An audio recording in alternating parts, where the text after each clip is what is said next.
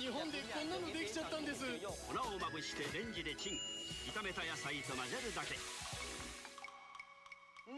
揚げずに中華酢豚新発売。ハウスから。 You're tuned to 76.5 on your FM dial. This is RIDGE FM, broadcasting live from Ridge City. This is for all you race fans out there. Here are the Boom Boom satellites coming straight at you with some wicked beats. Check it out now.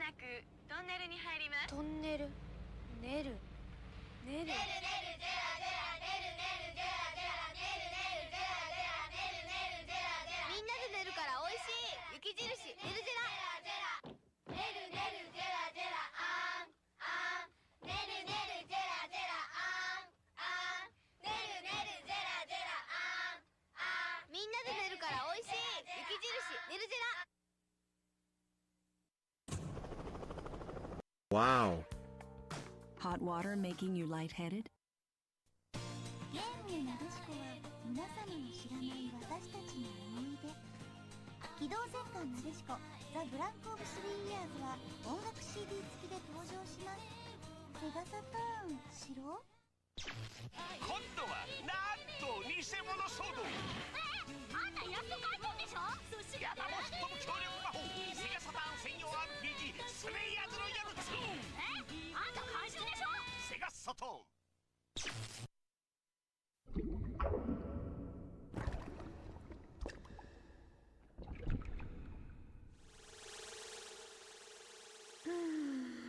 This feels so good.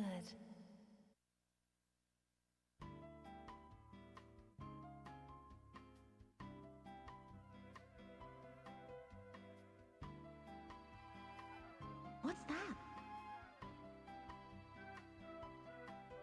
Oh well.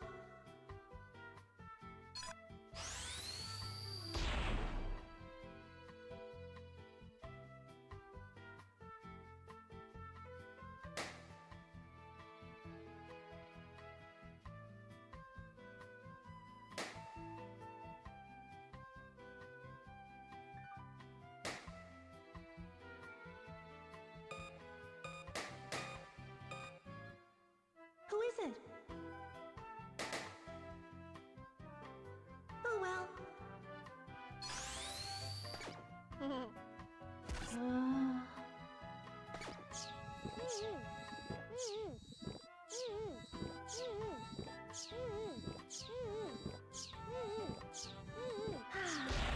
I'm in heaven.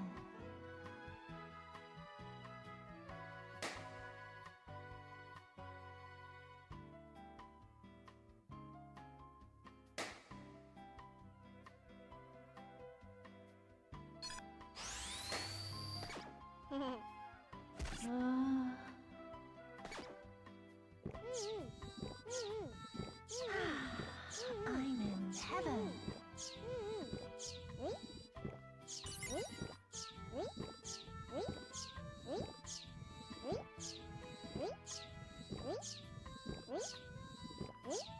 I'm so bored.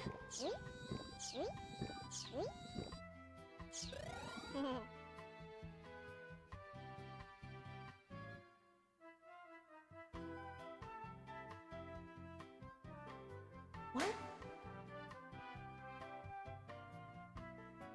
Oh well.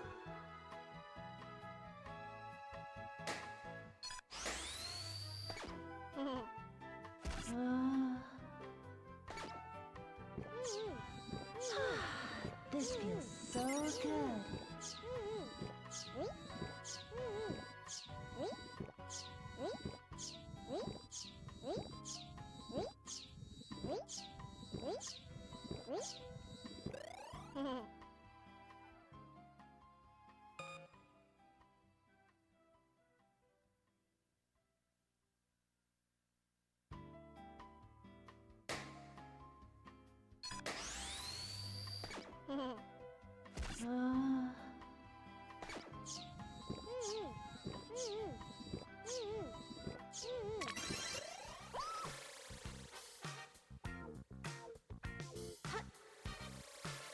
to get out of the bath.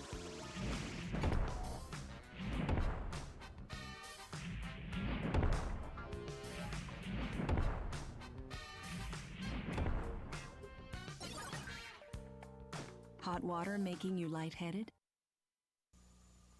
まさしく特選味にこだわりうまさがさえるまさしく本わさび入りハウス特選わさび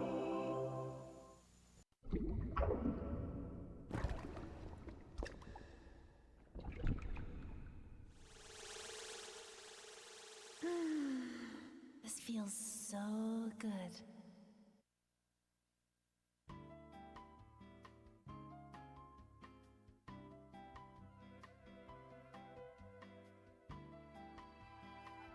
What's that?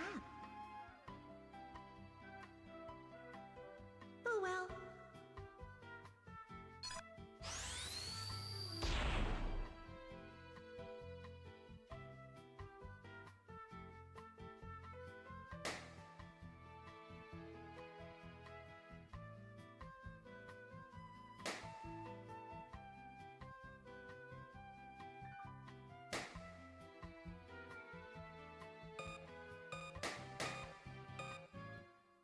Who is it? Oh well.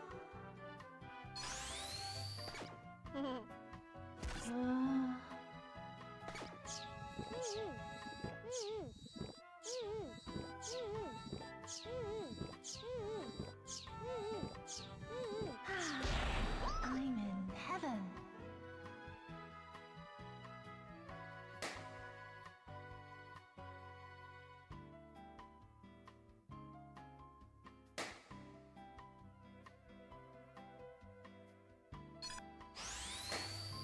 I'm back at work today, few of me debuggery.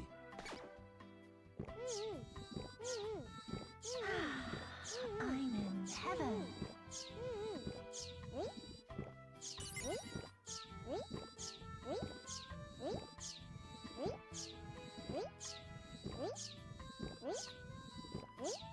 I'm so bored.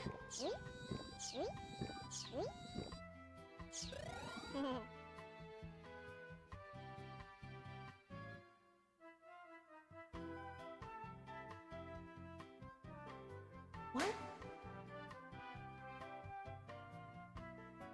Oh well.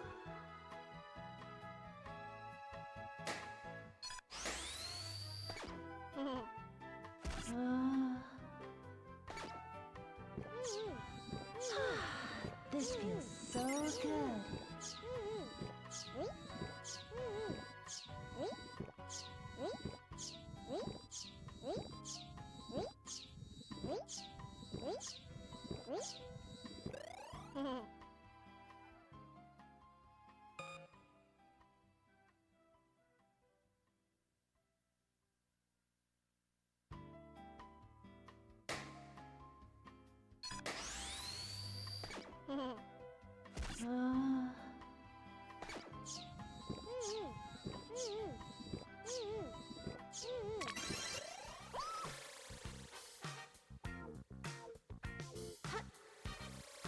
Time to get out of the bath.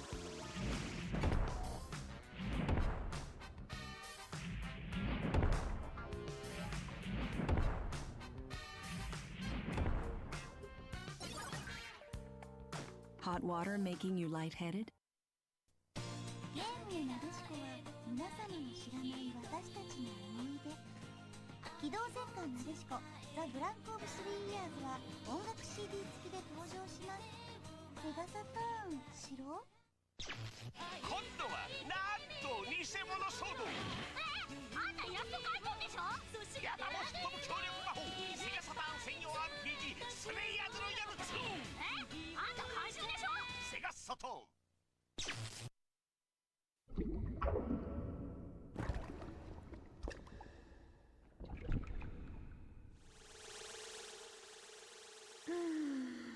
This feels so good.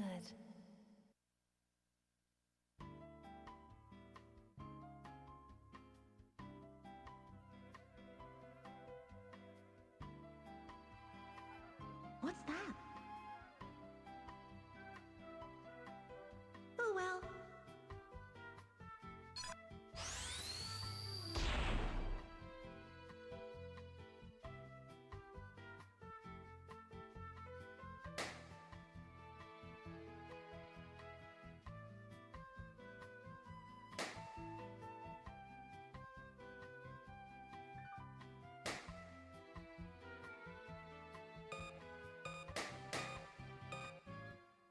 Who is it?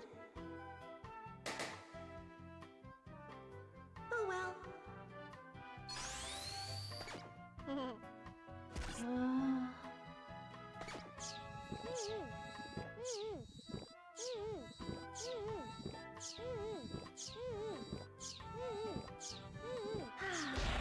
I'm in heaven.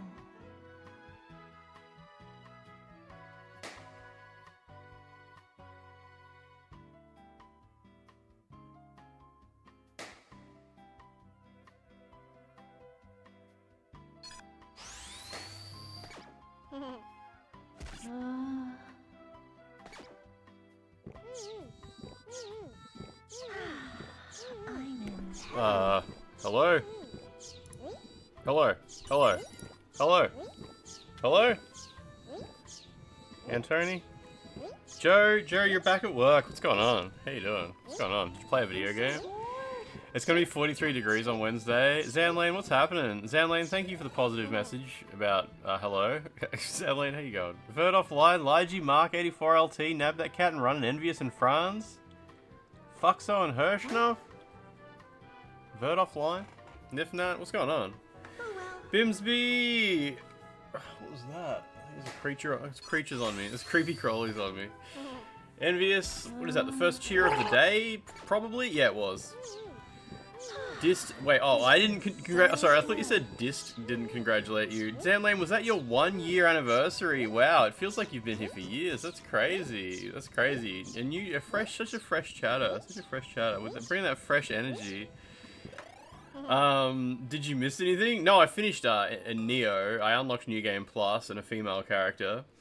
Sorry, Zanlane was saying, is it just me or does Dist 2 ignore our positive comments and pick out one salty one? Were you watching Dist play, The Surge 2? Humanity messaged me and said Dist is playing The Surge 2. I wanted to watch that, but I wasn't at my computer at all. How did... Was he enjoying the game a lot? Really fun game. Valkian, how much did you pay for that copy of Slitterhead that you got? I saw you got Slitterhead in a box. Slitterhead only got like a box release. No spoilers regarding the Gamage. Gamage regard. Twitch mobile doesn't exist. I'm not putting Twitch on my mobile phone. My phone barely fucking works at the best of times. I don't I barely use Discord on my mobile as well. Putting my having access instantly to all of the most like addictive aspects of the internet on my mobile phone seems like such a horrible lifestyle choice. He was doing a speedrun marathon, but Surge 2 is a game he barely remembers, so it was rough. But he did some cool skips. Okay. I kind of remember when Surge 2 came out. I'm pretty sure I remember him playing it back then. Good. Not the best deal, but it could have been worse. Did you pay less than $100 for Slitterhead? Fuck, it's really hot here. It's really hot. I was checking to make sure the fan is on. It already is. I looked up and I was hoping the fan was not on, so I could turn it on and improve the situation. It's already on. $89 Valkyrie, that's perfect. That's probably what it cost when it came out. Although it didn't release in Australia in physical form anyway. He said it was his favourite Souls-like until Lies of P came out. That's pretty sensible. Like, other than Lies of P, I think, like... Then again, there's like 6 really good Souls-likes, isn't there? There's the Surge 2, there's Lies of P, there's both Niohs if you want to go that way. Go back no cam and just take your shirt off, yeah. You started the Nioh 1 collection version. Yours does the forward movement when you move the analog stick back. It rarely does it, but it's... Wow, okay, yours does... I reckon when I changed controllers, it got better, or maybe I just got used to not flicking it back and forth like that. Souls at 0, just resubscribed at tier 2. Souls at 0, how you doing? How was your weekend? Lies of PP, yeah. I finished watching Pluribus Season 1. Obviously, that you can't really talk about it because of spoilers. But it ended exactly... So on the like second or third episode of Pluribus, I was like, oh, I hope this certain thing happens. And it's exactly how it ended. And I was like, oh, that's great. That's all I need. That's all I need. Now I can wait. Because, like, obviously it wasn't gonna, like... It's like 3 seasons confirmed or something like that, maybe? Maybe more? I can't remember if they've confirmed multiple seasons. But, yeah, I was like, well, for the first season, I hope these things happen. And these things did happen. I was like, that's plenty. That's plenty. That's plenty for me. That's good. I'm happy. I'm happy as is. Where's Fallen Order? I haven't played Fallen Order. I haven't played either of the Jedi Fallen Order games. Aren't they, Metroidvanias? With Souls-like combat? A happy camper. Yeah, I was happy with that. There was I mentioned all of my Pluribus thoughts in the Discord with, like, spoiled text. 4 seasons are planned out. Yeah, okay, that's fine. It's probably gonna... How long does it usually take for a TV show to get another season? How long was there between Severance Season 1 and 2? Because I started watching Severance right before Season 2. I think, like, 1 episode of Season 2 was out, or something like that. So I watched Severance Season 1, and then by the time I finished Season 1, Season 2 was pretty much all finished. It was something like that. But yeah, how long do Apple TV productions usually take? I don't know if it's an Apple TV production or if it's a Sony Pictures production or who the hell makes these TV shows, but I assume it's a fair point of comparison. It took a long time. I bet the internet will tell me. Star Wars Souls games are good. Yeah, there's a PS5 remaster of the first one, isn't there? Played the first one, pretty linear. You get new abilities, but there's way too few chances to go back and use them. I hate that. I hate Souls-likes where it's like, if you do go back and use an ability, it's just because it just opens a wall and there's like a health upgrade in it. It's not like a new path or anything. Yars Rising had that problem, and so did Shantae and the Pirate's Curse. They were like, they were Metroidvanias, but you would get like a new ability to break through a wall, and you'd be like, oh, I remember 3 areas ago there was a wall, and you go back and break open the wall, and it's just a health upgrade, and it's like, oh, I thought there'd be a new area. I thought maybe even that was the way I was supposed to go. But, it's just go forward, go forward, go forward, and sometimes if you want, go back and use one of your extra abilities to get a health upgrade. Whereas, like, a real Metroidvania is back and forth, and sometimes, like, there's, like, a whole new direction. It's like, oh, back and forth opened up new areas with bosses, but they're both dead ends, and it's like, oh, that's right, even further, there's another path, and that's actually the path forward. Like, that's a real Metroidvania. But, yeah, when it's just, like, the only reason to backtrack is if you want to level up your character a bit more. Oh, yeah, Anthem is closing down in, like, a week, isn't it? I don't actually own a copy of Anthem. I bet it's $1.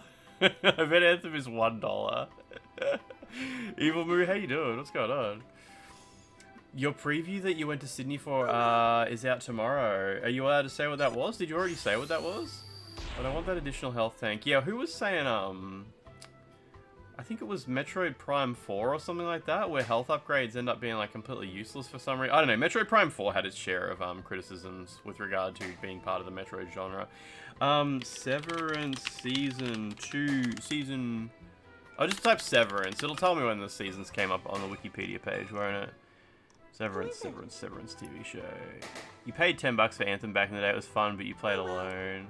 Metroid Prime 4 broke some people.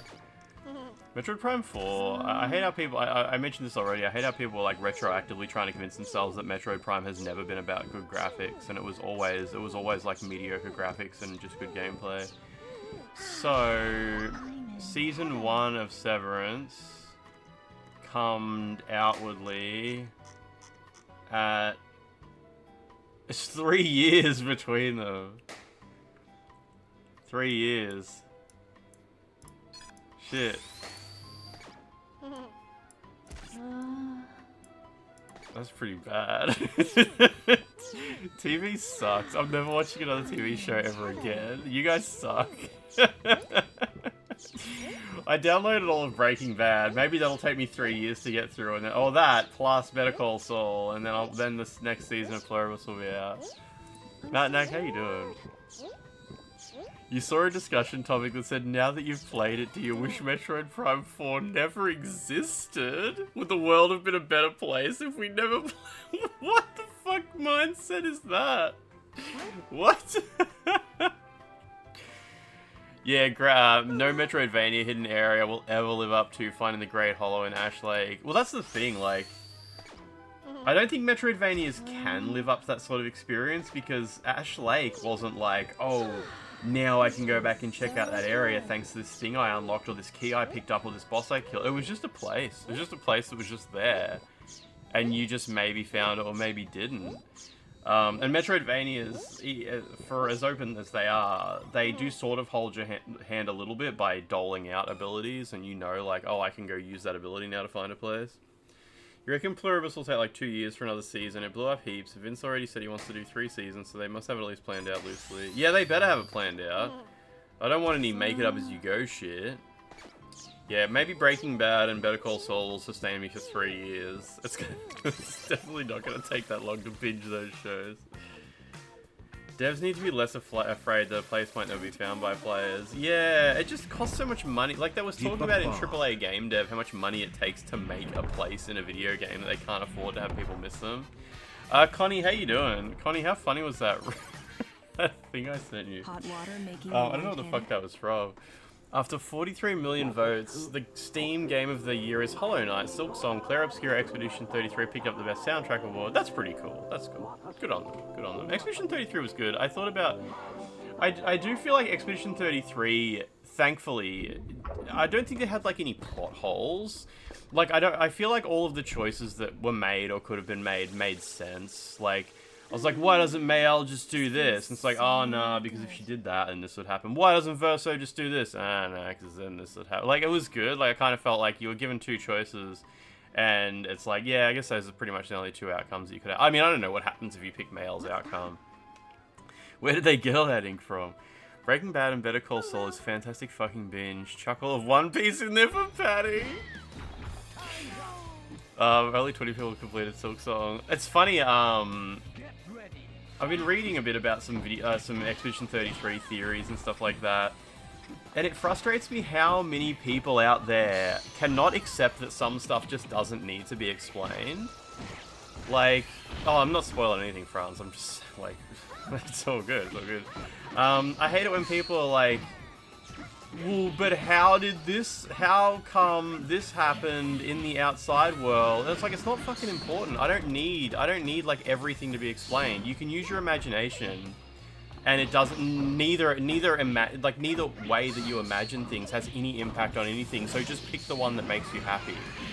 Like, you don't need everything explained. Not everything needs a fucking explanation in the lore of a show or a game or something like that. It can just be like, you just pick one that makes sense to you, and that's fine. That's plenty. I fucking hate when, like, everything gets explained. I hate it, like, Kojima does that a little bit too much, especially with sequels and shit like that. Oh, what did I just do? Let me scroll up here. How come Luna doesn't get frostbite in her feet? Yeah, they should explain that. They should explain that real bad. Imagine spending 3 months creating a cave that no one ever finds. Yeah, I know, right? Unless you count knowledge of illusory walls as being a Metroidvania thing, like not knowing how to approach a puzzle or something instead of getting something off with a hero ability. I count Metroidvania as your traversal abilities also unlock new areas. So for me, Metroidvania, it's not Metroidvania if you get keys. Like Dark Souls uses keys mostly to open new areas, or you kill a boss. Like you kill a boss, then you see a cutscene of a door open, and it's like, oh, I can go back to that door now. So I don't count that as Metroidvania. For me, Metroidvania is specifically your abilities that you use to get around the world. Like, so you get a double jump, or a ground pound, or a forward dash, or a turn invisible for half a second and walk through gates. You know, the gates in Soul Reaver, how he like turns ethereal and can pass through them. So it's like Metroidvania to me is like you unlock a new ability. It's great when those abilities just help you get around the world in general. Like, oh, now that platforming area that was always so hard to get up, I can now double jump and it's just fucking easy. It's so much nicer to be able to go back and forward now. And also double jump lets me get to new areas too. I love that. That's what makes a Metroidvania. Or if you can like, you have like a big forward slash that can now break walls, and also I can use that in combat, so it's so much easier to get through that one hallway that's always full of enemies. Like, that's great. That's Metroidvania, when it's an ability that helps you move through the world easier, get through fights easier, and also unlock new areas. It's so perfect. That's why I think that's the way the best Metroidvanias work. Like, Cookie Cutter. Cookie Cutter did that really good. There was really good abilities that were great in combat and great for traversing the world. Llama May Cry, how you doing? Rat Jam. Llama May Cry, how was your weekend? Did you have a weekend? Get the bald upgrade, deflect lasers off your dome. Yeah, I mean, like, shit like that. Like, now I can bend those lasers that I found. Use them to open new things. Knowing about things is Metroidvania. Yeah, you unlock knowledge as you go. But yeah, obviously I can't talk about Pluribus, but I went to the subreddit for Pluribus and people were like, are they ever going to explain how blah blah blah? And it's, what the fuck? What the fuck are you even... Just imagine. Use your imagination. Like, it doesn't matter. Why argue? There's people like arguing. People are getting angry and arguing with each other. And like, they wouldn't even have to do that. They wouldn't have to. It's like, but they could have done that. They never said they didn't do that. And people are attacking each other and shit. It's funny. People argue about... First of all, when people argue about facts, like things you could just look up and find the answer to. Or people who argue about absolutely unknowable shit that doesn't make any difference whatsoever. The internet's just such a beautiful place for such things. I went to post on Blue Sky today. I was gonna post, hey, I'm live on Twitch. And Blue Sky was down. Blue Sky was down for like 15 minutes. And I was like, back in the day before Elon Musk bought Twitter, you used to be able to go to Twitter to find out news, because Twitter used to be a news website mostly, and now it's fucked. And I was like, I'm gonna try it. I'm gonna try going to Twitter to find out if Blue Sky is down, because that was the website you used to go to find out if websites were down. You'd be like, is Reddit down? And you'd see like everyone saying like, fuck, Reddit's down. And I went to Twitter and I typed in Blue Sky, and it was just pages and pages and pages of the most revolting fucking My toxic 100th stream hate. streak with Bezos box to boot. Your 100th stream streak? Wait, where's the stream streak? Well, 12-month fucking resub streak with Prime Gaming. Org Cash, how you doing? You almost started a hype train. People on Twitter were just... Oh, there's the 100th stream streak, thank you. Absolutely cracking the shits about the fact that Blue Sky exists. It was just people posting screenshots of things people say on Blue Sky and calling them cucks. Like, look at this cuck crying. Look at the sad piss babies over on Blue... Yeah, the wokes are upset over on Blue Sky, and it's because of fucking... Who gives a fuck what it's about? And it's interesting because Blue Sky and Twitter are fundamentally the same thing. They are exactly the same product. They have a slightly different audience depending on like what kind of stuff you follow or whatever. Matt Nack just started a hype train. Fucking hell. They are fundamentally the same thing. Twitter and Blue Sky. If the only website you ever visit is Twitter, then you would look at Blue Sky and you would think it's different. But if you like on the broad scale of every website that exists, or even like every social media platform that exists, Blue Sky and Twitter are the same thing. They are 100% the same product. They do exactly the same thing. They work the same. The differences are absolutely minute. And it's fucking fascinating that people on one fucking hate the other. It really reminds me of how Coke and Pepsi are the closest fucking drinks to each other possible. The closest drink, as far as flavor goes to Coke, is Pepsi. And the closest flavor to Pepsi is Coke. But people who like Coke fucking hate Pepsi. And people who like Pepsi fucking hate Coke. And it's like, I can understand if your favorite drink is Coke, your least favorite drink would be like soda water. Or, I don't know, fucking sarsaparilla or something like that. But no, like their least favorite is fucking... And it's the same thing. It's like the Twitter versus Blue Sky is like, dude, this is just Coke versus Pepsi. The closest fucking thing you have to Twitter is Blue Sky. The closest fucking thing you have to Coke is Pepsi. What the fuck? What creates this extreme rift?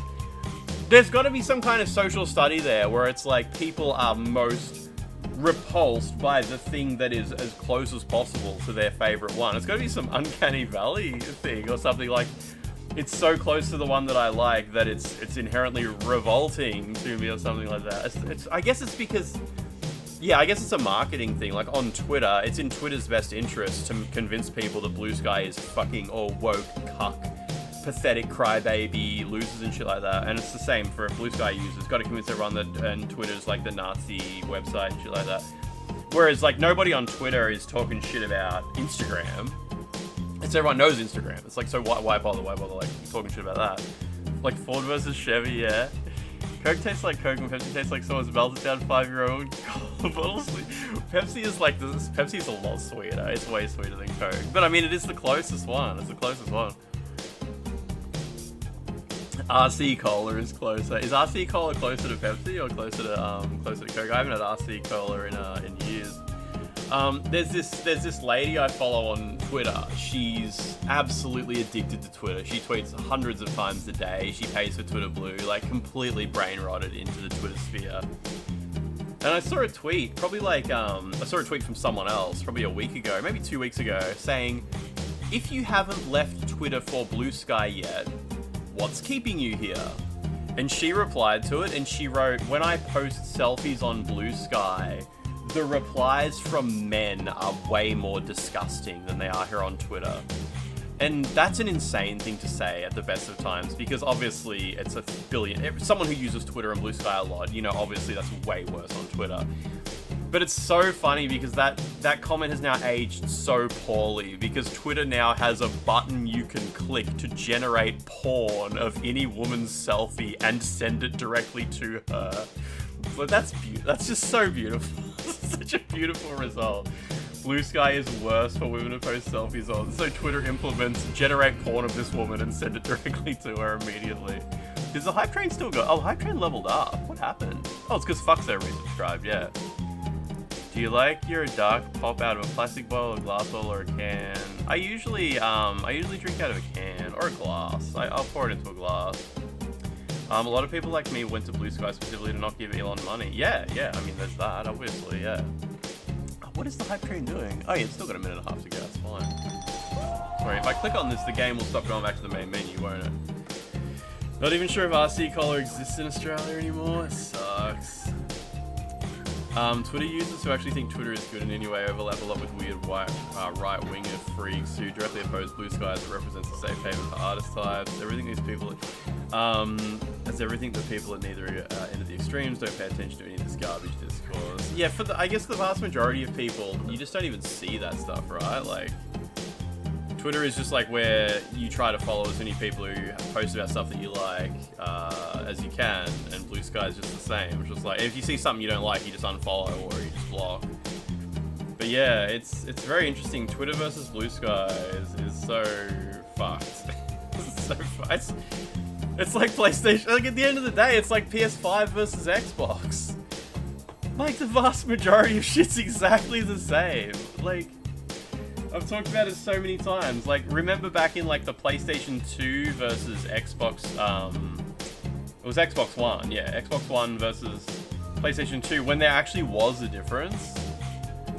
Like, if you bought a PS2 version of a game or an Xbox version of a game, they were so different. But these days,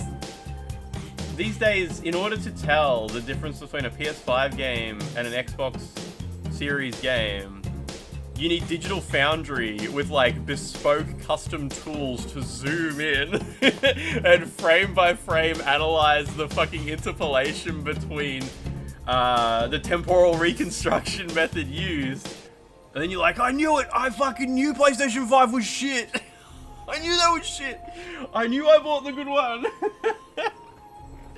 But yeah, like, I don't know. Compare an Xbox Series to a fucking, I don't know, an iPhone or something like that. That's where there's actual differences. Different games that are available, different quality of games. That's the hype chest emote. I don't think I have that emote. What is that? Peeve, how you doing, by the way? Do I have the frog ponder emote?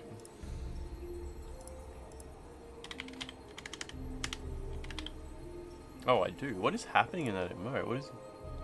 Oh, it's just dots, I see. Oh god, it looks disgusting. I don't like that emote. Yeah, I don't like that. It's kind of uncomfortable. You've used both a fair bit. Still able to just block all that garbage out. Yeah, especially like the idea of like, if you haven't left Twitter for Blue Sky, or like, you said you were going to Blue Sky, what the fuck are you still doing here on Twitter? Like, you can use 2 websites. Like, you can use 2. It doesn't cost you anything to just use both. If you know, if oh, I thought you were on Instagram, what are you doing over here on Game FAQs? People massively overestimate, or you see someone post like, you'll be playing a scheduled session of Expedition 33 that works at Twitch. Wait, viewers won't see it coming. Stream schedule starts up later. P, are you advertising your stream in my chat?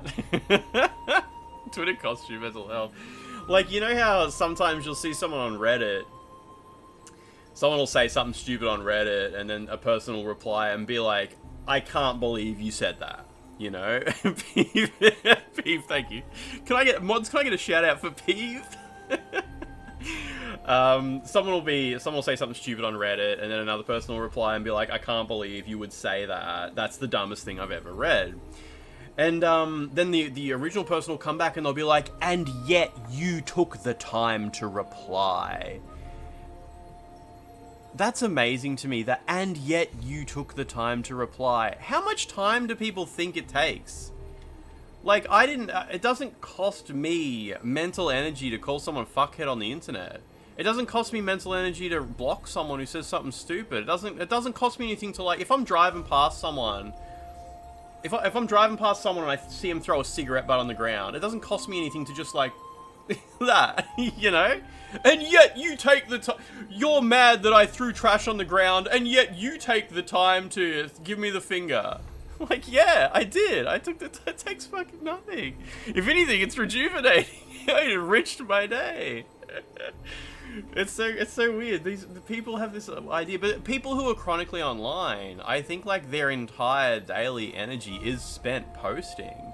So when they see someone else posting like a throwaway fuck you, they're like, oh, you must be just as deranged as I am. You must have just as much of your personal time sapped away by this website as I do. But most people just jump on social media for like a little bit, have a quick look at like the top of the feed. If they see something silly, they might give it a like or a reply or something, and they turn their phone over and look back at the TV or go back to what they were doing or talk to the person they were talking to. I hate when the correct or informative answers aren't ever at the top comment. It's usually just people copying each other doing the I'm still in this yeah, I usually got to collapse the top comment. Top 1 or 2. And now on Twitter, obviously, since replies, you can pay money to put your replies at the top. The top replies are just always something racist. I hate that you engage with me yet so you lose discourse. Yeah, it, like the whole Don't Feed the Trolls initiative over the past 10 years, the biggest fucking morons on the internet, think they can say the dumbest shit without being called. Yeah, living rent-free in your head. The idea that, like, if I say something dumb and you react to it, I win because the dumb thing I said is living rent-free in your head. That's not a thing. Like, brains don't work that way. You thought about me, so I win. Like, that's not real. That's just cope. That's just like, I took a shit on the... I walked out nude in public and shit on the floor, on the footpath, yet you witnessed me doing it, so who's the real loser here? You saw the shit. You saw the turd, so I think I'm the winner here. Kojo rats to be mass downvotes for Reddit. I need an army. Mass downvote rats. The most powerful rats. Anyway, I hope you guys had a good weekend. We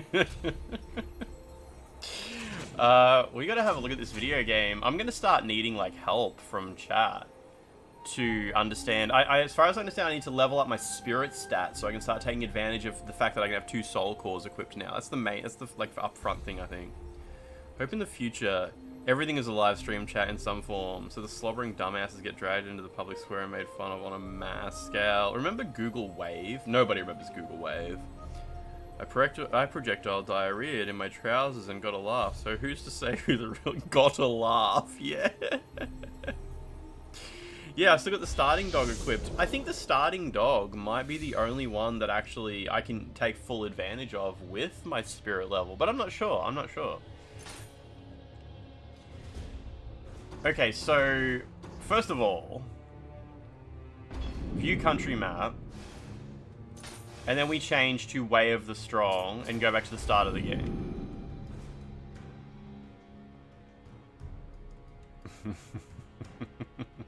Now, I remember when, like, I miss when trolling used to be, you would pretend to be on the wrong side of the argument while simultaneously being the stupidest person in the conversation to try and hold up a mirror to how dumb they were.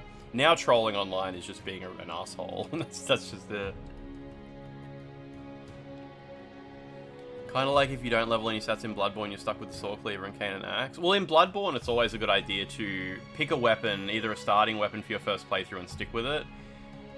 You do get the one other weapon early enough in Bloodborne for it to be viable on your first playthrough, but still, I probably wouldn't recommend it to first-time players to deviate from the first three on their first playthrough. It's a New Game Plus thing more so. What's the weapon that you shoot it down in the aqueduct or the dry docks? There's two corpses and you shoot one down. It's got like it's not the Sword Cleaver, but it's similar to the Sword Cleaver. You had to have like a 20 reply back and forth before you pulled the all. You've been wasting your time, card. I'm not going into the abyss. Saw Spear, yeah, I use the Saw Spear on my first playthrough usually. Okay, so we have this thing. Shrine. Change Guardian Spirit. Use Chevelum? What's Chevelum? Okay, so primary Guardian Spirit and secondary Guardian Spirit. Yeah, okay, so a lot of these say Spirit required. But some don't. So what is Kato doing for me? He gives me some good key recovery. Close combat damage, yeah, sure.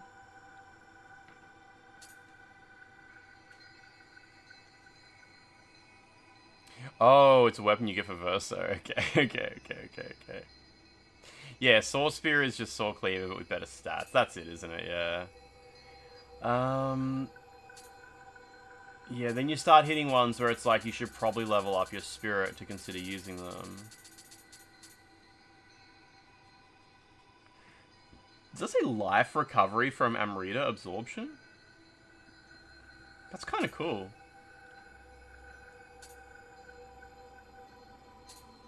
Alright, you know what? Sure. I mean, I could try that. This thing gives you a lot of health.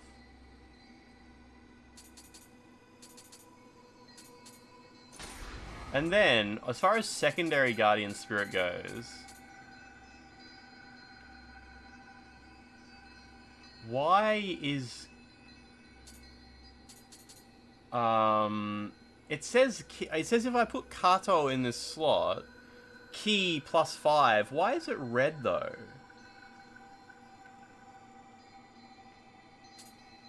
And strong attack key reduction is 5%. But they're red. Is that because it's worse? It's not worse than my other one. I thought that it would say spirit required if I needed more stats. See, this one says spirit required, which I'm not entirely sure what will change if I get 13. It doesn't really say. It says spirit required 13, but like spirit required 13 to do what? It's basically the same, the big difference being it levels of skill instead of strength, so visceral... Oh, sorry, you're talking about, Bloodborne still. Yeah.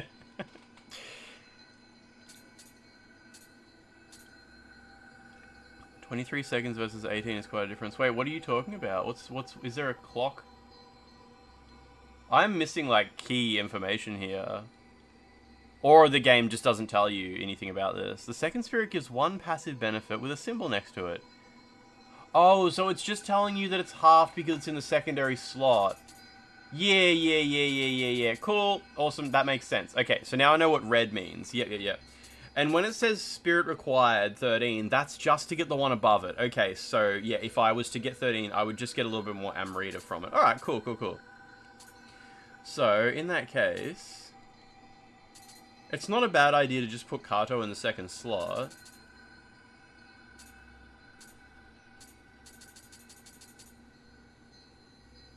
Because the rest of these, like, they're all grayed out. That means they just don't do anything, right? Like, oh, I get 41 life for equipping that one.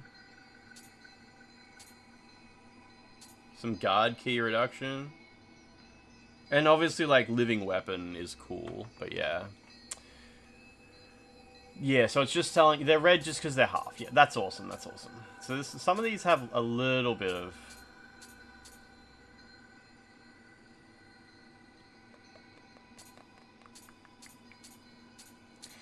And when it's in the secondary slot, you can...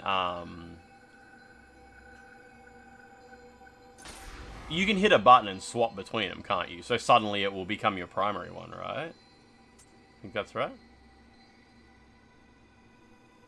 The figurines won't win her back, they do nothing. Wait, what are you talking about? Had one grants at Lance, now I'm putting on shoes to go buy Pepsi. I ran out of Pepsi ages ago.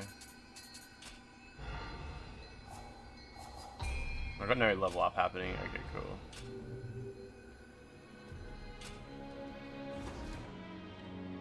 You got 18 spirit naturally by endgame. Some spirits are duds, that's what you learned. I wish these were... Can you just get a mission list? Nah, you can't. Okay. 5, 90, 170, 160, 65, 80, 60. I just want to, like, play some in order. Is Isle of Demons the first mission? And if so, I'm kind of surprised the submission's a lower level than it. I think it is. Oh no, 165 is lower. Deep in the Shadows.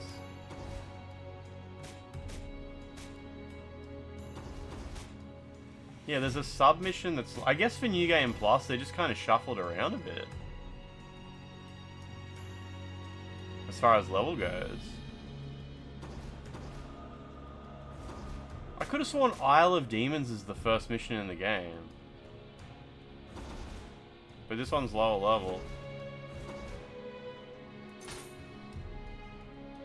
Oh yeah, that's this one. Yeah, exactly, it's the first level. I guess mission level doesn't necessarily mean the damage. The difficulty of... What's Become a Visitor? Oh, it's probably co-op. Oh, I can use cups. Okay.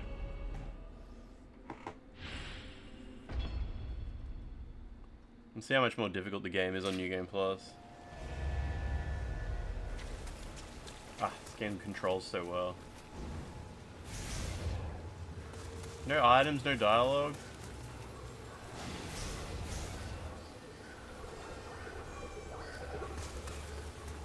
I better just check that I have Kodama's sense. I don't think I do. Oh, I do. New Game Plus, the wave of enemy missions are painful. Oh yeah, do they get like way more extreme?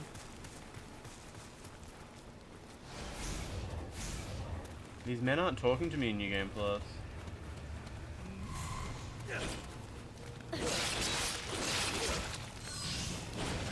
They certainly have enough health.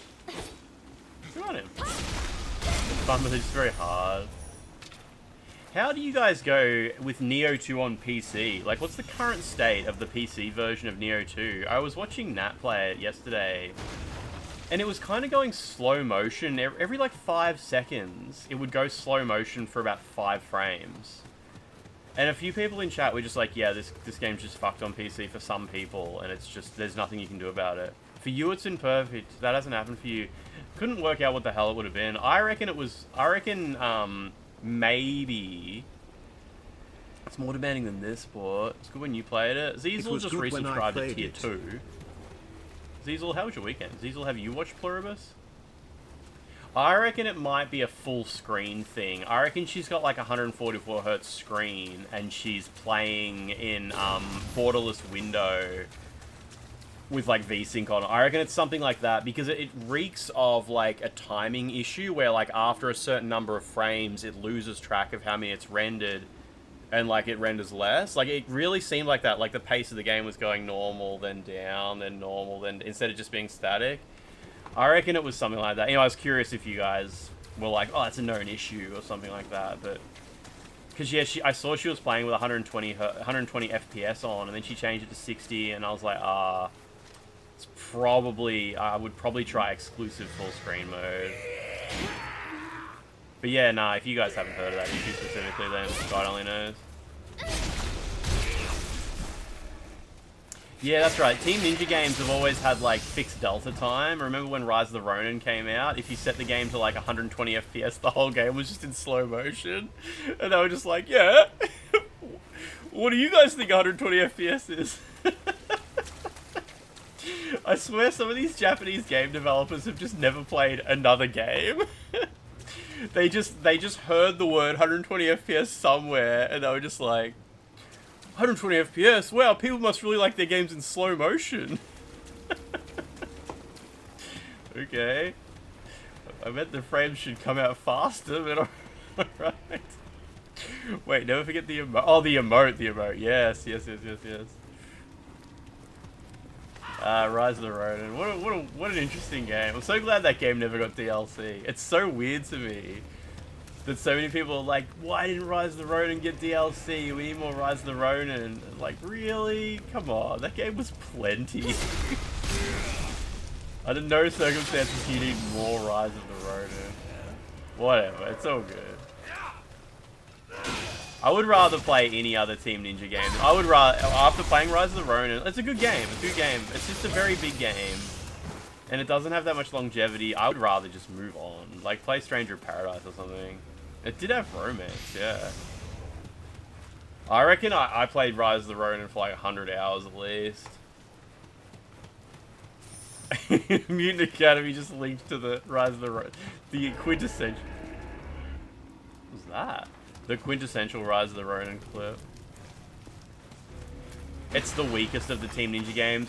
Does anyone in chat have feelings about Rise of the Ronin versus Wolong? And what are those feelings, if so? Because a lot of people really don't like Wolong. I have 136 hours of it streamed. Yeah, I streamed the game twice. This guy's really tough.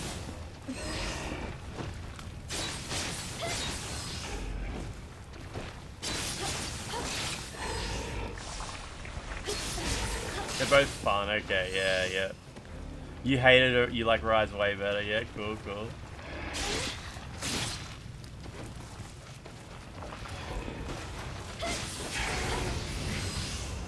So I think that might have healed me a little bit.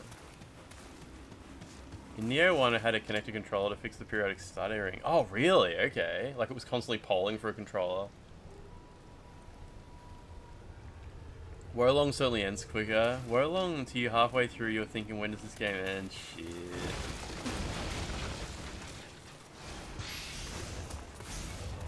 Maybe after Nioh 3, we'll play Wolong. And the one Team Ninja game where you can fuck everyone is the one with the boob physics disabled. Yeah. We should have got to see some soaking, some jumping up and down on the bed with full bounce. That is actually pretty funny.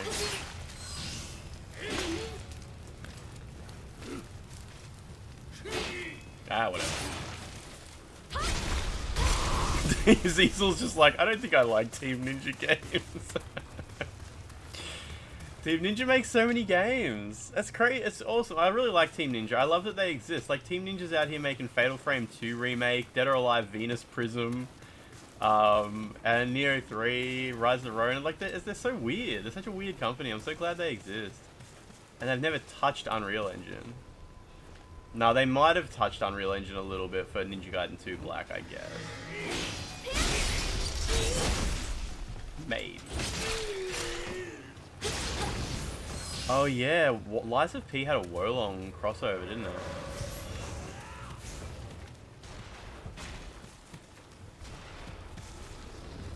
Someone with a grenade launcher up there.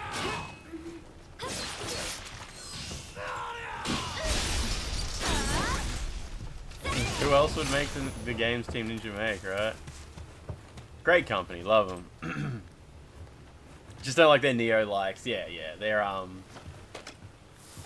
it's almost fair to say you don't like their Katana Engine games, I guess. Although then again, Venus Prism ran on Katana Engine, didn't it? Actually, no, all their games run on Katana Engine. What do you think about the Oh wait, Team Ninja didn't make Dynasty Warriors Origins, did they? Or what was that other game made by the Dynasty Warriors Origins guys? They're called like Omega something. Wild Hearts, I think it was called. Did anyone like that? Continuously push out games like the good old days. Yakuza Studios the same as well. Yeah. That Omega Force company, they must be pretty close to Team Ninja. Omega Force, that's it. Yeah, because they use their engine. Although I guess technically it's just Koei Tecmo's engine. Was Wild Hearts the not Monhun? Yeah, John D. Hogg, the not Monster Hunter game, yeah. You didn't stick with it.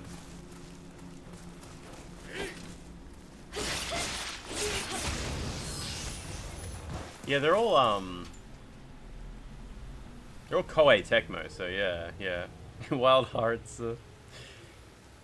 Clicked on a Steam forum asking about the lack of breast physics. The first answer was, it's like your brain refused to see type AB unisex romance DEI money laundering. It's right there on the surface. No jiggle equals more investment. Man, this game was funded and developed before Trump. Oh, so these people think now that Donald Trump's president, there's going to be less DEI in video games. Is that what they think?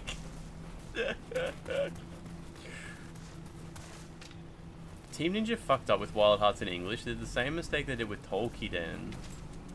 All the monsters got really whack-sounding names in English. Man, remember in Fatal Frame 2, all of the ghost names in English are really fucking weird. Like, you'll see a ghost and take a photo, and the ghost's name is From Behind. I love that. Like, I don't think the person in charge of translating realized that these were the names of the ghosts. They were just like, oh yeah, I know what these symbols mean. I know what these kanjis say. Yeah, I wonder if they'll be different in the remake, if they'll have actual names for the ghosts.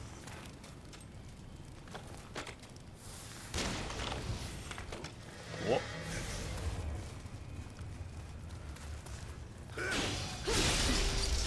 You want a Japanese RPG house?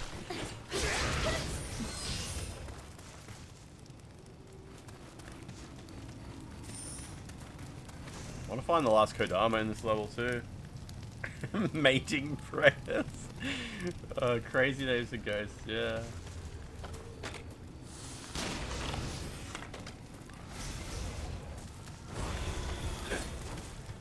It's a weird noise.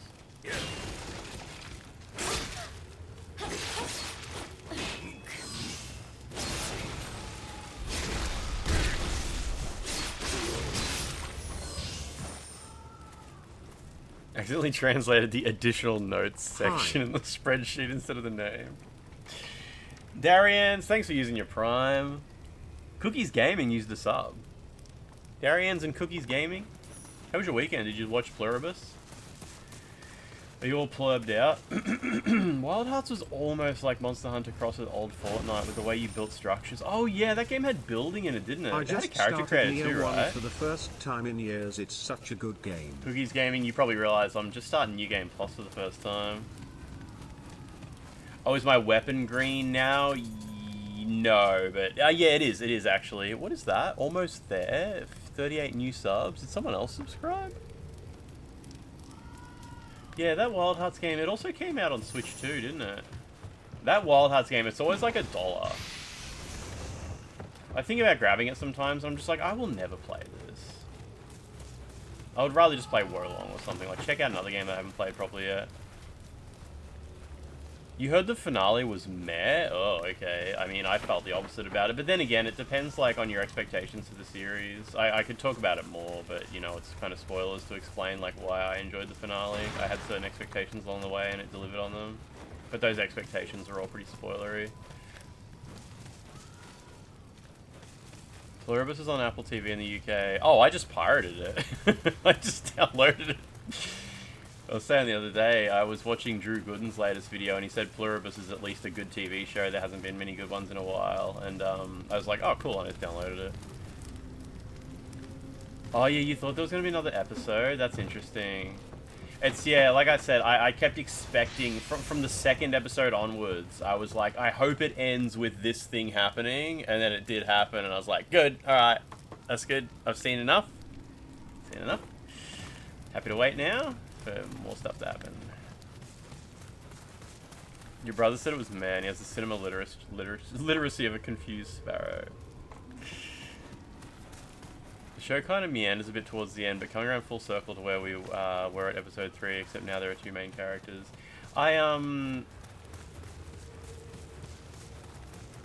liked certain scenes in Pluribus that were really, really long and slow, because like halfway through some of those really long and slow scenes, I realized what was going to happen, what the payoff was going to be of these really long scenes.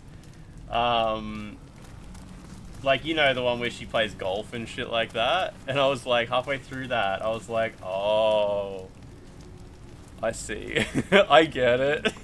I get what, and it's like the length of that scene gave me time to like slowly be like, oh, this is gonna be so fucked. It's gonna be so shit when we get to the payoff of this. And it was like she had to deal with the consequences of all that. It was good. So like, yeah, it always had something to think about like during those moments. Like, oh no. Oh, I love these parries. These parries are in Nioh too as well, right? Oh god, they're all really upset now.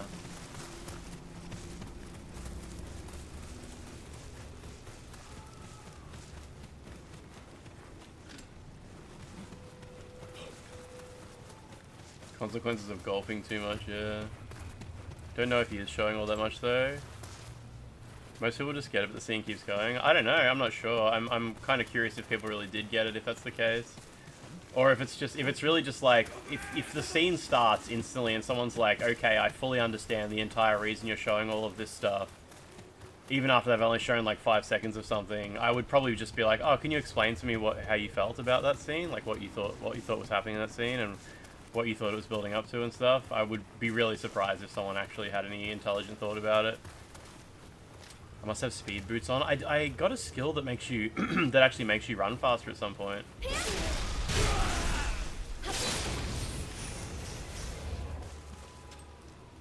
I should just shoot some of these guys. They got helmets on.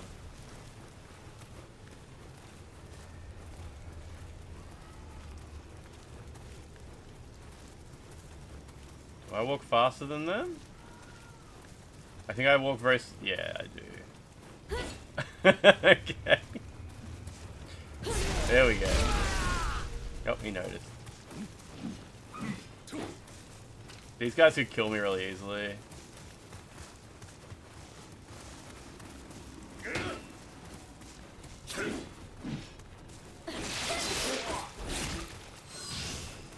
Whew.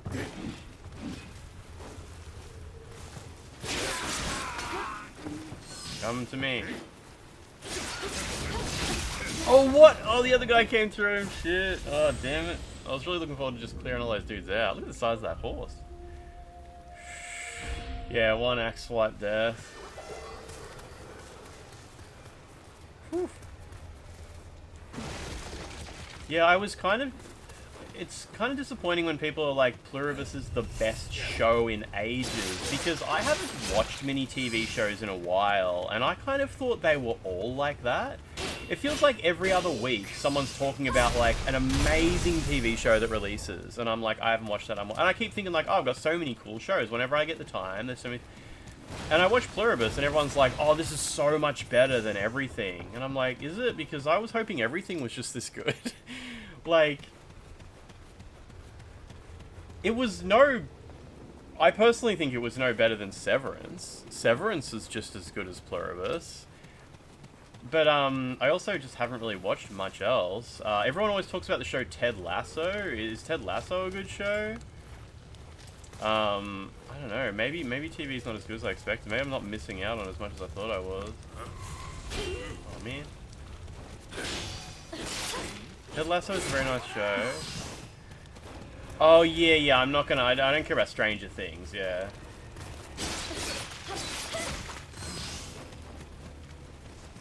It's very sweet. It's a bit ropey.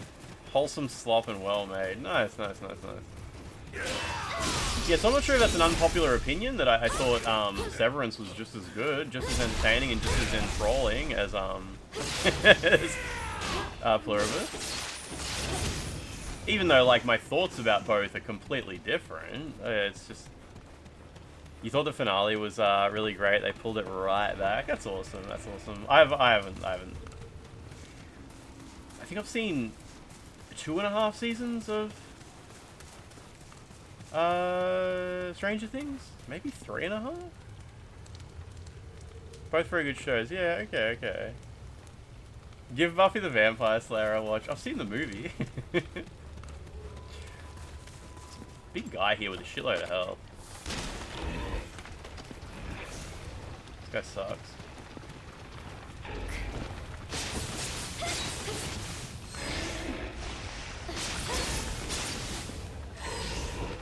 Oh, Jesus.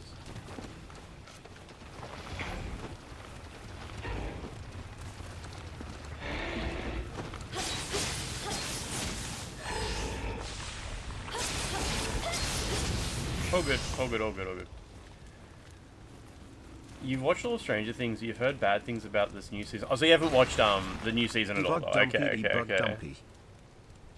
Saw season 1 and gave up. South Park member various episodes. I mean, there's certainly things that happen in Stranger Things that are exciting and interesting and fun to watch happen. It's like an adventure show. It's recommended to do a good chunk of New Game Plus in this game before the DLC. 17's Borkum. Borkum 2. How you doing?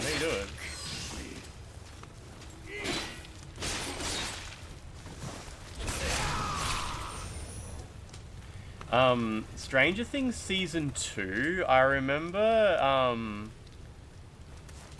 it had a lot of, I think, I could be completely wrong, but I felt like it had a lot of references to aliens in it.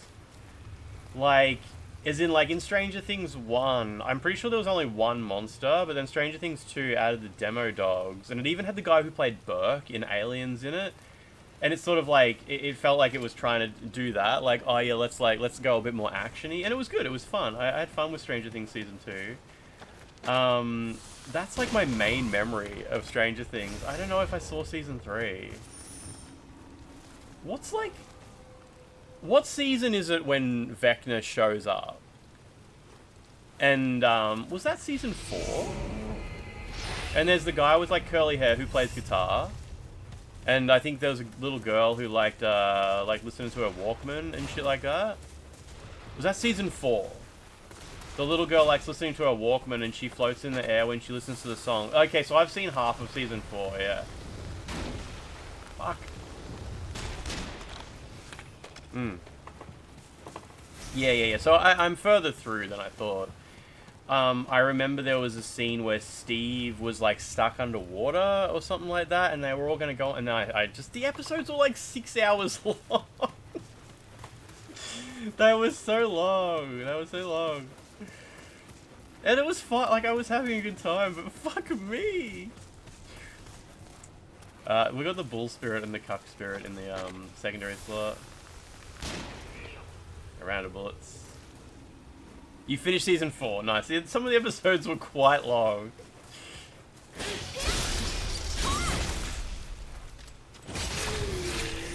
But anyway, as far as, like, TV shows to watch go, I've downloaded all of Breaking Bad now. I will try to watch it all. I went back and read the episode synopses of Breaking Bad to see where I actually did get up to. I'm actually halfway through Season 2. I thought I was still in Season 1. But, I got, like, halfway through Season 2 of Breaking Bad.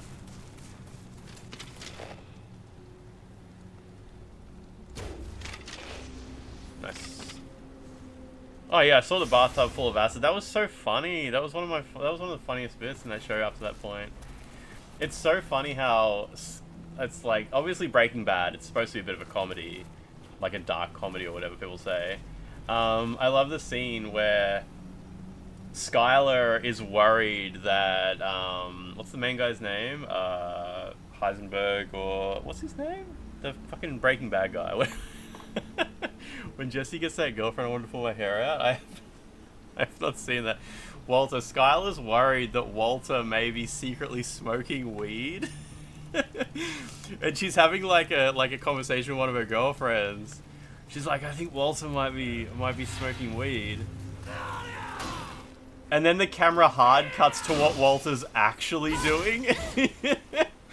And he's wearing like a hazmat suit covered in a melted human body while Jesse hoses him down. It's her sister, is it? Yeah.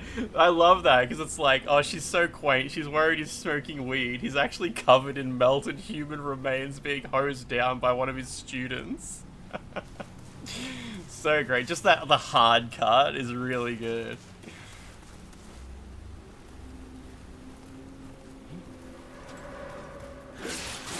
Whoa, whoa, whoa, whoa, whoa, whoa.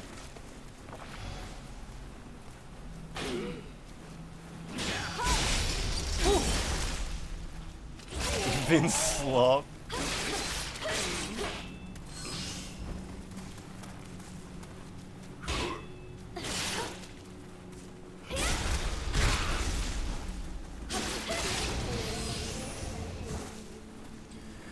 Whew, okay. Where is that last Kodama? Hold on.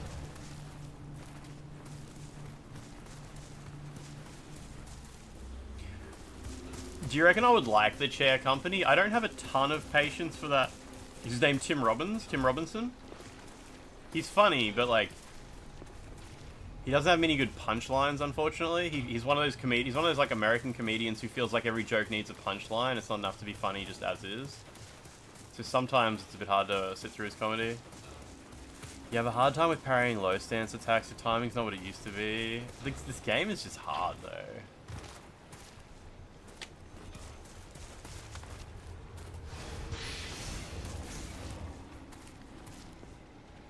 You saw the entire series of Breaking Bad on DVD for $40 at the op shop? That would be a nice grab, but I mean, yeah, it's kind of a lot of effort to put the discs in when you can just download it. You thought an hour per episode was normal for shows like that? It wasn't normal when Stranger Things came out. Stranger Things, like, made it normal. I think Stranger Things was, like, the first TV show that went, like, crazy with, like, hours and hours long episodes. Yeah, Mutant Academy, I've seen probably like 20 Tim Robbins sketches, and there's probably like 3 that I would be like, that one was really funny. Like the one where he's dressed as a hot dog and someone crashed a hot dog van through the window and he's like, we're all just trying to find the guy who did this. That should have ended halfway through. Like, it goes way too long and it doesn't get any funnier. It's like, it should have been like, it's funny because it's obviously him. Ha ha ha ha. That's just funny. Move on. Move on. You don't, but like, yeah, he really feels like he needs punchlines. It's like, you don't need a punchline, man. You said a funny thing. Like, imagine if this thing happened. Move on. Sometimes the whole joke can just be, hey, imagine if this happened. That's it. That was another thing with, like, Whitest Kids You Know. A lot of Whitest Kids You Know sketches were funny, but then they'd keep going, and then they'd have a punchline that sucked. You could have just stopped when you were funny. But not all of them are like that. It's just a pretty common thing.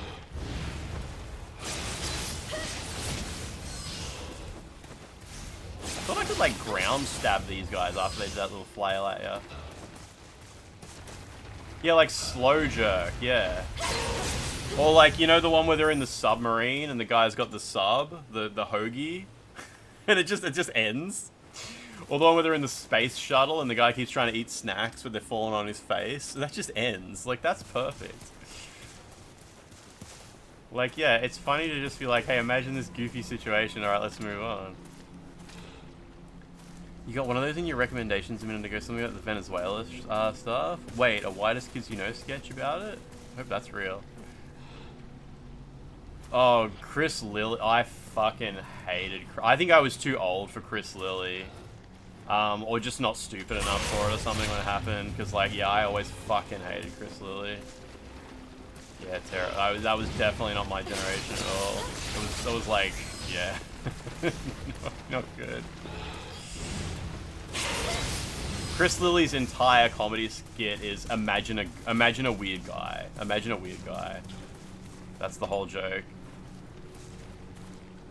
Been binging a lot of Whitest Kids You Know over the weekend. Have you seen? I like the one. I always quote it when the Whitest Kids You Know clip where they're playing Call of Duty, but it's like their characters in Call of Duty, and one of them has his mic open, and they're like, "Labars, you got eyes on that enemy?" And he's like, "Mom, Mom, can I have a sandwich? Mom, can I have a sandwich?" That one's really good. That's where he screams, "I wasn't even there. I wasn't even there." Well, she's a liar. I wasn't even there. It's really good. That one also doesn't have a punchline, and it's one of their best sketches. The punchline is just like his mates log out. That's it. That's perfect.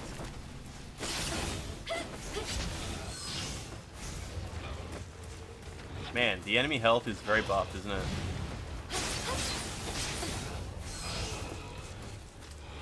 Oh, he stood up.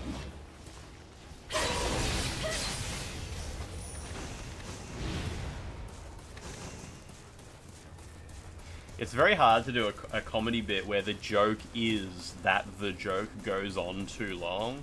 Like, Family Guy has a couple of them, like when Peter Griffin falls over and scrapes his knee. And, like, I'm not saying that's funny or that's not funny or anything like that, but that's a good example of one where the entire joke is that the joke just keeps going. Yeah, a lot of comedy could do with being a hell of a lot shorter. That was why Vine was good. Vine required people to deliver the joke and fuck off. You got 7 seconds, go. My damage is kind of cheeks. Is it really though? What can I do to do more damage? Just straight up get a better weapon? There's probably new things in New Game Plus that make you do new damage, hey. God, some of these numbers are terrible.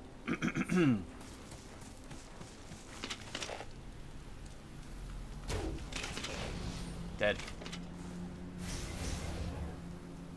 Back at it again with the Krispy Kreme. What's Dropout? I don't know what that is, Antonio, I don't think. At least the dudes in New Game Plus seem to be dropping a lot of XP.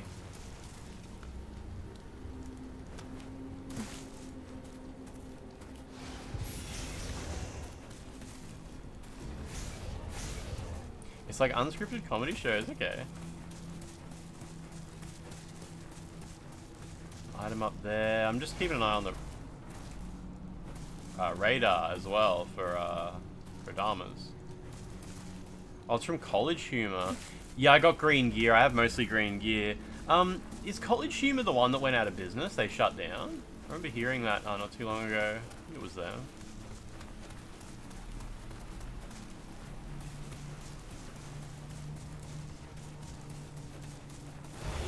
Whoa, whoa, whoa, whoa, whoa. It sorta did. Oh, so they still around, are they? Sergeant Steps says, so to unlock this character to be playable, you need to complete all of the ninjutsu dojo missions. Once you've completed all, well, it's almost all of them. It's like up to a certain point. I think you have to fight her a second time in the dojo. So you do ninjutsu dojo missions, and then you can just buy her as a playable skin from the tea house. It costs a bunch of glory. I managed to just grind for like, it was fuck all. It took hardly any time at all. I did it on stream. I did like 2 weekly clan missions or something, and then just grinded for glory and was able to afford it. The main College Humor guy just bought all the rights to all their content. Oh, okay, easy. That's a good result.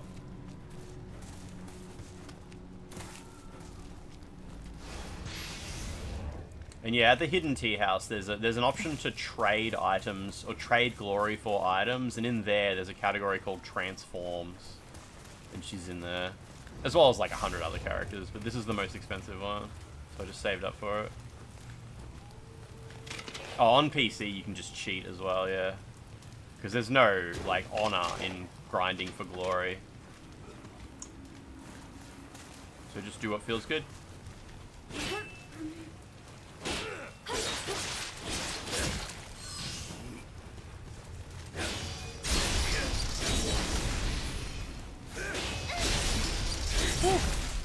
Potato games.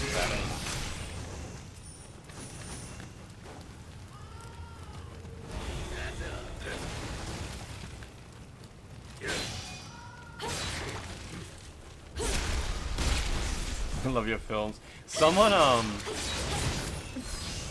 commented on one of my YouTube videos on the weekend. They wrote, I actually wrote this down. I got a notification on my home screen, right? I wrote, someone wrote a comment on one of my Bloodborne cut content YouTube videos. They wrote, background music is a tad overkill, mate. Fuck me, I almost died. Oh my god. And I looked at the video, and the video was from 5 years ago.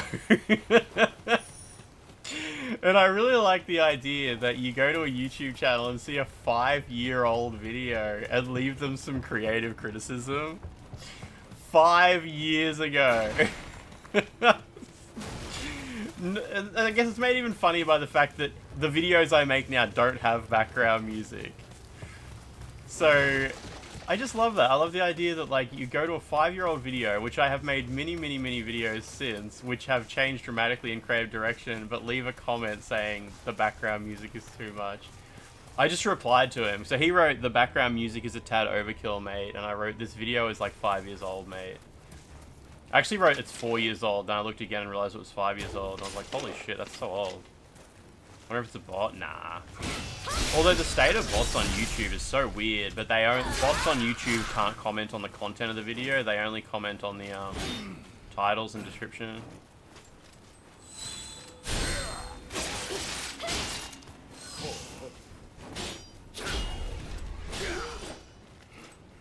It was the Bloodborne Lake of Mud video. The music's not even a tad overkill in that video.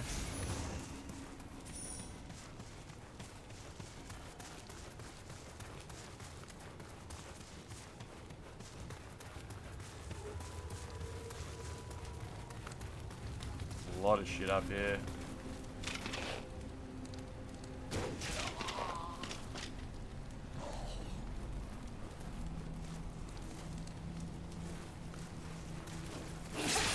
Oh my god. Oh, but they're dropping a lot of elixirs at least.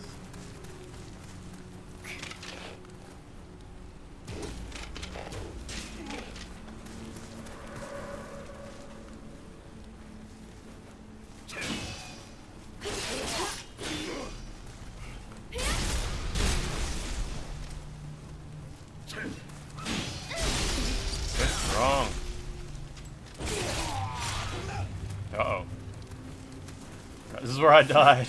This is where I died last time. I ran back away from these guys and they still killed me.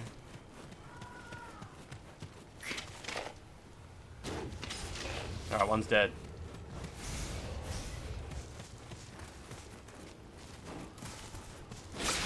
No, no, no, no, no, no, no, no, no, no, no, no.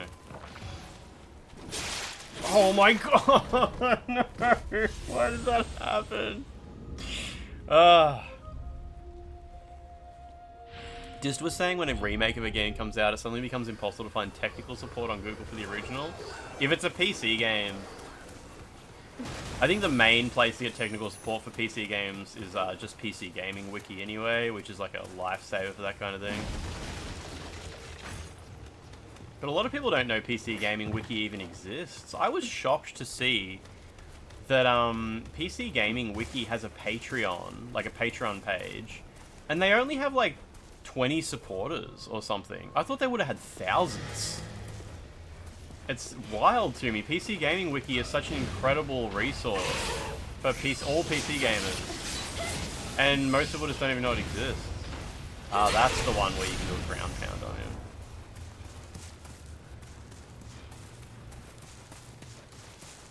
assuming it's up here somewhere that I died.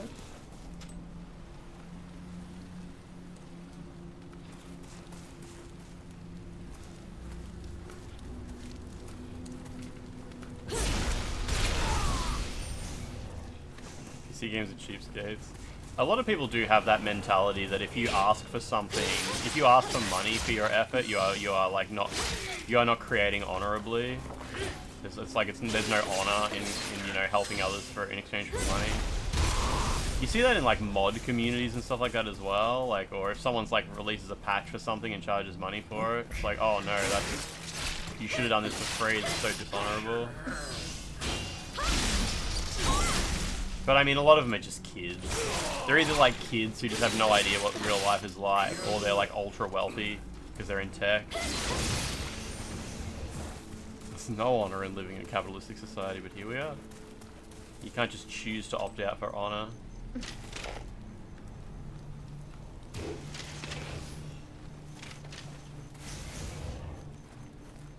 You give some money to Wiki every year. Do they stop nagging? Is there some way to make them stop nagging you for money once you have donated?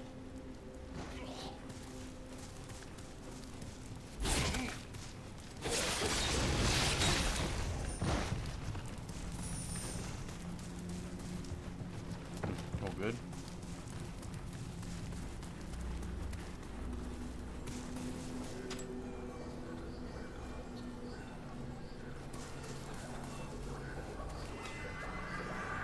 Yoga's getting expensive.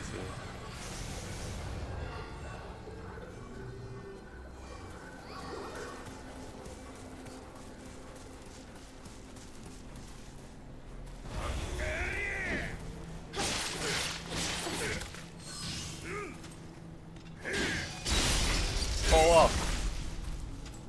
Close. Wikipedia should start a Patreon, yeah. Subscription service with ads. Yeah, it's a bit different in like a Garden of Eyes situation where it's just like being an absolute cunt.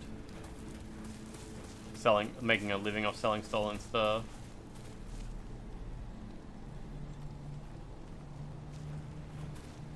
But some people get like super angry if you even start like a voluntary Patreon.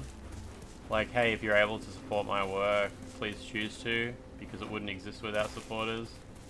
You know, you give away your work for free, but if some people choose to support you, that's awesome. That's the thing that keeps it alive. A lot of people get mad at that. But like I said, they're just kids. Like, they don't know what the fuck. Or they're like mentally children.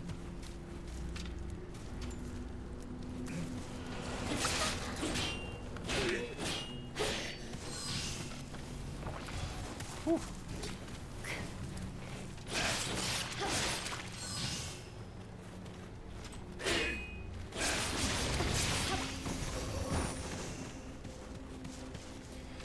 I've never experienced the real world. People who don't understand the value in labor, yeah, or people who think like certain jobs are more honorable than others. Like they'll give a woman a hard time for starting an OnlyFans, but then act like working for a coal mining company is a real job. Only support lost causes. Div is such a good word. Dismissive and precise. Wait, div? What is div? I know div is a HTML element.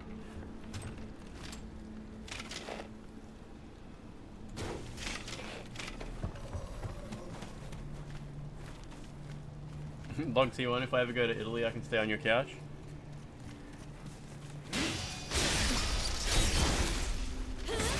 I could go to Italy. Like, calling someone an idiot? I've never heard div before. I've heard dip.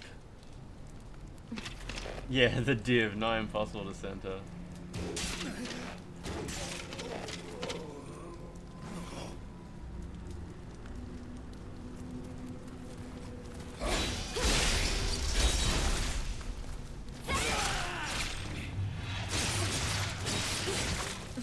Shit, not this again.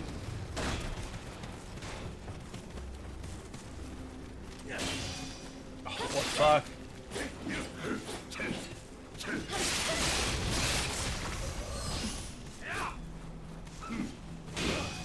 Nice, get in there. Don't touch me! Fuck off! Move! Woo! Woo! Alright. I'm calling someone a clod. Okay. And Tony, what happened when you wrote div? Did it not even appear?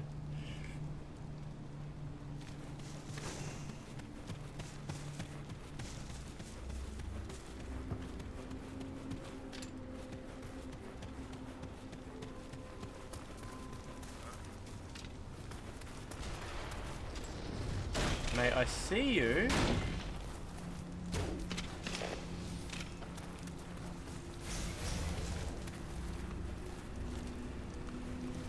My souls are down here somewhere.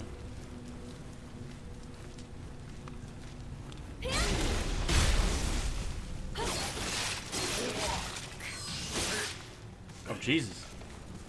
Move.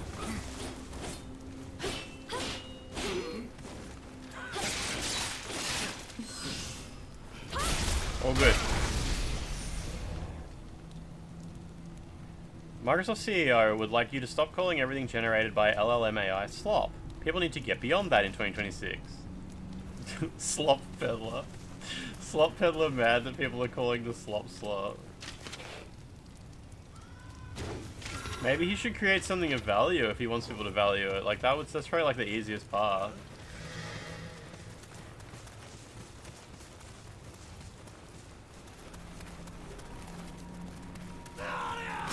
Like, of all the fucking companies, Microsoft's use of AI is like the most garbage dog shit. Fuck me, man. Okay. You stop saying you don't want this thing, it's really annoying. Our investors keep hearing it. When you say you don't want AI really loudly, sometimes our investors hear it. We can't have that happening. We keep lying to them saying that everyone really wants this stuff, and you're making it hard.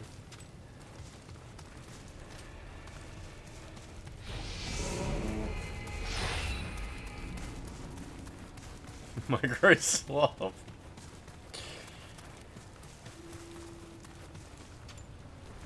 Is this AI VTube a level 126 hype train a big deal? I mean, I don't know. I'd never heard of them before. I'm sure they're very popular. Good on them.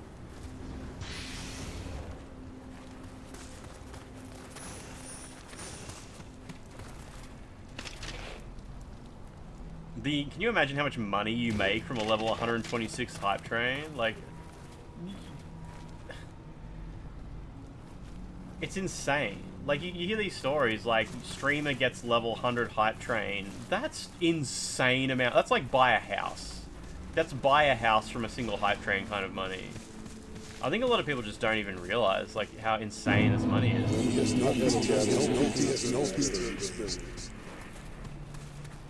Just from people being like, oh, the number went up bigger than usual. It's like 1.5 million revenue, right? Yeah, like... insane.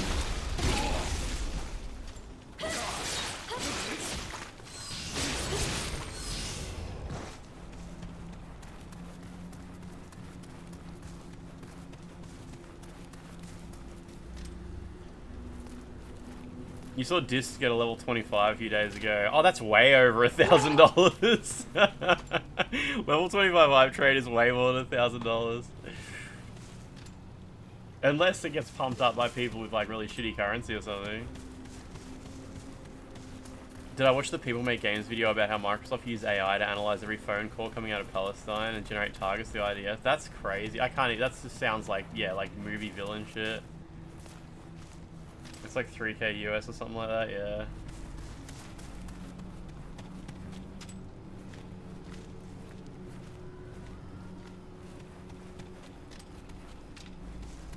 Oh, Reese, kind of like that, that AI movie star who's got lots of agencies begging for her contract, and it's like, yeah, it was literally just like some AI company paying news outlets to write stories about them and shit like that.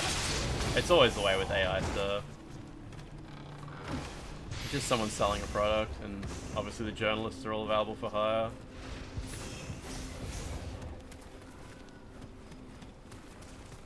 Well, the last Kodama, I can see it on the map.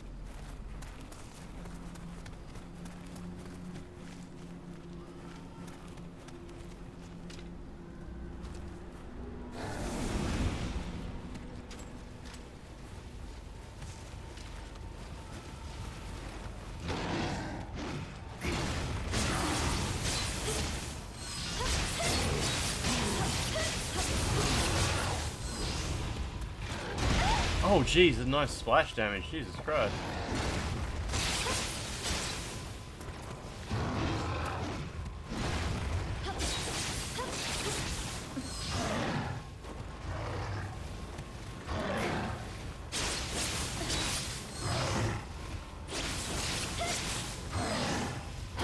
Oh jeez, that was lucky.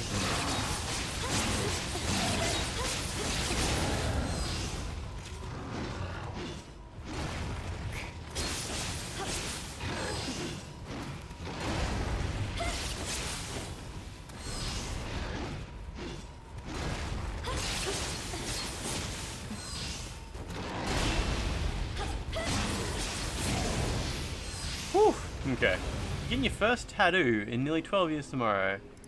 Getting a hunter's mark. Where will you get it? Where on your body will you get it? If you give one sub, you love to kiss man. And this person had how many subs? Oh, Google's got a setting where they read your emails using LLM? Really? Is that actually true? I remember a lot of people were posting lies saying that Facebook and Facebook Messenger have a setting now where they can read all your DMs using AI, but it turned out not to be true. Hunter's mark tramp stamp on the wrist. Alright, alright. Nice. I reckon that's pretty good. Whew.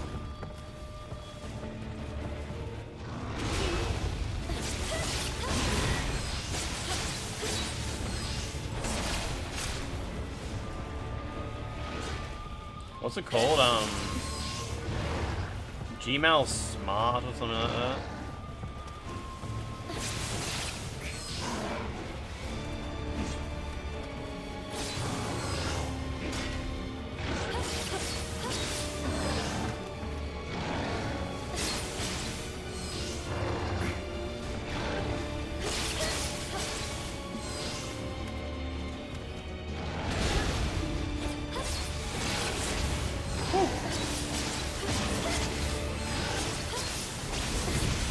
Did he drop the key?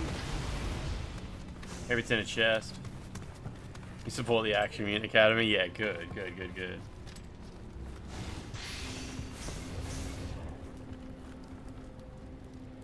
Oh, attacking an enemy from behind actually does way more damage? I did not remember that. No, I didn't remember that.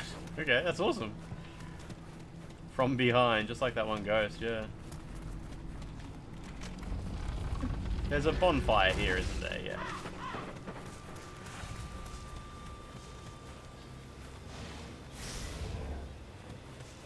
Dude on the road. Oh, here we go.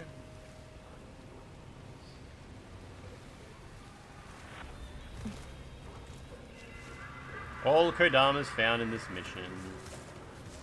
Google Workplace Smart feature. Ugh. Sounds lovely. Super useful.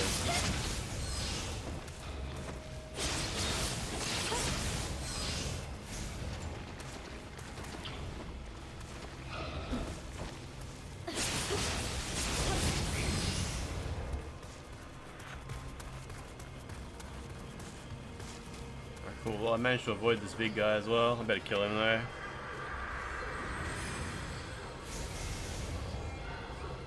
Alright, well I guess I'll start getting my spirit up a little bit so I can take... Ooh, holy shit, alright. Take advantage of the fact that, I can do cool stuff with my Guardian Spirits now. Wish they added more Kodama in the New Game Plus cycle to increase their effects. At least I've got a few more to get, but yeah. So... as far as my secondary one goes, 15 Spirit doesn't give you... a ton. Oh, maybe it does and it's just not appearing because, you know, I've...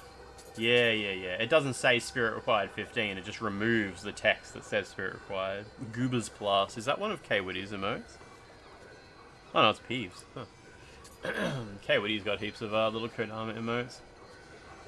Unlimited Onmyo? What does that mean? Unlimited Onmyo plus 15%.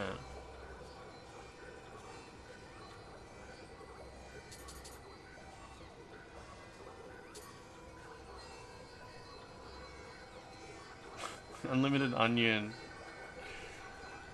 Oh, 15% chance that it won't use your Onmyo magic. Oh, wow. Okay. Sure.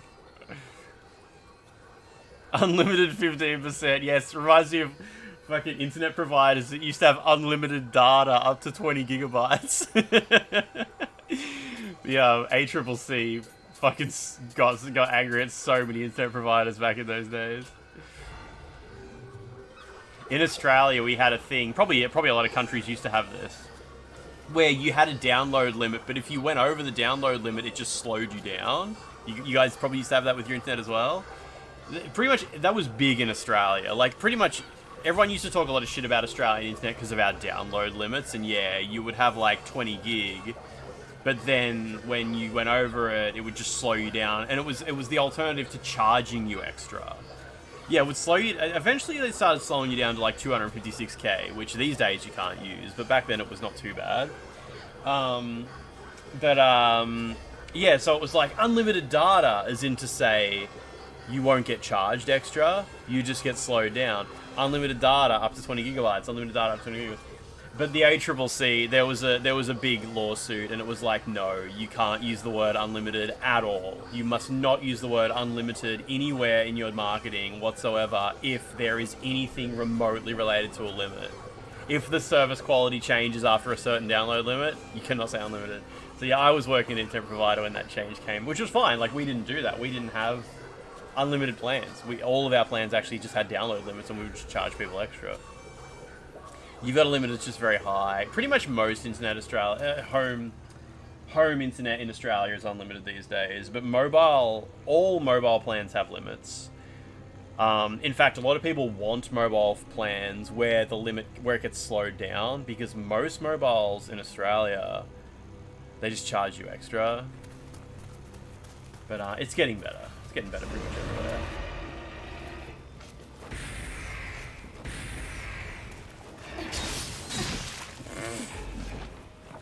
Slow animation, still do a shitload of damage.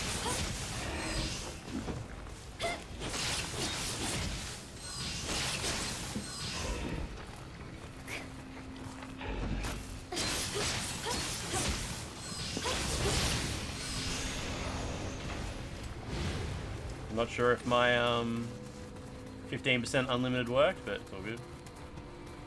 Just casually slicing in half with no hurry at all.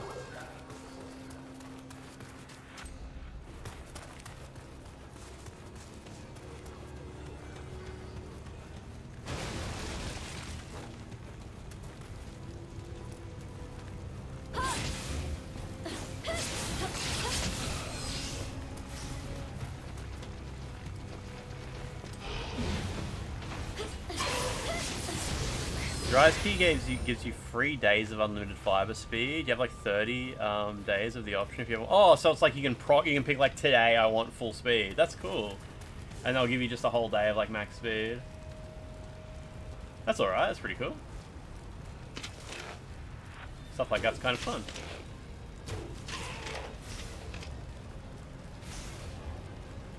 You got a $16 prepaid plan, 1 gig a month, 1 gig bonus. Does it roll over? Data rollover is like the best thing. Those cheap mobile phone plans where you only get like 10 gig a month, but like if you don't use it, it adds up. And after a year, you've got like a terabyte saved up. Well, not a terabyte because that's more than exists in the month. But yeah, those ones are really good.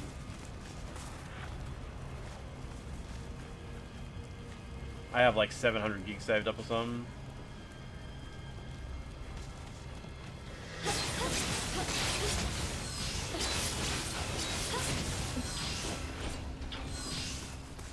Your Woolies prepaid does that? Yeah, all the grocery store ones do. I think they all do.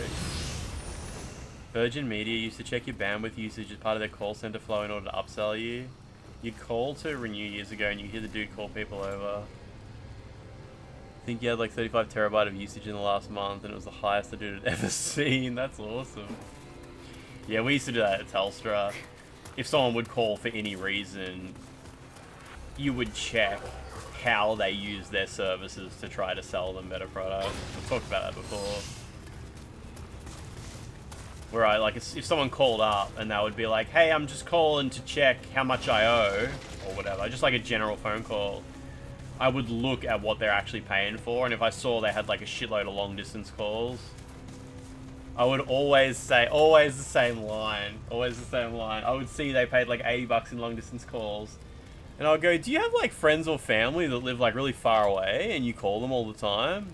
Man, just hearing myself say that. I said that phrase probably 20 times a day. Can I have a shout out, mummy? I mean mummy. I mean mummy, I mean big milk thing. Hold it, okay, how was your weekend? Have you watched Pluribus yet? It's funny, because, like, you hear me say that, and it sounds like I'm just telling a story, where I go, like, do you have, like, heaps of friends and family that live, like, really far away? And it's just like, oh, man, that was my go. And then my team leader, he would hear me say it, and he'd be like, oh, Lance is doing the sale. Because he was Scottish or Irish or something like that. Oh, listen to Lance. Oh, man.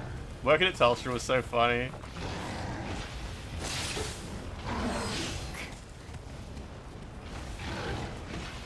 This guy is really, really fast. Ooh, that was lucky.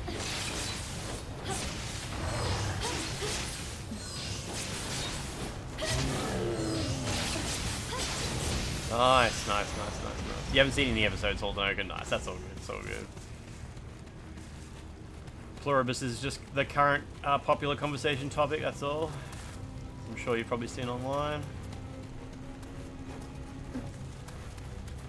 I support the current thing.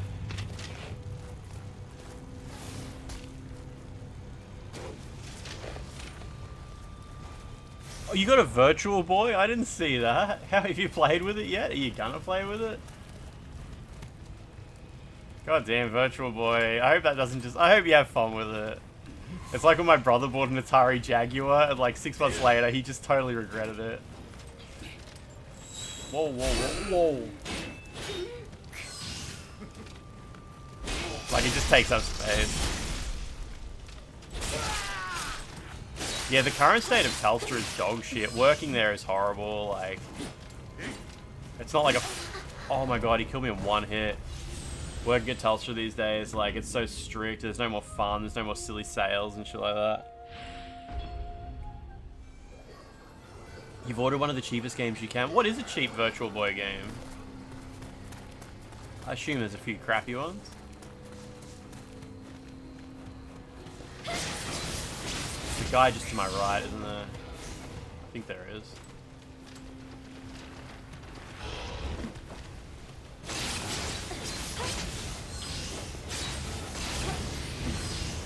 Maybe.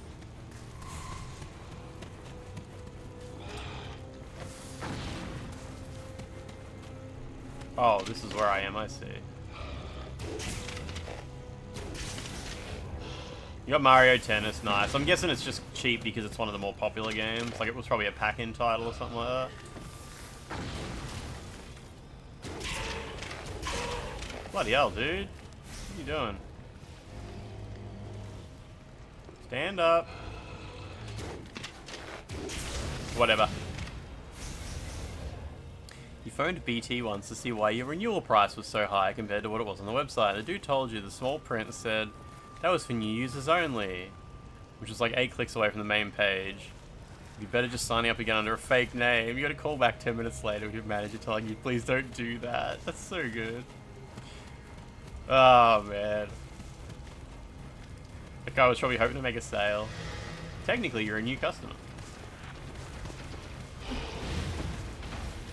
It reminds me of when some guy called me up at Telstra and he wanted an iPhone, and I was like, fuck yeah, he just arrived from overseas.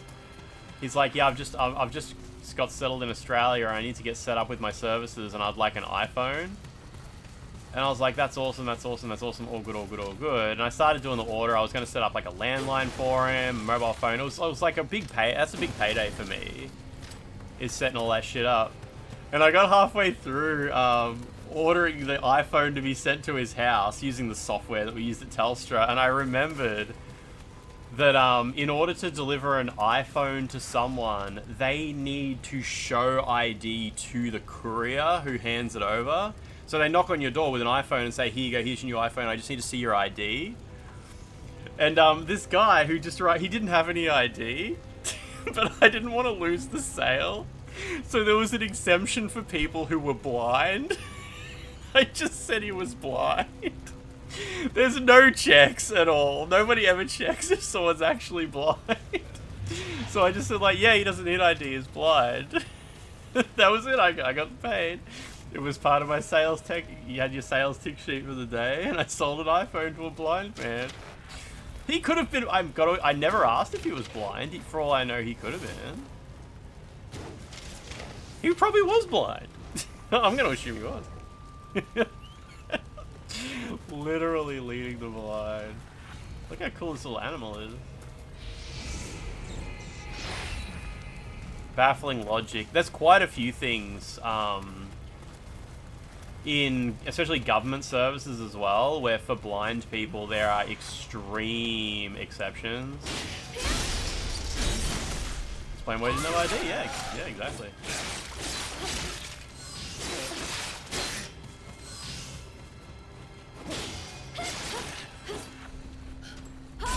As the poke his eyes out in front of the poster.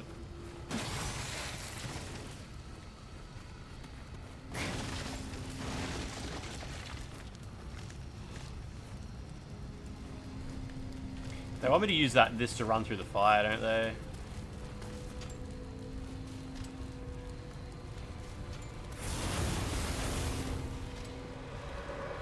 Just a bit scary to suddenly find myself like in a new area like this though. You get ambushed.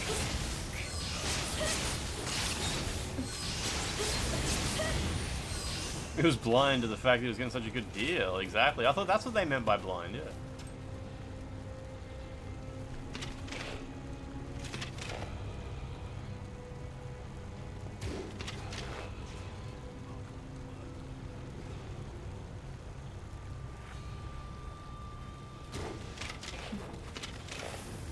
Didn't even hit him, what the hell?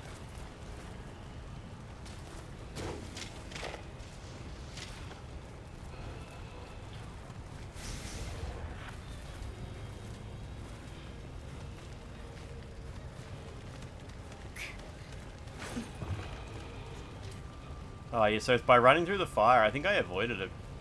A few of these big guys.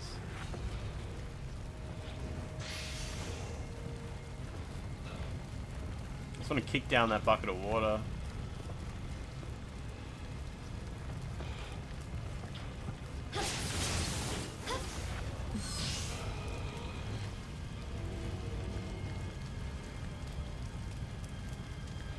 However you do that exactly.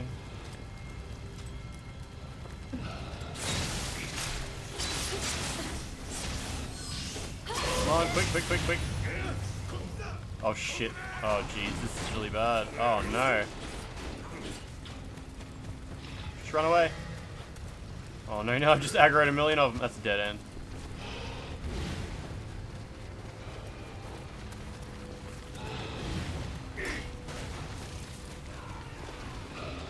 Woo! Okay. Oh, here comes one of them.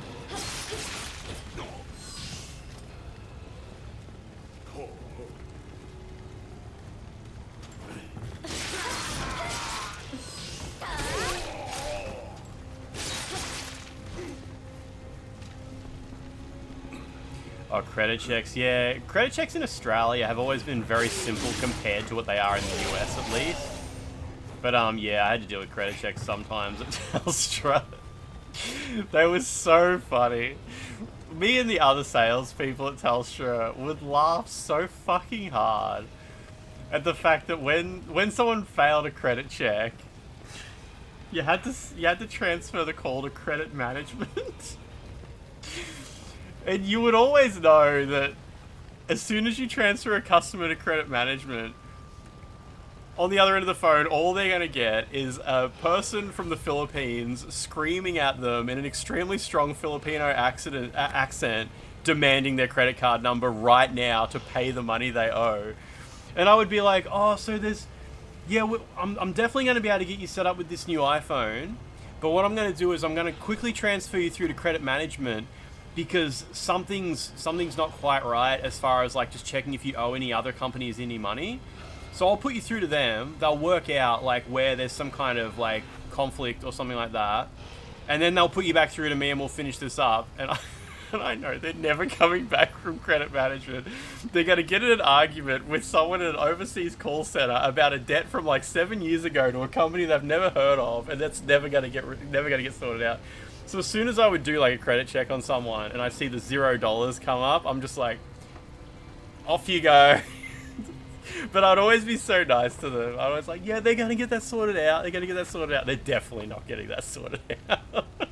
It's definitely going to be the shittiest experience they've ever had on a telephone in their life. Oh, Jesus, this guy throws stuff at you. Your mate failed a credit check to get internet in his apartment. Had to get his dad to buy it for him. He had zero debt. Was fucking making average wage. Just had awful credit score. Yeah, that's shit. In Australia, we just don't have that thing. We don't have the thing where you start at zero and need a history. In Australia, the only way to fail a credit check is if the company that's doing the credit check also works with other companies that you owe money to. So there's these credit check companies in Australia, and they sign up lots of places. They'll sign up car yards, phone providers, internet providers, pay TV providers, and they just build a profile on you. And if you owe one money, you can't get a service from the other because they're all like handled by the same company. But they're just all private companies, and you can just go to another internet provider that doesn't use the same company. But yeah, they start you at okay. It's like, yeah, okay, like you don't owe anyone money, so of course we'll give you an iPhone. And like if you want a home loan, you want to get like a mortgage, but you owe Telstra money, that's no problem. Like the banks don't use the same criteria that like these little service providers use and stuff like that. It's just they're like completely different thing. If you want a mortgage, it's more about can you prove that you have a wage. Like show us your pay slips and like show us you've been working there for like at least 2 years and shit like that. That's the most thing. Get a home loan. Big thing in uni, people would have to find the one person in the group house that didn't owe ISP like $200 in unpaid bills. So bad. So dodgy. Yeah, Kevo. Kevo, do you owe Telstra more than like 20 bucks? Oh, Darren.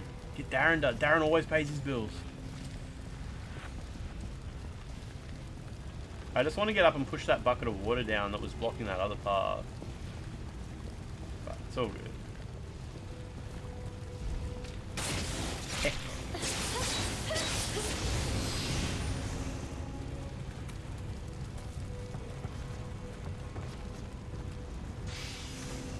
Show us your pay slips. Show us your tax return.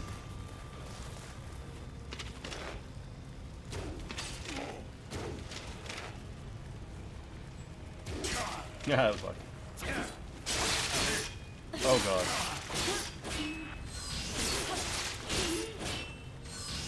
Careful. Where's he going?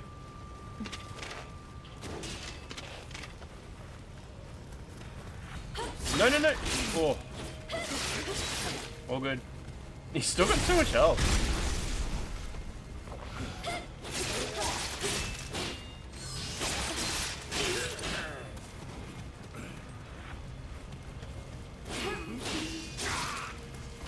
Whew. Okay. Got a credit card sale denied after reading the credit card number to American Express. They asked you to cut up the credit card in front of the customer. Yeah, I've heard. I remember that being a thing that would happen in like TV shows and stuff, where there'd be a scene in the show, and someone like goes to buy something with their credit card, and the person says, "I'm sorry, sir, this card's declined," and then they would cut it off. And is that like is that part of the like credit card service? Is it like if you have a card that's declined, you need to cut it up in front of the customer? Because I mean, I guess the card isn't the customer's property. Hey, it remains property of the card issuer. I need to get up there. Credit card law, yeah. When's Vardy going to do a video on that? How is Vardy going? Does Vardy still make Soul's Law videos? Maybe if the debt was huge or something, yeah.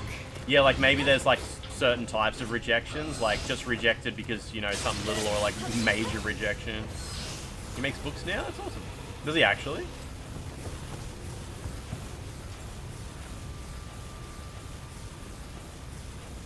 This is fine.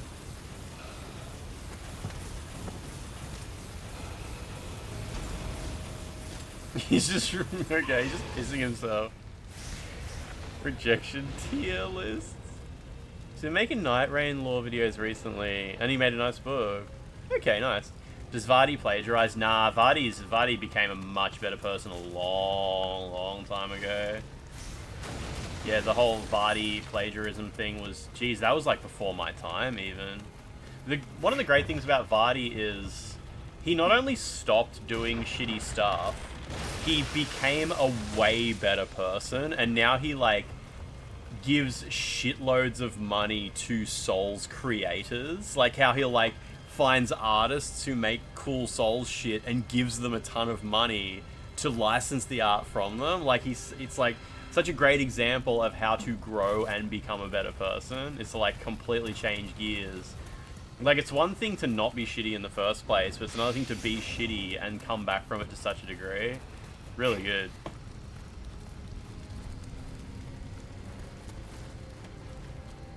Alright, I haven't been up here yet, have I?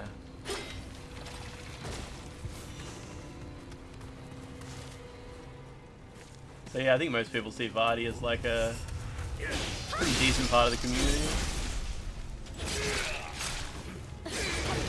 Like to make so much money and do cool stuff with it.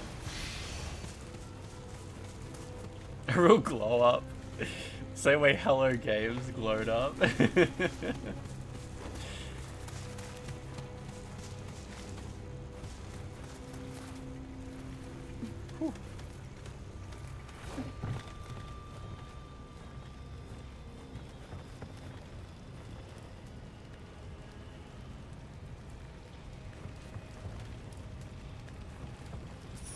I know you can fall through some of these roofs.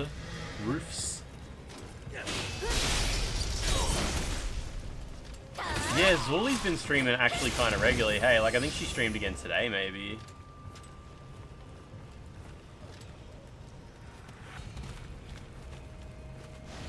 I was kind of worried like that Zuli would stream once and then like kind of like there would be a bit of anxiety or something like that, and it might be a bit hard to do a second one. But no, she's been going regularly. Done like 4 so far, I think. Zuli should stream Kingsfield. I want to watch her play Kingsfield. I like Night Rain's cool and all, but like I think Zuli would have a real good time streaming Kingsfield and just like talking people through it. Oh, she streams on YouTube. Because like I think a lot of Zuli's viewers just wouldn't be that familiar with Kingsfield, but would appreciate that Zuli is really familiar with it and would be able to like talk them through a lot of it. That's a good time.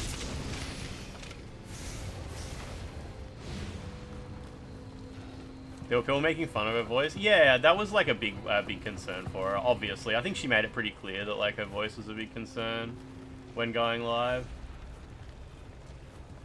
That internet archivist being caught for multiple videos for it. Yeah, I forgot about that. Oh wait, internet anarchist. Sorry, wasn't internet anarchist's plagiarism thing like a couple of years ago? Maybe? Yeah, they'd be familiar with the music from Kingsfield, exactly.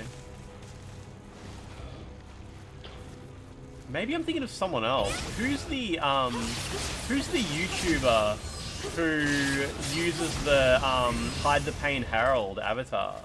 He uses like Hide the Pain Harold, and he got like done for plagiarism. Internet historian, yeah, I'm thinking of him, yeah. He got a bit of shit for plagiarism, didn't he?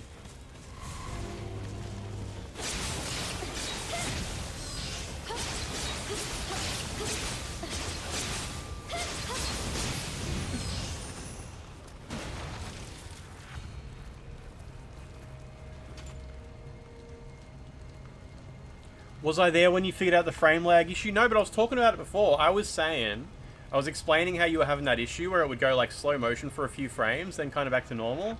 And I was saying I was really curious if it was something to do with exclusive full screen mode or something to do with like VSync or trying to play in 120 FPS or something like that, because it felt like it was a timing issue. Like it wasn't correctly counting the number of frames that had been delivered, so that was delivering less. But you figured it out, did you? I didn't realize that. I saw you got further than I got before I rage quit Nioh 2 for the first time. Oh, you needed to plug a controller in. Someone in chat wrote that before. Someone in chat said that they had lag in, I think they said Nioh 1 until they plugged the controller in. Yeah, so the game must poll for a controller continuously. Yeah, okay. Okay. All good? All good then? Nioh 2 been a good experience for you, I hope? That's fucked. I'm so glad you fixed it. It must just be a straight up known issue. Fuck you know.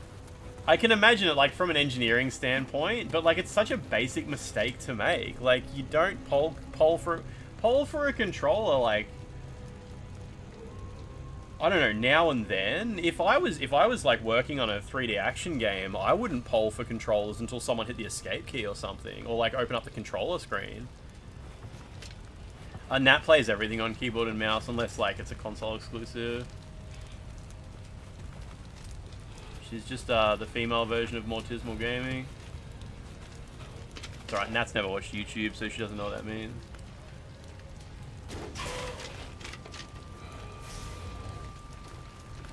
Come to me, small man. No! Whoa, okay. If there's an interrupt available, with like modern video games, like modern abstraction layers like SDL and stuff like that, there's no interrupt for it. You just check every now and then. But I mean, I wouldn't do it like that. I wouldn't have some kind of extreme polling moment. I hope it's not a thing in Nioh 3. It probably will. I mean, obviously, like, if that's the worst of Nioh 3's technical issues, yeah, probably a good result. I was not aware of your game.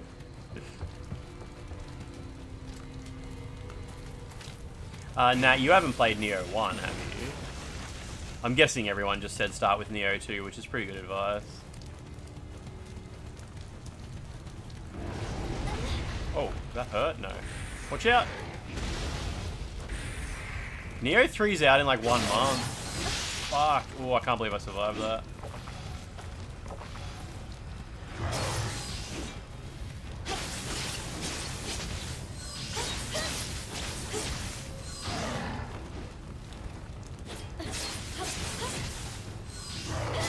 Hit his fucking horn, mate. It's right there. I need to get in high stance. There we go. No, I've never finished Nioh 2 before. You'll probably finish it before me, because you play for hours at a time. This is Nioh 1 New Game Plus, which is part of the reason I'm able to play as a lady now. But, yeah, you unlock female characters in the 3rd quarter of Nioh 1. So everything's been nice now. But, yeah, Nioh 2 is a much better game. I went back to Nioh 1 because I watched the TV show Shogun. And I was like, oh, now I know the lore. And then I played the game. Because I didn't really want to play as William. I was like, William sucks. But once I watched the show Shogun, I was like, alright, I like this guy. I can play as him for a little bit. Yeah, I'll try to... I gotta finish the Nioh 1 DLC, and like... Nioh 1 DLC is gonna take a while, and then Nioh 3 is gonna be so close. I don't know where Nioh 2 is supposed to fit. I don't know what to do. Oh, Nioh 3 demo comes out in like 3 weeks, yeah. That was a... Whoa! No. Oh, no! Fuck! All good. That was so close. You fuck off down there, that's good. Shit! I fell into... Oh my god.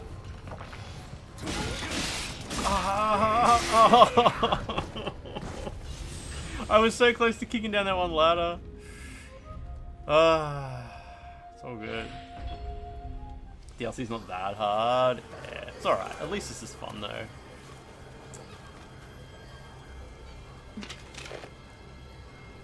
Whew.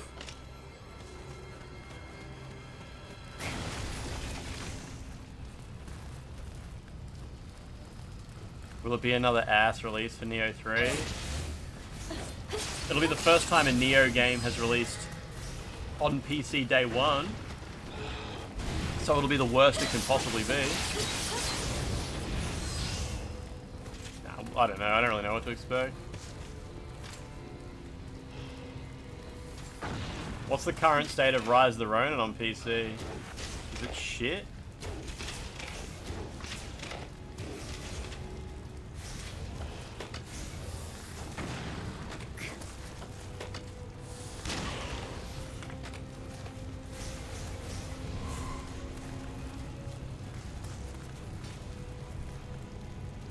These are the same enemies in Nioh 2. Yeah, Nioh 2, I think every enemy in Nioh 1 is in Nioh 2. Nioh 2 adds probably like, I don't know, a good chunk more. And thanks to the burst parry system in Nioh 2, a lot of encounters with enemies are just a lot more fun. You just have more options how to deal with stuff. Yeah, I played the demo of Nioh 3, I thought it was awesome. Just very apprehensive about the whole system, you know, Nioh 3 changing stuff.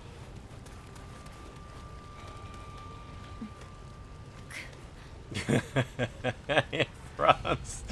Maybe. I probably will not get that France. That's fucked. There goes all my souls. God damn. Whatever, who cares?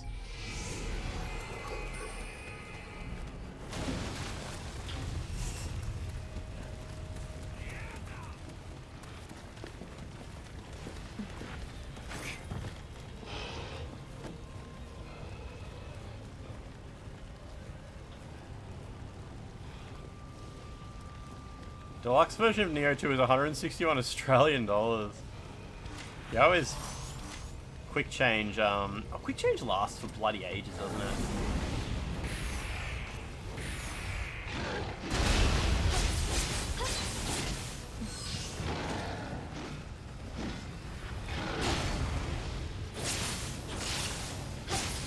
Ha! Apparently that was not. Horn breaky. Also, it's annoying how in Nioh 1, to clear a yokai realm, you have to do a perfect key pulse. In Nioh 2, you just have to do any key pulse.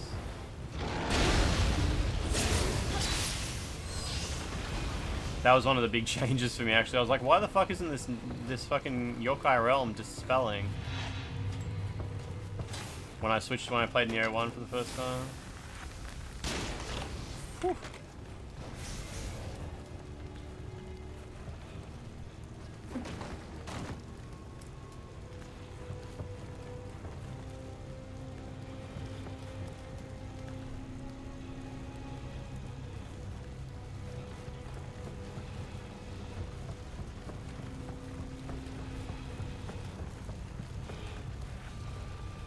There's grunting noises everywhere.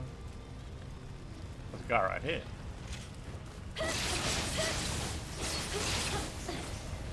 Whew. $119 for Nioh 3 PS5. Is there like a Nioh 3 fancy collector's edition or anything like that, or not really?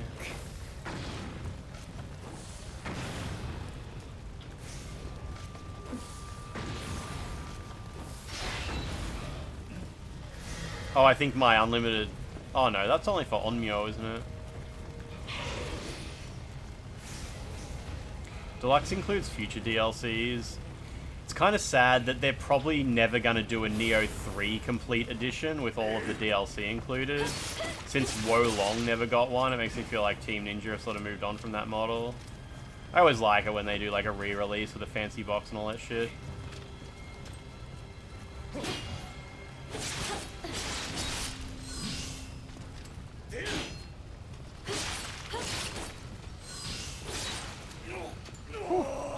Yeah, maybe for PS6 or something like that, yeah.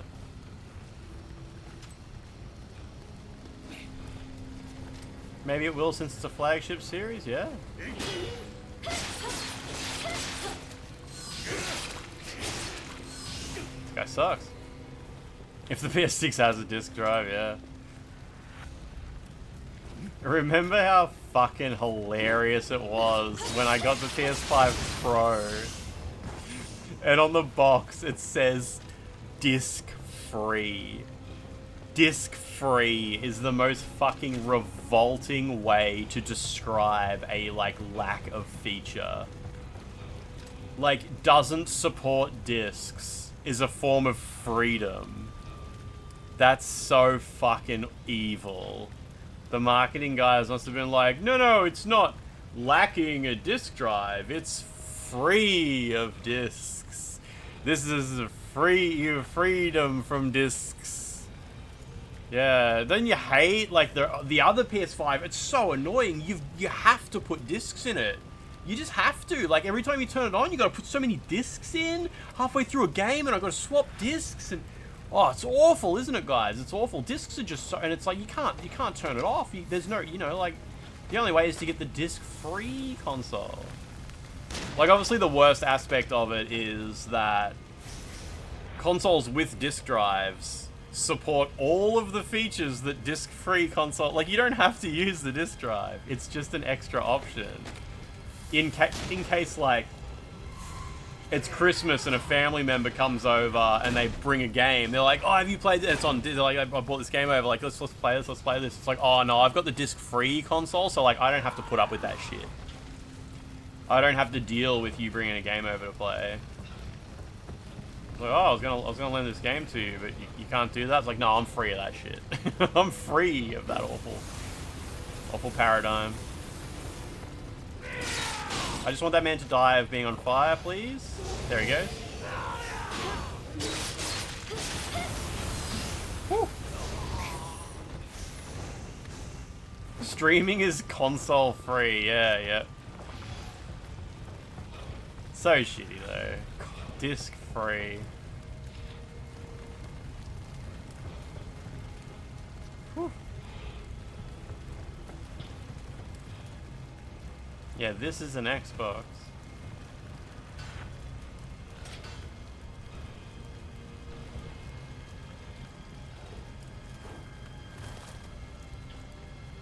Yeah, soon you'll be free of friends. You won't need them at all, yeah.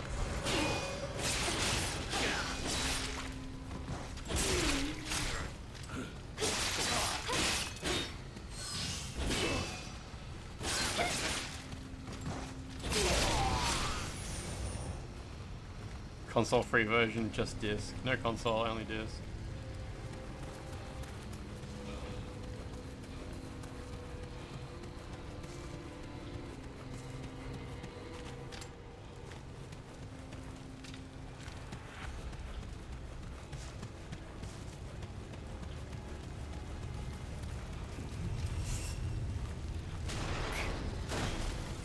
Jesus.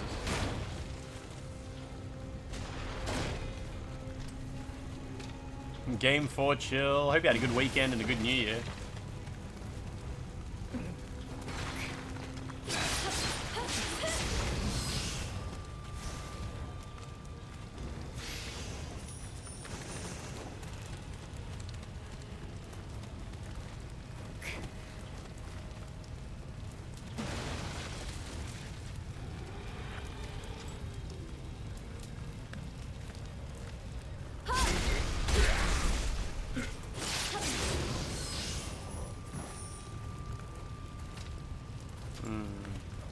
Not sure if there's much else in this level I need to even think about, really. Got all the Kodama. What else is there, really?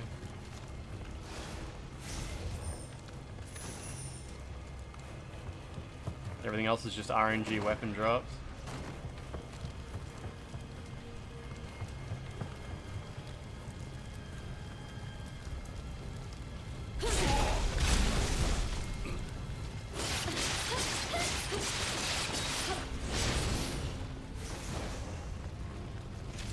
You need to stop having New Year's. 2026 will be the last one. Oh shit. Hang on. Ah, jeez.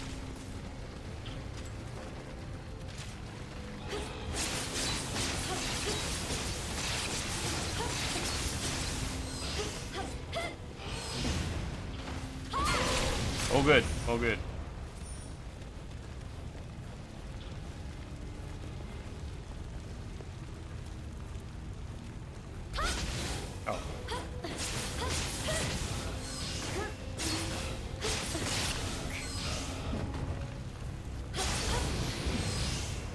I did see there's like one more, what do you even call it, where the monsters are like stored inside like a cloud and when you walk up they spawn out of it. Is there a name for that mechanic? Yokai Cloud. Power of the Cloud. Mark Cerny.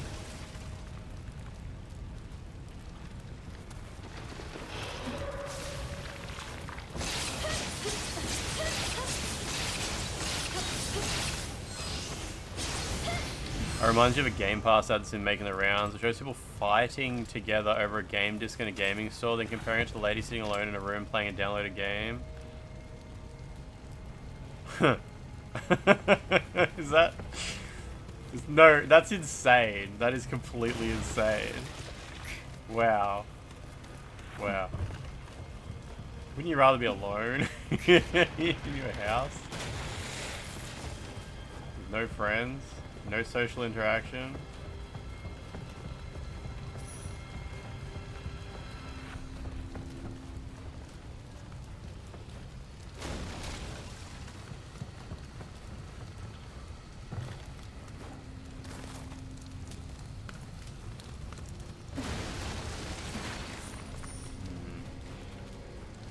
Yeah, Stadia was the perfect console, right? Everybody wanted that. Some new green armor at least. I'm gonna click on that ad so I can have it open.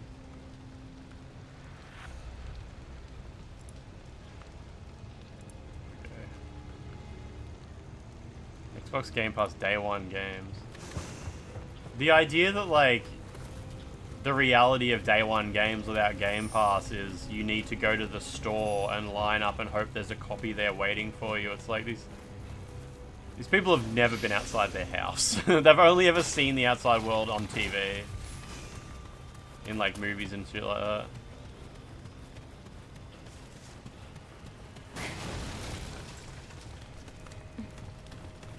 Negative latency, that's right.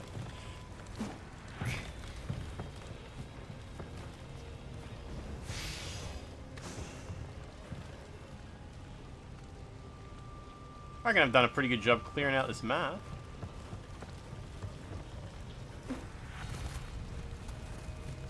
I did see like an enemy block. Oh, it's up there. Oh yeah, it's in one of the houses out here, isn't it?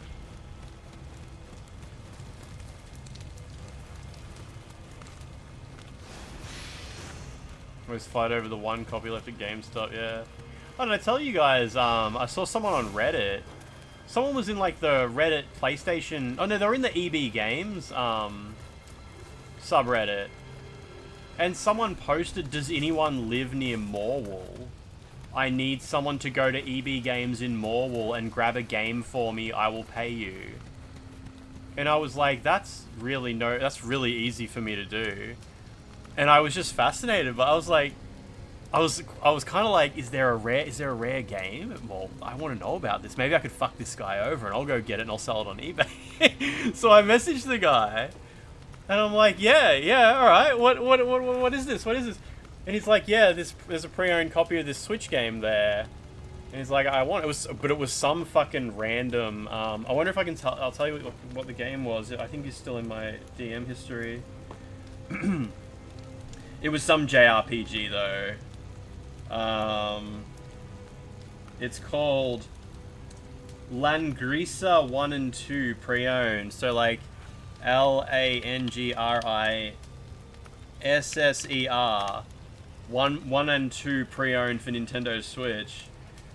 And he was like, yeah, it's really rare. It's really rare. And they've got a copy of it at that EB Games. Can you go get it?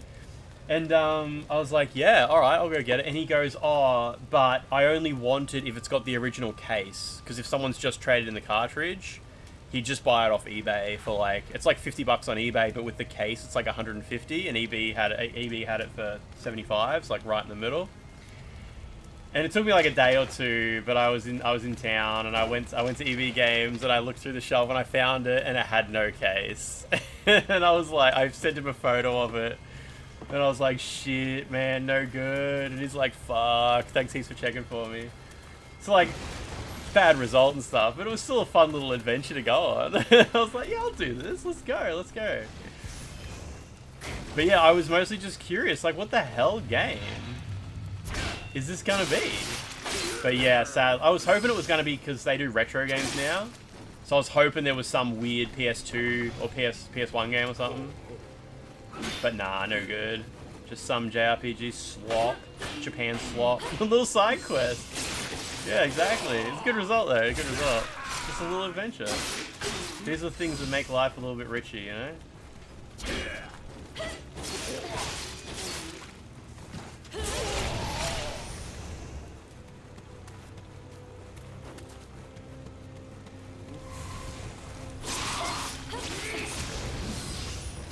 Yeah, EV Games retro games section is shockingly good, like price-wise and just like the shit that they have. Really surprising how well it's been going.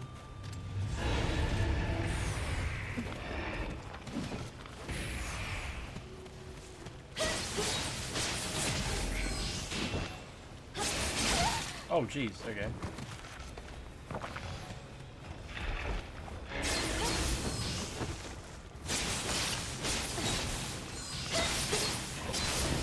Good. Yeah, my favorite game of all time, Star Wars Races Revenge for PS4. I assume you guys saw that. There's a new userland exploit for PlayStation 4 and PlayStation 5. If you own a copy of, what is it? Star Wars Races Revenge on PS4, if you own the disc. You can use it to run arbitrary code on your console. It's okay to use this, right? It's limited run games on, yeah. Lornev! How you doing? How you doing? What's going on?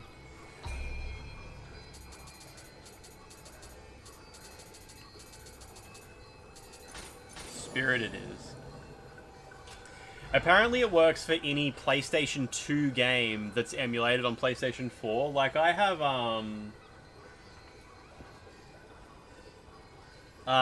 Metal Slug Collection. Where is that?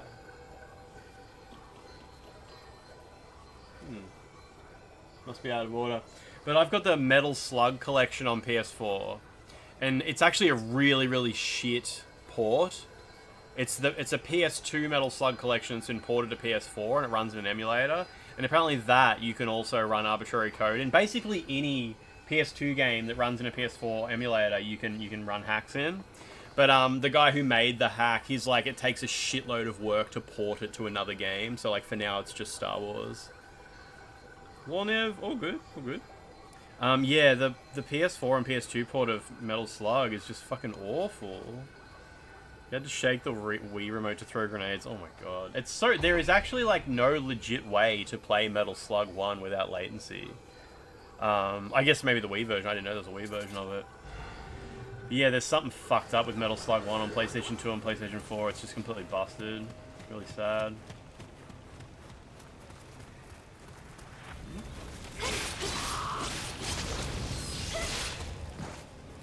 It's more like there's just a bug in the PlayStation 2 version of Metal Slug 1. It's just busted. All the other Metal Slug games in that collection are fine.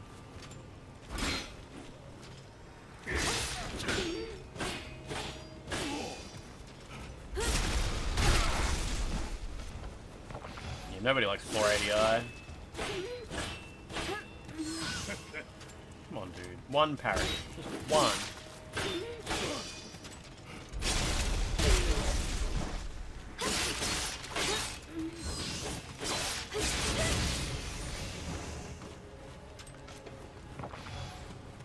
Alright, something in one of these houses. Oh. Oh, okay. You like 3D 6th gen games at 480i? I don't like... Yeah, for pixel art, it's going to be the worst.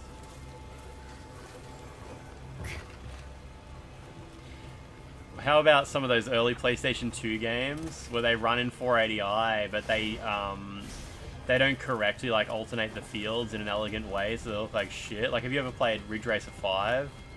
Ridge Racer 5 is like compiled on a very early PlayStation 2 SDK where 480i was kind of broken, and the whole game is just a blurry mess. Is those his porn collection in the back? Yeah, those are all the pornos that I starred in. One where I had to be a pizza delivery guy, and a plumber, and a doctor, and all sorts of goofy shit, yeah. Zagrox, what's happening? What's happening? How about that copy of Modern Warfare 3? It's still down there on my little Christmas gift file.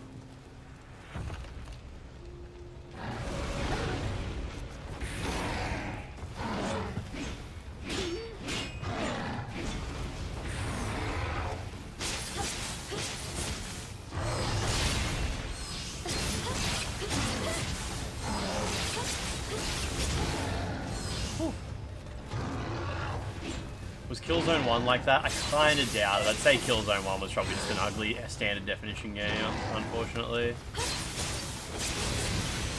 It's only very early Japanese developed games that have the field rendering issue on PlayStation 2. It actually got like the Japanese version of Tekken Tag Tournament has that issue, but by the time it came out in the West, they'd recompiled it with the new SDKs.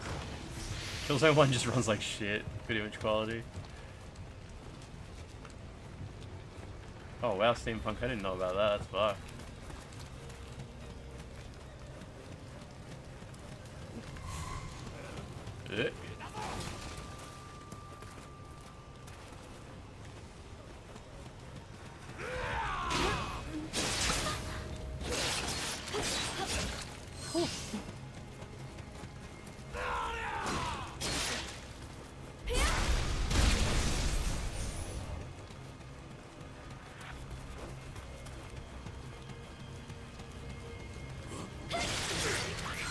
Get shot.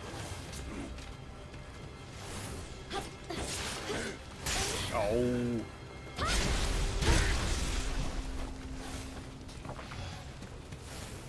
The PAL Metal Gear Solid 2 just was like bobbed interlacing. Ugh. I always played PS2 games on a CRT and they were kind of okay. All blurry and whatnot.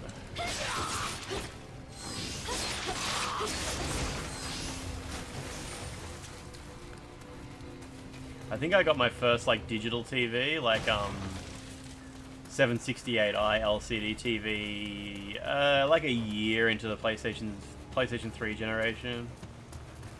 Yeah, when I first got a PlayStation 3, I played on a CRT and it looked awful.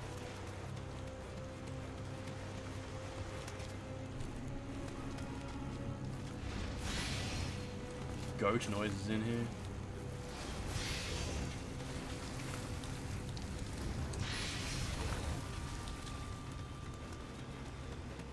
Whoa, whoa, whoa, fuck me! It doesn't matter, I killed everything anyway. I looked away from the screen for a split second. It's alright, I can run straight into the boss now anyway. Real swimming hours. I better go get my souls back, but yeah.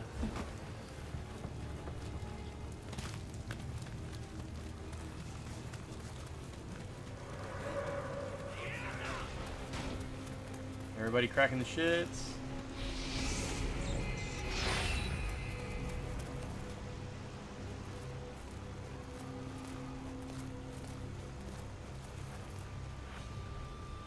With all those degen tags, I wasn't expecting you to be a normal person. I mean, how normal can it be? Should I say something weird? There's gotta be something weird I can come up with.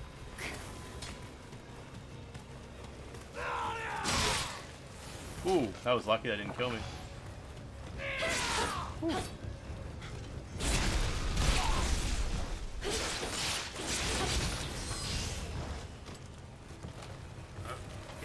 Oh wow, okay. Mate, good choice. Oh my god, these parries are awful.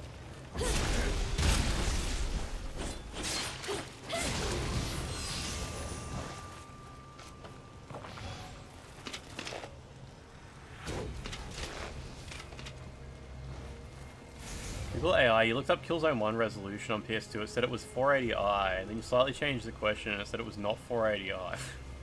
I mean, Killzone 2 definitely ran in 480i. Hard to guess what resolution it rendered at. I think John Linneman might have a video about Killzone, like the history of Killzone, but I'm not entirely sure, but he would list it there if he does.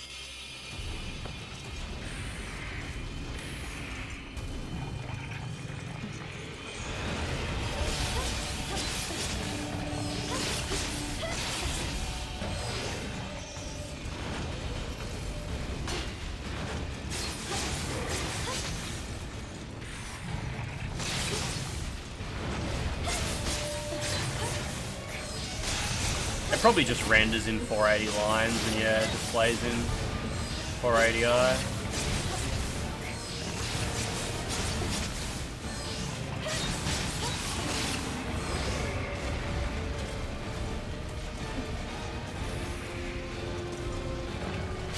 He's falling. Oh, whoa, okay. One hit. Read the woman feeding dogs cigarettes, copy paste. I like it, it's a copy paster. That's no, I wrote a copy paster.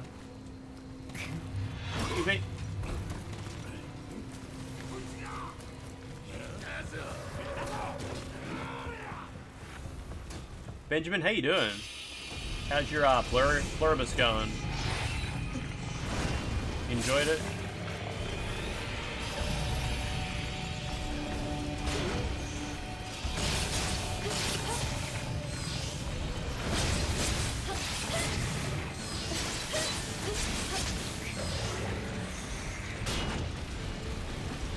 Oh my god, that was gross.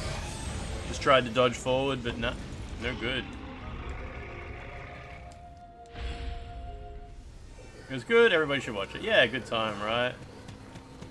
A lot of people were annoyed that it wasn't like science fiction enough and spends too much time on character drama, but that's okay. It's okay to be annoyed sometimes. It's a big part of life.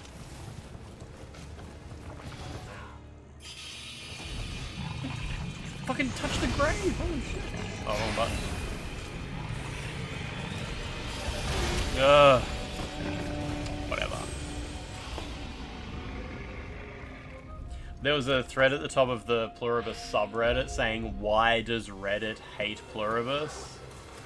And, heaps of the top replies were insane. As just insane. What the fuck, man?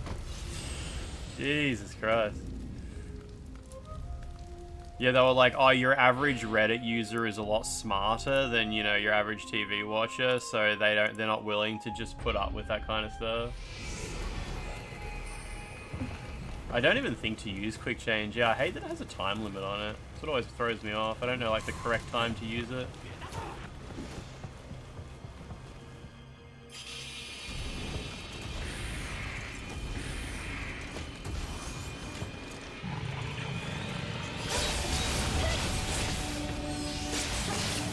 Pluribus tattoo? You really? That would be so good.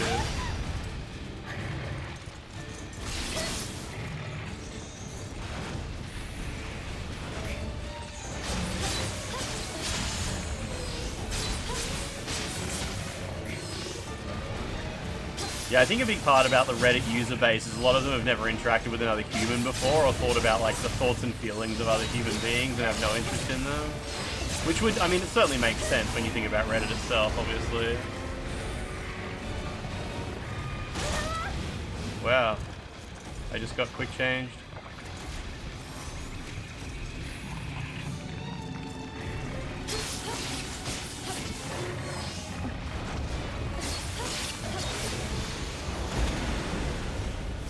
That's the Rick and Morty copy paste.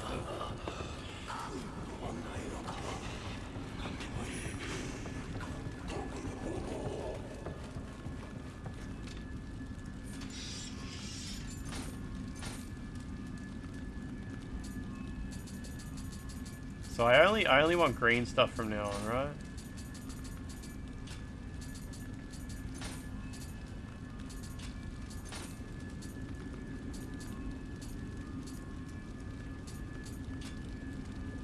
Only the smartest bots are on Reddit.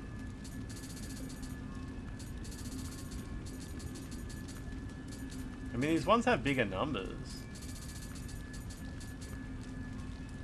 Look at that toughness increase.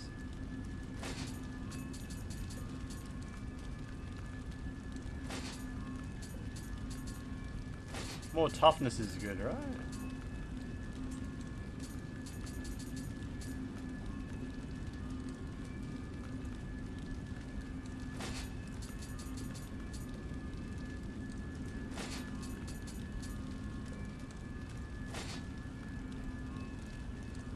Imagine that without sloth, it just would take ages, hey?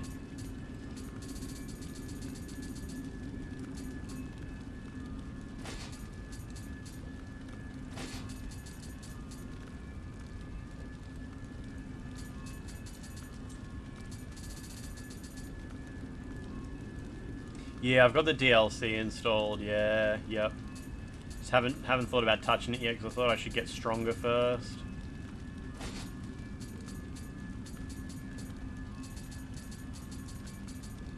This is the PS5 version, so yeah, DLC's on there.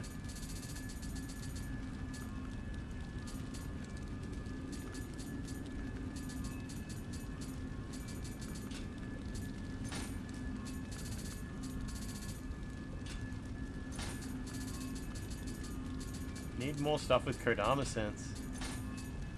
Oh.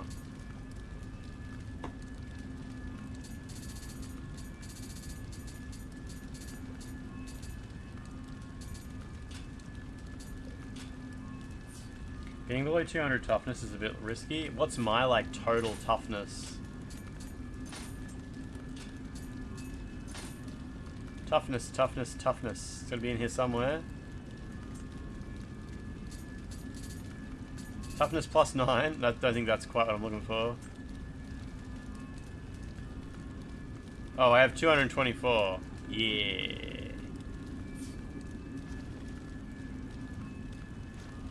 What can you do to just take less damage? I guess have more health, maybe?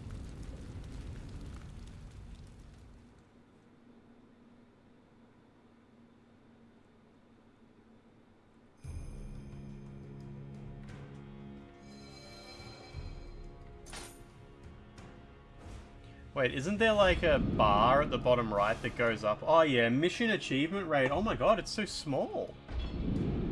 Okay.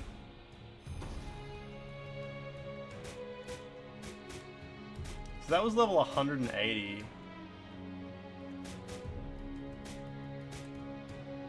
Very high. But it keeps track of which ones you've done. And that one's level 165, which is, yeah, this is usually the second mission, isn't it? There's Onmyo Magic that does it and blocks an instance of damage completely. To block an instance of damage completely. Like one good whack can get prevented.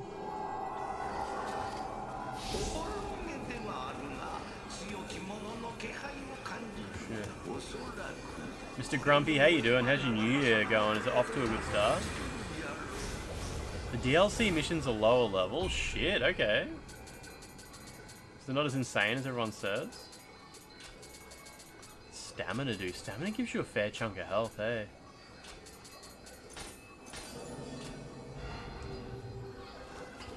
It goes up to 220 over the course of all DLCs. Oh wow, okay.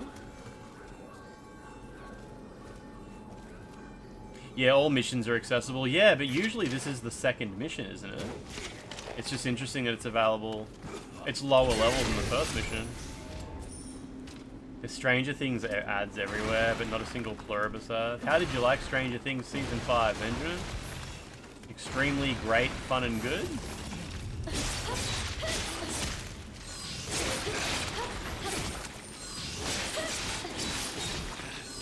You had a date on New Year's, did you, Mr. Grumpy? Good result. Do something beautiful. Look at a firework.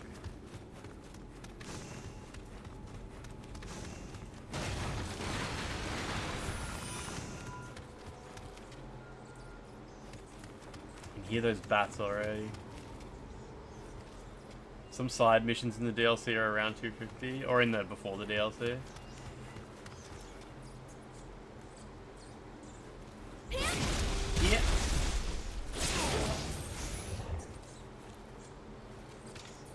Is it like Wolong where you have access to New Game and New Game Plus from the mission selector? That is how it works. I haven't seen it in Wolong before, but I think it's the same here.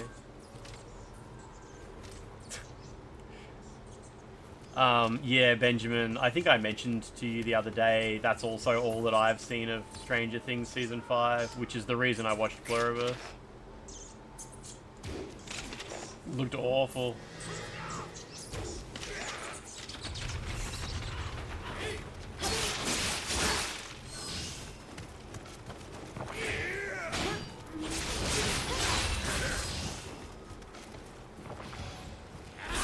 Oh man, I released the block button for a split second there, but he got in on it. Damn, man.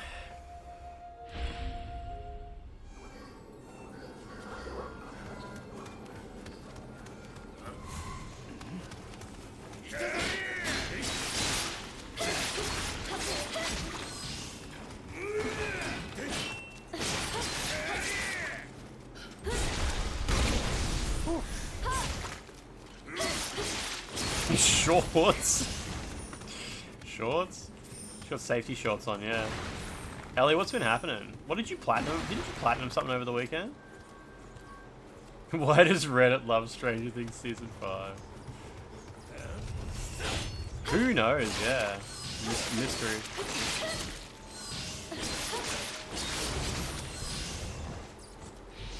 Oh, Mr. Grumpy, you got a Prime sub valid. You platinumed Fears to Fathom. I've never heard of that. Man, I saw that Fox Plays over the weekend platinumed Dead or Alive 6, and it only took him like less than 24 hours or something. From first trophy. Whoa. From first trophy to last. Dead or Alive 6 must be like so basic.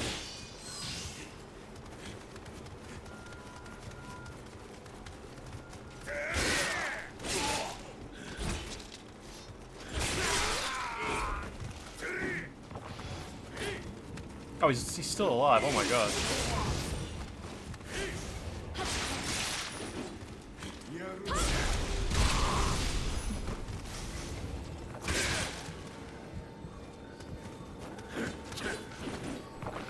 My god. Oh my god, he just hit right through that attack. Whew.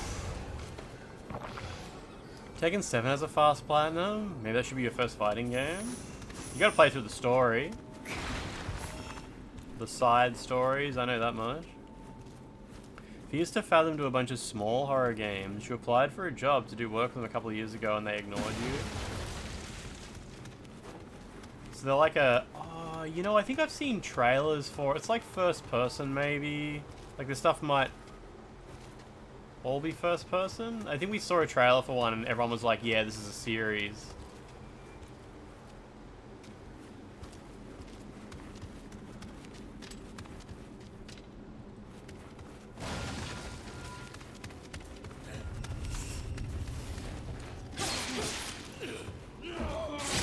I hit him mid-air, that's awesome.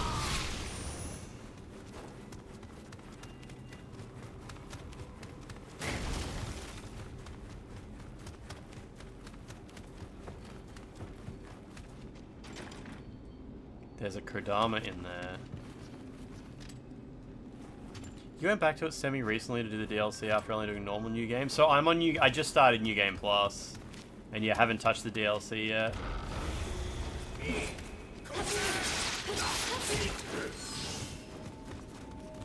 Yeah, Mr. Grumpy, I got the same message. So fucking dumb, hey? I got it on my alts anyway.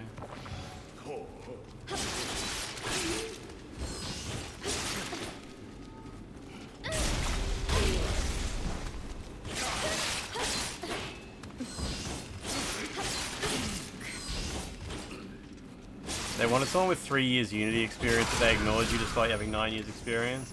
In cases like that, it's kind of one of those ones where, unless something's fundamentally wrong that I'm not aware of, sometimes you apply for a job and you know you are perfect for the job.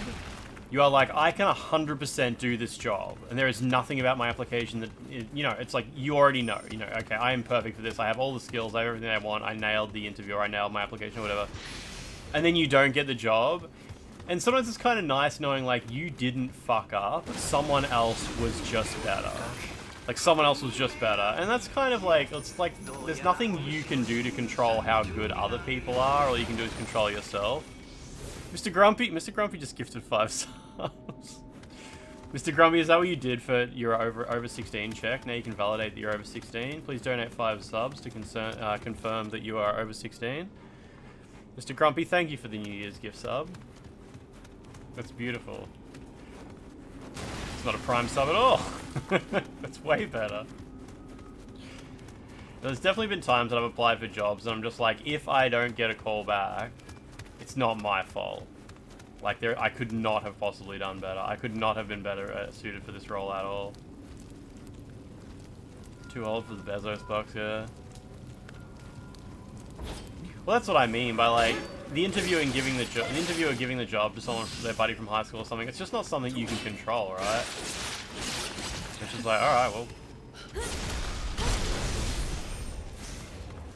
Yeah, a lot of places do that where they have to post the job publicly, even though like the job clearly exists to give to someone who already works there. Like they've got an intern or something, and it's like, yeah, we're advertising this job, apply for it because it's basically for you, but we will be going through other applicants and stuff like that. That's really common as well. But a lot of the time, what they do in those situations is they'll advertise a role, right? And they'll be like, we're advertising this role, but honestly, it is for someone who already works here. But they'll get applications that are actually really good, like applicants that are really good, so they'll advertise the role again, hoping like, okay, this is for like one of those other applicants that we got. That happens pretty often as well.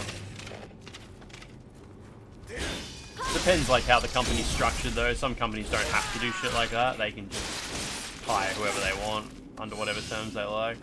But if it's a government job or a big company or whatever, it's different.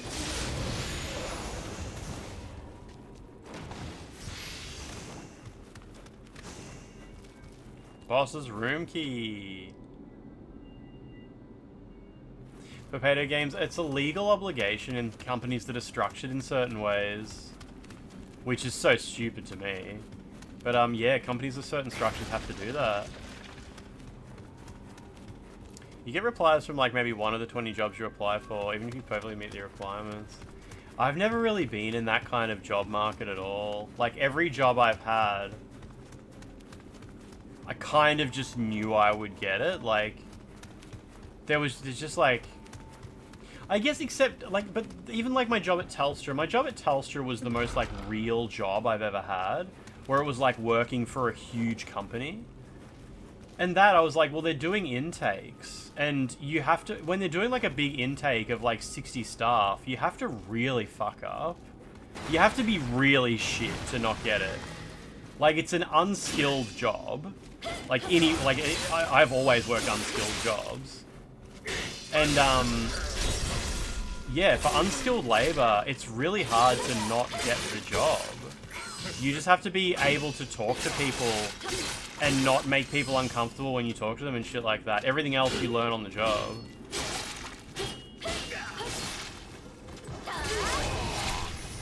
They'll be like, oh, explain to me how you would tell someone that their bill is overdue and you're not going to be able to make it go away. And they just like listen to the words you use and shit like that. And when I got fired from Telstra, I just emailed an internet provider in town, and I was like, hey, you probably remember me. I used to work at this other internet provider. I met you then. I just got fired from Telstra. Do you want me to do like tech support and computer repairs? And they were like, oh yeah, you can come work for us. That'd be great. And I was like, yeah, I can also do like, I can write PHP and JavaScript and shit if you need like some stuff like that. And they were like, yeah, that's fine. We will definitely find work for you to do. And when I got the job at the first internet provider, like there's got to only be like 6 people in town who know how to use a computer. But yeah, when it comes to unskilled labor jobs, you can't go too wrong.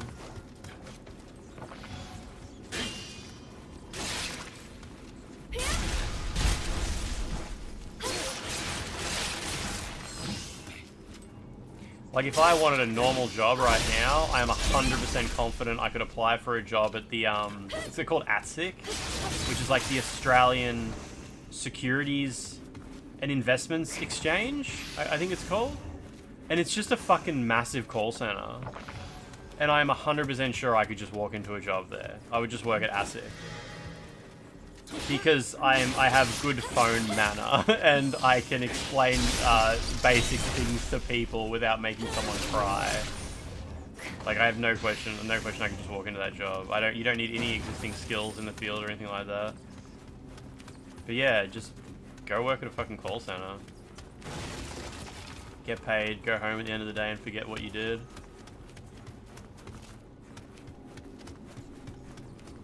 But I like those kind of grindy, unskilled jobs as well.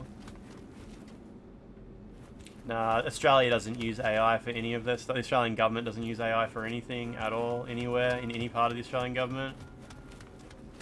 That's why I can't use the AI functions in my copy of Photoshop, because I use an education account from the Australian government. And it's all blocked.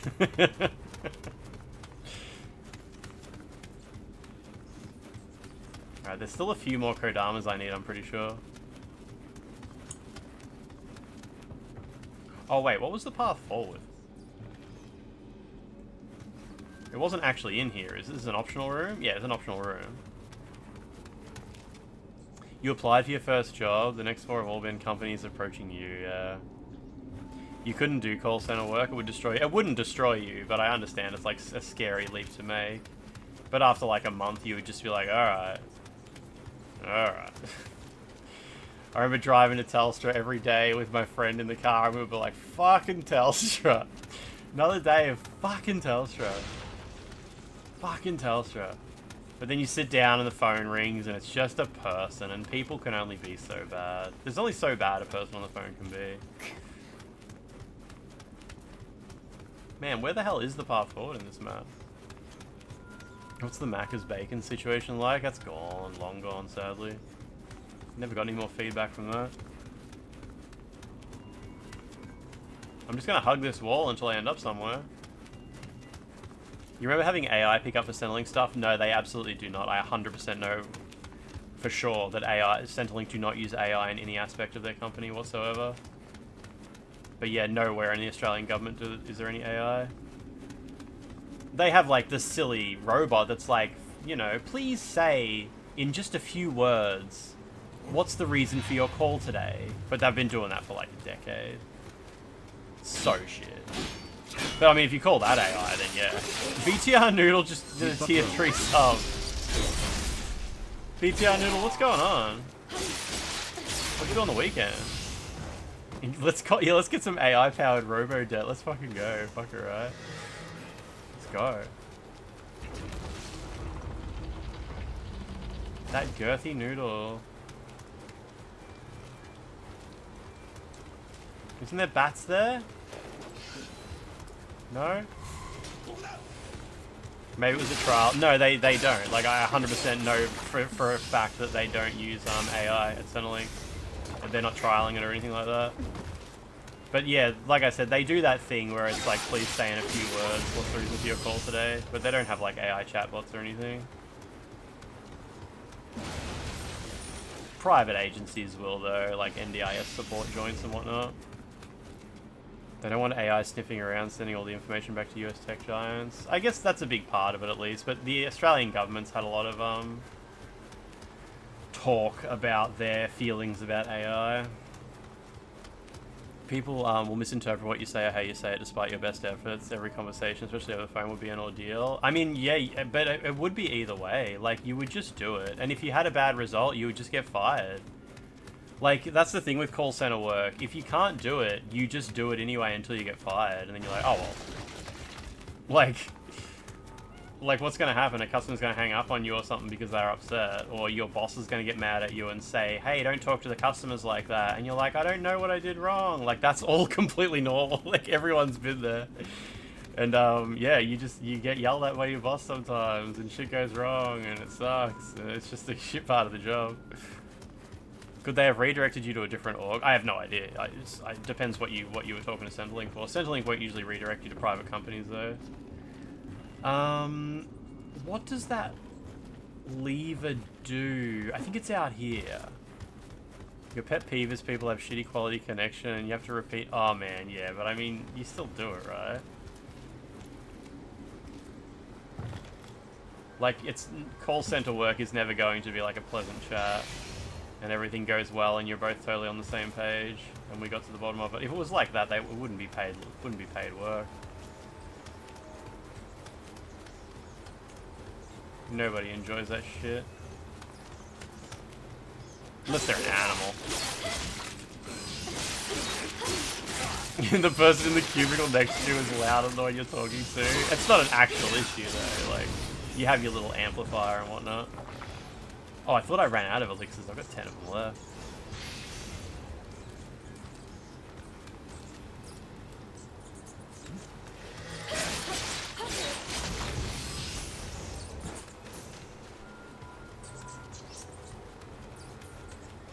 One of your first jobs was call center work, cold calling people. Yeah, that was my first job too. My first job was at an internet provider but it was calling businesses to ask if they would like to sell our product to their customer. So like I would call a computer shop, and the computer shops are just like tiny businesses. And I'd be like, hey, it's Lance here from the internet company. And I would be like, do you want us to send you like a box of CDs and you put it on your counter and you just, every time you sell a computer, you just chuck one in with it? And then if one of those people uses that to sign up for the internet, we give you $5 a month. So some of these shops, they would be making like thousands of dollars a month because they would sign up like all their customers with us. And we would pay them like thousands of dollars a month for all the customers they got us. It was a shit job. It was shit house. Like, because the people who work in computer shops in Australia back then were all extremely dumb old men. And, like, they would just want to talk your ear off about how shit your internet is. They'd be like, oh, you got a dial-up internet these days, you know, that ADSL would be way better than that. Like, and I'm trying to sell computers to these guys, and it's just fucking so bad. Yeah, these days we don't even have computer shops like that. Like, we don't even, like, you don't really have, like, mum and pop computer repair stores anymore in Australia. It's just not even a thing. So that business model doesn't even exist anymore. And I would have to sit there and listen to them and be nice and be like, yeah, you're totally right. We're still looking into, like, getting some better connection plans and prices and just shut the fuck up. I didn't want to talk to them. They didn't want to talk to me. It was shit. Anyway, eventually I got moved into, like, tech support, which was a billion times better. Like, AI killed computer shops. But I mean, I'm also lucky that I just really like talking to people. Always. Yeah, humanity. Working in any call center in Australia. Fuck, man. The racism of as soon as, like, customer calls me and I go, hey, this is Lance. How can I help you? Welcome to Telstra. What can I do for you? Oh, thank God I got a fucking Australian this time. Didn't send me off to one of them fucking call centers in Manila's like you usually do. Fucking Filipino call center, can't understand a word of what them cunts are saying. Yeah, well, I'm definitely going to be able to help you today, so what can I do for you? I'm so ready to send this guy straight to credit management. So fucking common.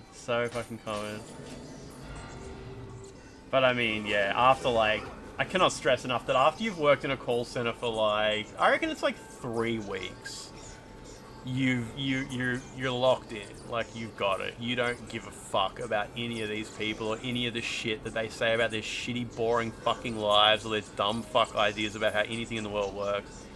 You're just like, yeah, no problem. Yeah, I'm definitely going to be able to take care of that for you. 100% this is going to be fine. And like, I can imagine that the person you spoke to last time definitely wasn't able to be particularly helpful. Sadly, that does happen sometimes, but I'm 100% sure I'm the right person for this task. So let me take the lead on this and I'll get it sorted for you. Like, you master all these dumb fucking empty words.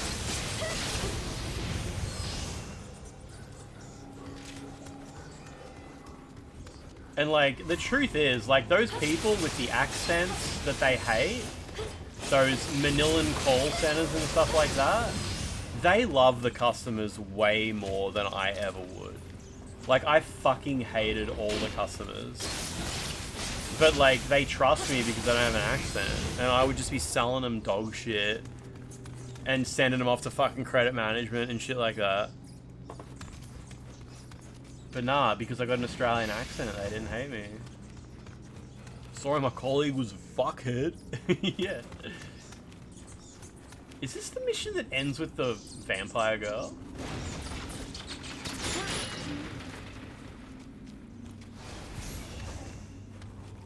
But yeah, talking to people is something I mean, obviously it's the same in real life. Like, if you don't ever leave your house and talk to people, you get really shit at talking to people. Talking to people and having comfortable conversations is a skill that you have to develop, even just in normal casual conversations. Like, how many of you guys don't have a social life? And like, the idea of being out and about and someone walks up and starts up a conversation with you is fucking terrifying because you wouldn't know what to say and you would definitely make them uncomfortable. Like, there's got to be, like, shitloads of people in chat like that. Because it's a skill that you have to maintain. And you see other people do it, and you'd be like, oh, I wish I could do that. And it's like, yeah, I wish I could play the piano too, but I don't work my ass off on it. Like, it doesn't just come naturally to anybody. The people you think it comes naturally to is because they spend their whole day talking to people. And it's the same in call centers. Like, you just get good at it. You get good at the shitty, empty words. Like, people think it's dumb how we always talk about the weather.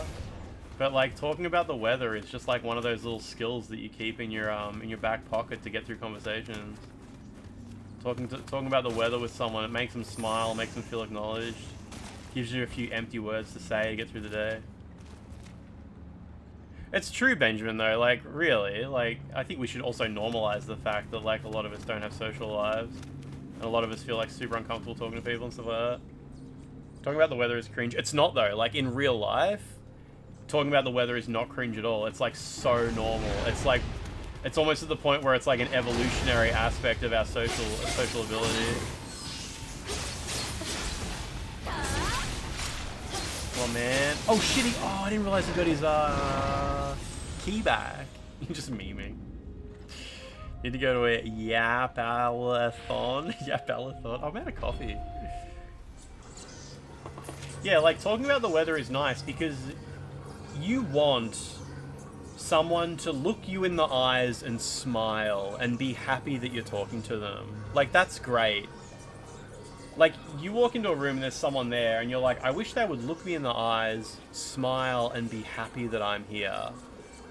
And talking about the weather pretty much does that. You walk up to someone and be like, fuck me, I got rained on so much coming here. I thought it was supposed to be hot, what the fuck? And they'll look at you and they'll smile and they'll be like, I know, it's so bad, right? Like, I'm totally not dressed appropriate for the weather today. And that's it. That's it. You got a little bit of that fucking, those endorphins or whatever, that dopamine that you get, that always gets released when someone looks you in the eyes and smiles and is just happy that you're acknowledging their existence.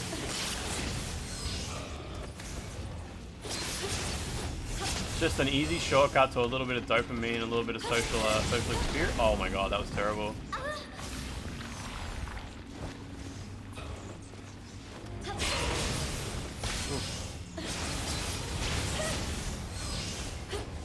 Do not look me in the eyes, do not perceive me. I mean, but those feelings are just a symptom of being, like, completely isolated for so long. And it takes so much work to get through that, to get out of that kind of situation. That won't kill me, will it? Nah, no. But yeah, I talked about it a few times, how absolutely terrible it got for me during COVID. I actually really struggled to get out of that hole. But I'm lucky because, like, I came out of COVID with, like, extreme social anxiety and no ability to talk to anybody without, like, completely freaking myself out that I was doing something dumb and wrong and people were just going to be annoyed that I talked to them and shit like that.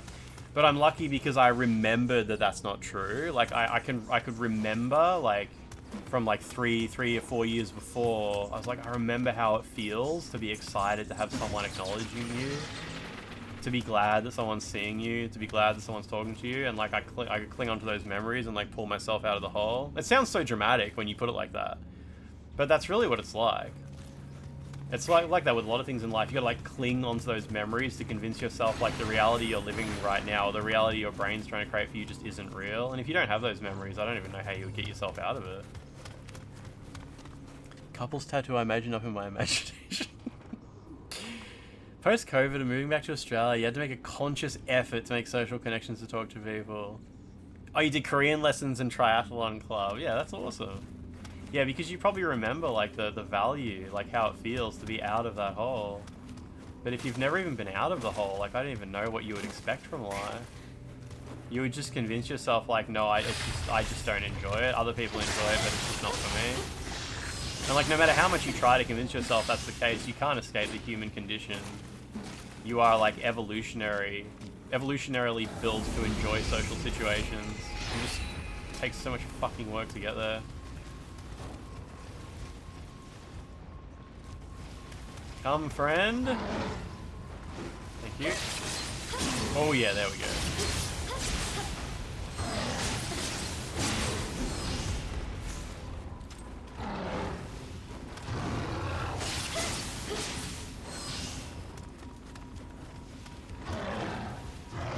Fuck it, let's use this. This is my cum friend.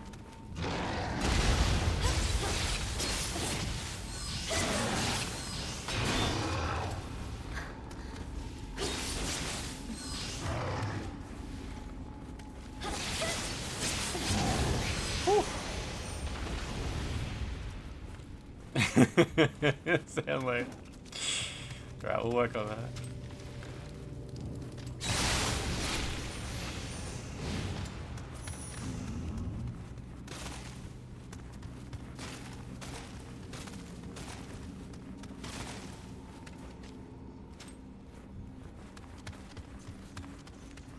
Zanlane, is that the guy who sells the butterfly armor?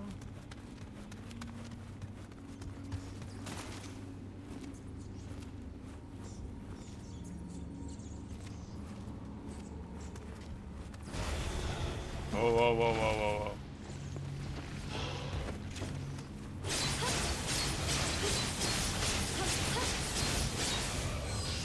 Whew. Oh, Lachlan, is there one there? Is there? Is it up the top?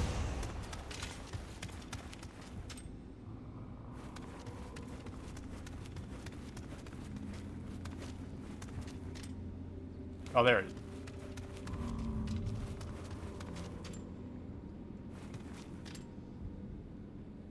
Oh, these guys don't have hints? Huh. That's weird.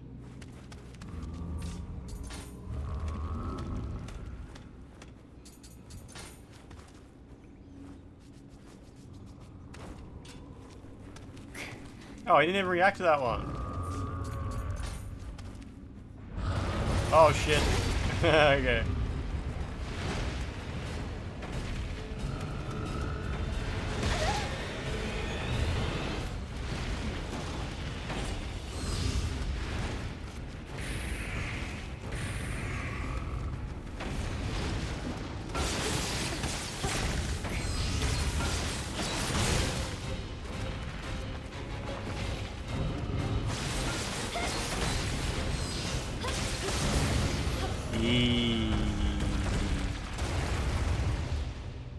How many games in since Nioh 1? They still haven't made a better waifu than this one. Not good. At least I got character creator though.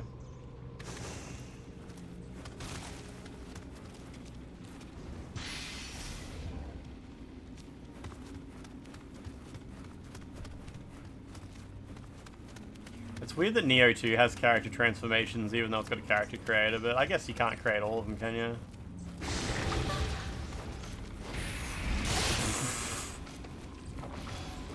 Not so sloth.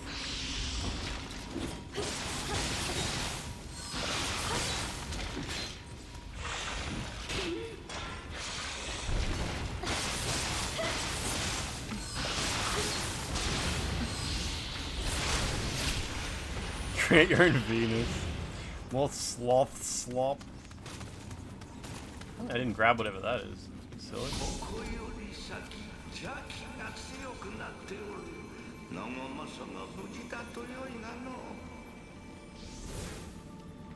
Is there a bonfire down here?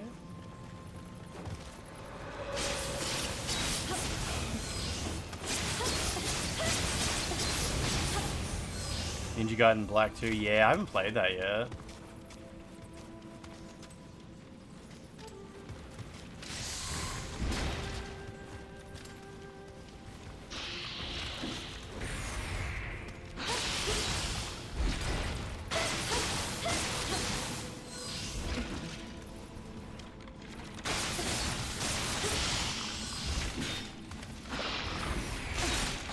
That was silly.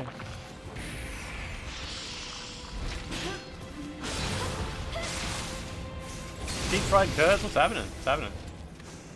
You reckon you can watch the final Mission Impossible movie if you start now?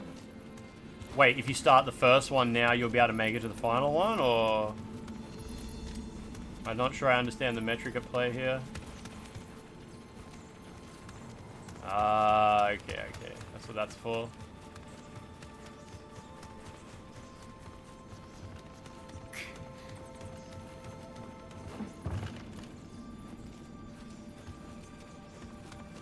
Wonder how late in development the character creator was added. In Nioh 2?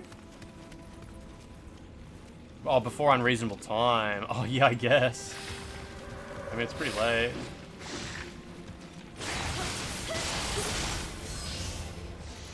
How funny is it that they made a Fast... You know, the final Fast and the Furious movie, it, like, ends on a cliffhanger, as if it's going to be, like, a... It's going to have a sequel. It's going to be, like, a Mission Impossible situation where, like, you know, it's part 1 then part 2. But they made the most recent Fast and the Furious movie with absolutely no funding or contracts or anything like that with regard to making a follow-up, and now there's just no follow-up in development. It's just completely dead.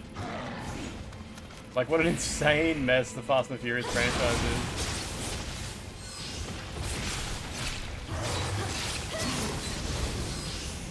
Yeah, it's built on hopes and dreams, yeah.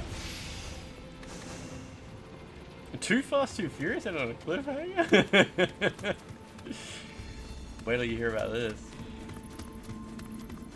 Riddick's adventures continue. Man, how good was the final Riddick movie? That movie was awesome.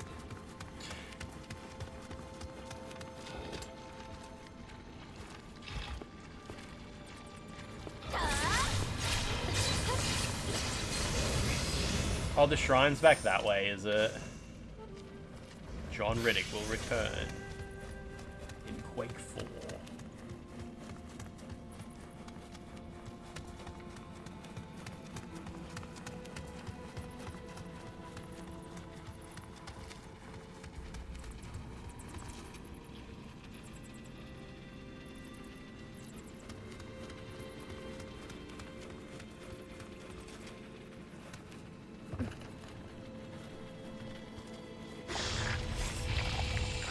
This jerk.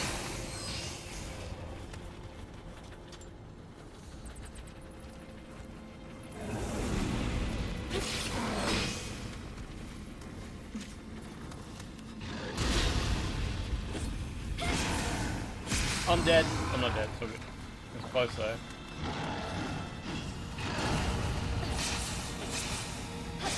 Where are the fucking horn brakes, man?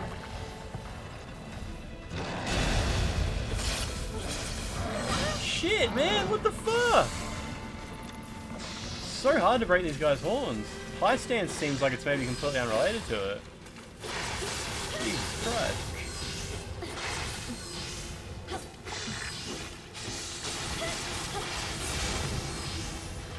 Whew. Oh, he's back. There, yeah, high stance is pointless for hitting these guys' horns. You would think you would have to be in high stance to like hit the high up body parts, but no. Too horny, yeah. Yeah, whatever. Whatever. That's dumb. I was standing in his piss.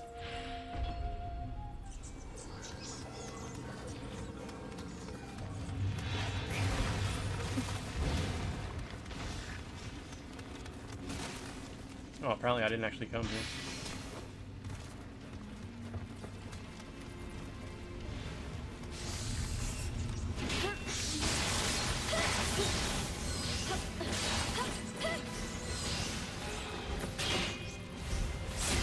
That was stupid, but alright.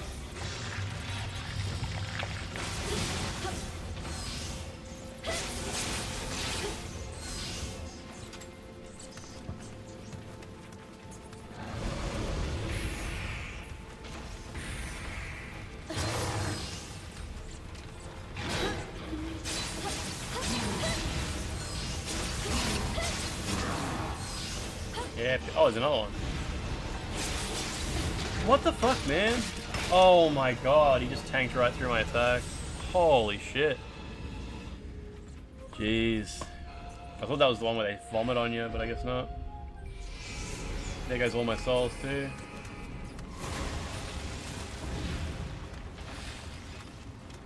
Pointless. The only reason to play through these maps is for the souls.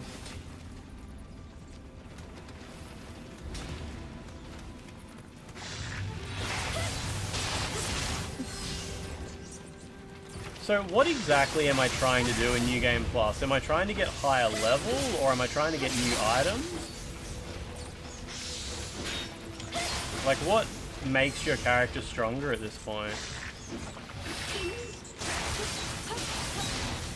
Level and gear, yeah, okay. Divine gear. So just kill stuff over and over while we wait for cool things to drop?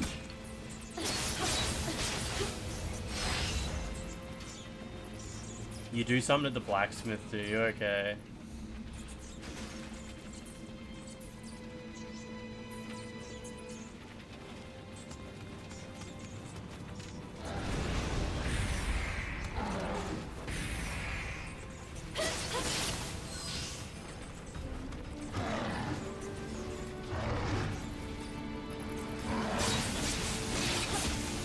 No horn break.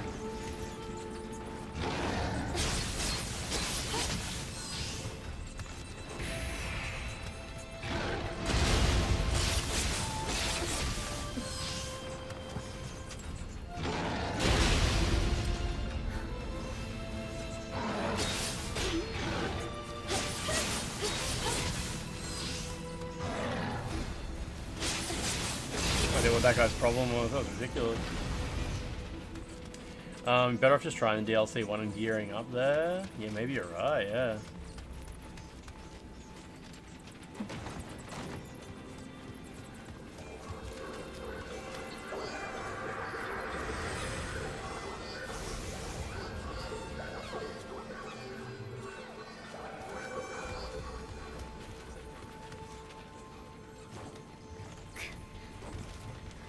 I wonder how many Kodamas I don't have in this level.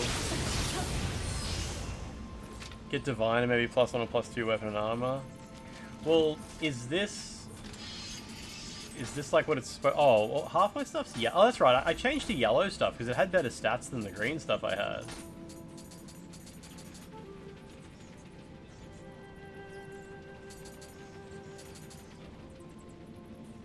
Why is special effects in red?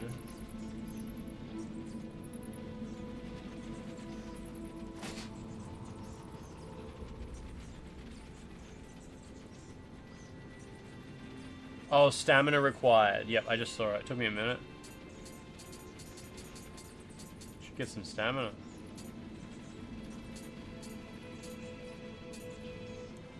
Yeah, like sometimes the green ones are just worse. But I assume you're meant to do something at the blacksmith with these green ones. Like that's better in every way.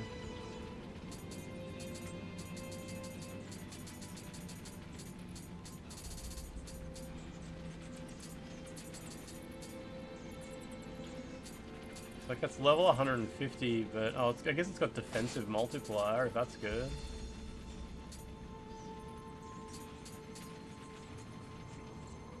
You sacrifice your divine gear for shards. Is that a shard you found?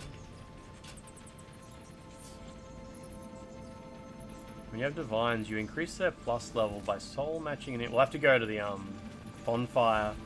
I mean the blacksmith and figure out how that all works.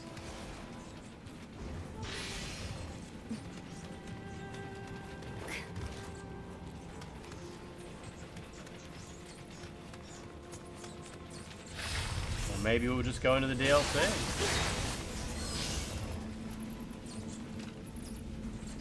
Just look at him go.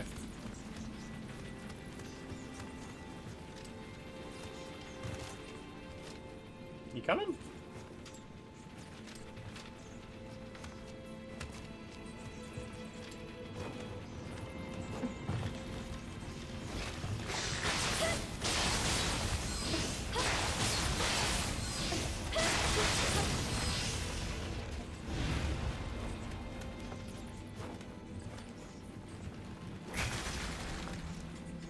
You can stack like +1 with +1 to get +2, +2, +2, +3.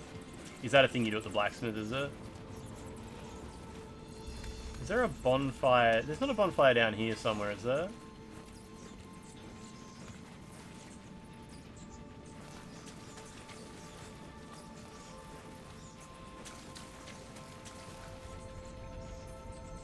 You get the best gear sets with the best passives at level 150, +20, and reroll effects until you have the best loadout.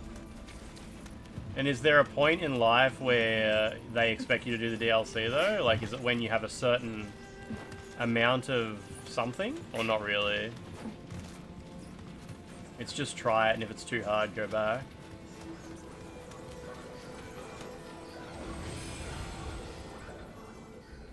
Well, I want to go look at the blacksmith in that case.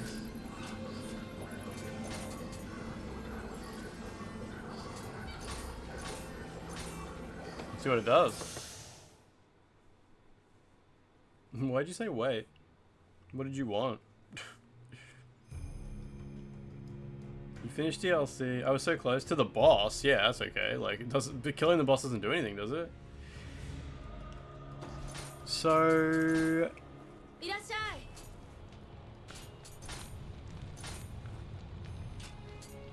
Do you start by disassembling things? Is that what you do first? I should start by equipping stuff that I actually want to use, I guess.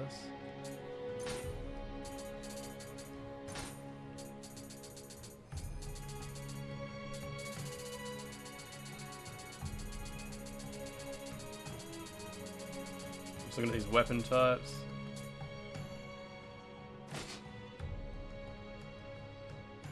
It unlocks more maps? Oh yeah, but I already have so many maps unlocked. I definitely don't need more. You sort by rarity. When it says R3 rarity, does it mean it's already sorting by rarity, or I need to click R3 to do that? I think this is doing it. It looks like the numbers are going up. Which character am I transformed into? Her name starts with O, but I can't remember what her name is. It says ability? Oh, okay, yeah. It's annoying how it says order by type. I thought, but it's hard to understand what it meant by that. Yep. Okay, well I have my cool sword, swords equipped. And I already went through my armor, so that's all good. So you go in here and you go blacksmith. And what do? You just disassemble everything that you don't currently have equipped? To get divine fragments?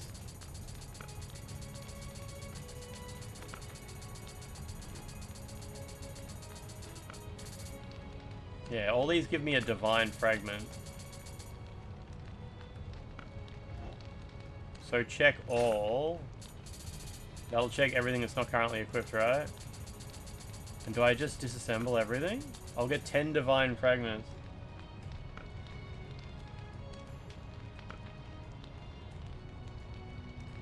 Oh, you hang on to stuff that says +1? Oh, this one says +2. So, uncheck that one.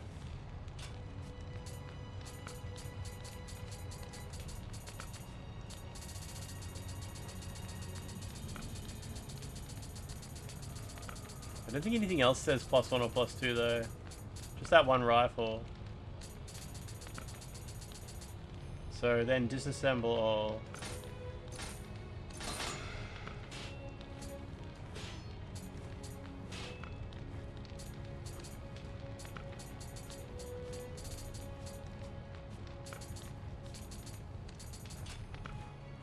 Just want to have a quick look at my equipment again.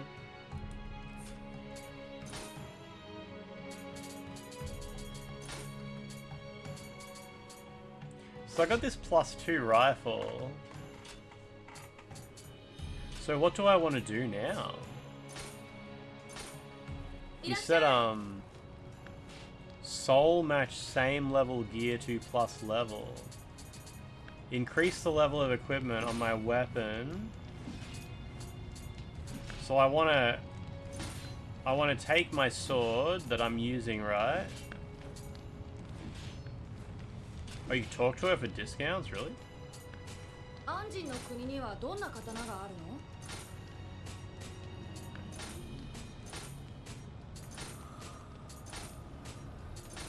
Is that done now?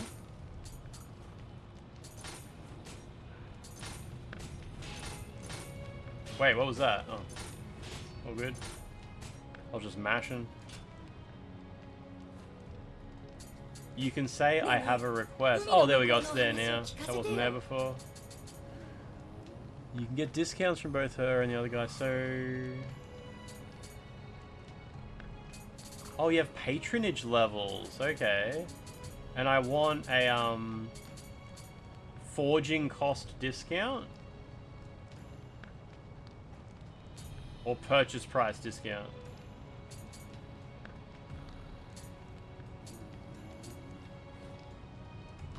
Soul, there's one for soul matching? Who does that? Is it this one?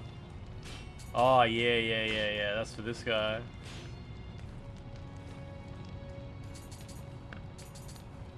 Soul matching cost discount.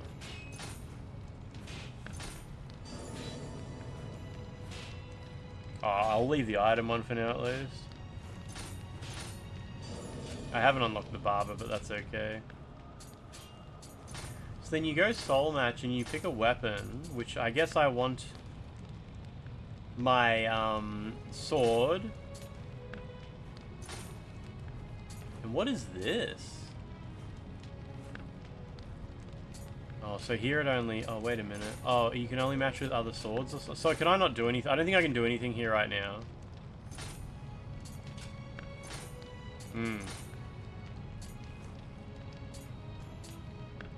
If you have two swords, you can do something different with them.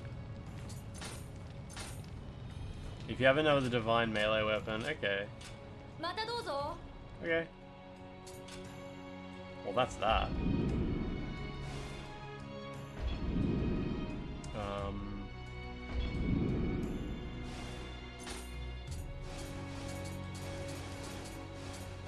Man, yeah, there's still some like ultra tough missions here as well that I can't do yet. There's no shortcut to the DLC, is there? You select your base, then add your weapon to use as a material. You need a +1 to start.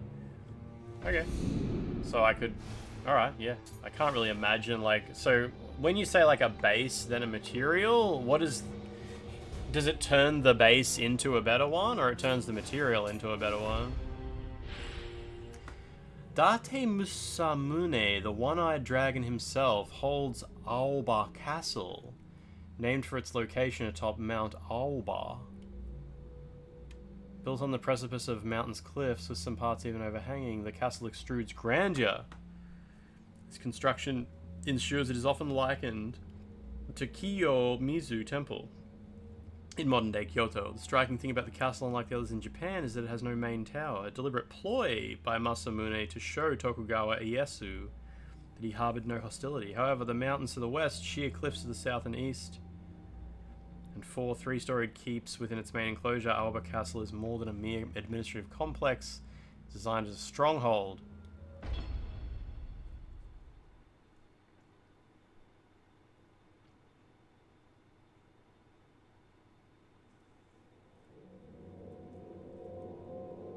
Chipangu.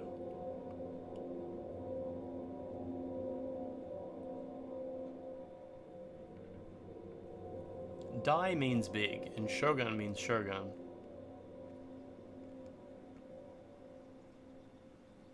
Oh, so it's just like literal same weapon type for soul matching, yep.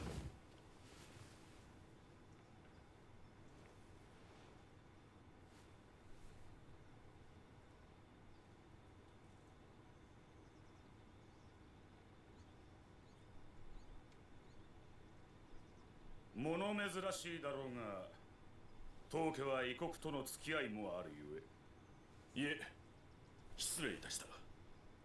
半蔵殿、こたびはどのような要件か。世は家康様のお力で天下太平。よもや今さら省略に見えたわけでもあるまい。誠に今は太平の世でござる。それも伊達方が関ヶ原の戦いの最中に上杉を抑えた働きあってのこと。太平の礎に力添えくださった政宗殿にはお礼の言葉も見つかりませぬ。政宗殿、拙者欧州であやかしの動きあり。 I'm guessing each DLC is just like as long as a region usually is in Nioh. あやかしなど取るに足らぬ噂でござろう。重長殿、太平は守り続けることこそ寛容。どのような火種が天下に災いをもたらすやもしれませぬ。よかろう。あやかしのことを耳にいたせばお主に知らせよう。かたじけない。ではこれにて。半蔵殿は異国の者とあやかしを重複したと聞く。確か The only woman in the room. ほう、それは惜しいことをした。鬼を切るという男、この目で見たかったものよ。Hot eyeball.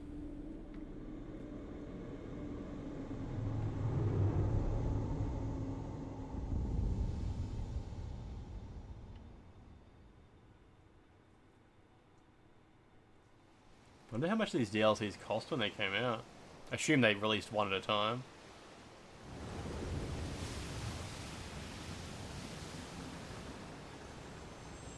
He's got his dog.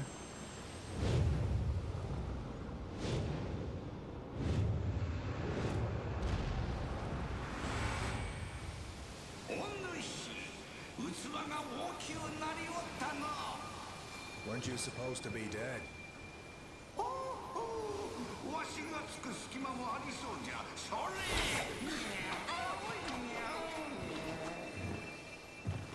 I should put the name of the game in the title of the VOD. 17's Barkham? Yeah, it's probably a good idea. I've been meaning to edit them down and just upload like full videos of each game, but it just takes so much work.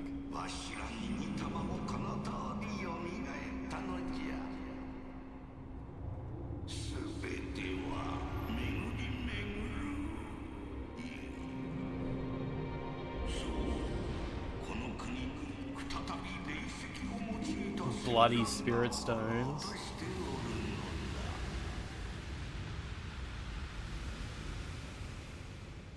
Is there many new enemy types in the DLC? Stuff that I might know from Nioh 2?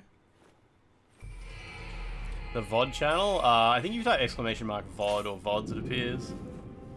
Mr. Sparkeroo!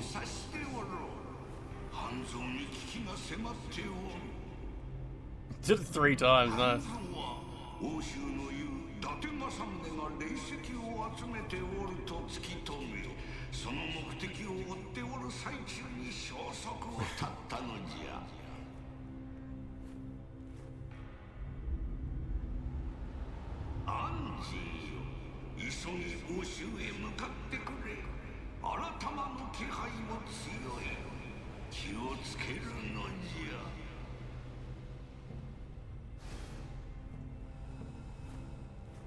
Bar.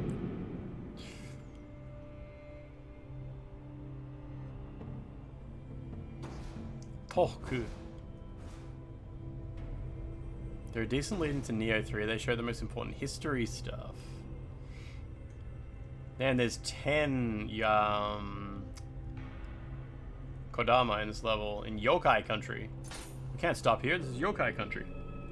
Since he departed for Tono in Date territory, all traces of Hanzo have seemingly dried up. We must go after him before the trail vanishes completely. But before we proceed, we should understand that Tono is known to be home to various yokai. It's my first visit here, but already the air is thick with a foreboding sense of familiarity.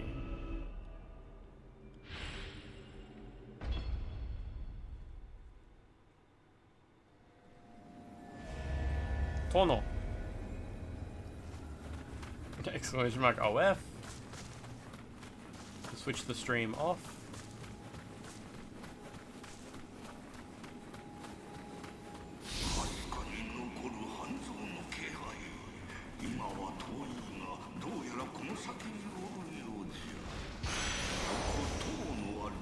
A new Odachi.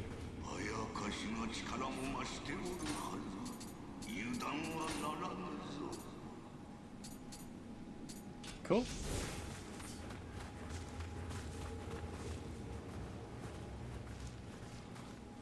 Little green on the ground.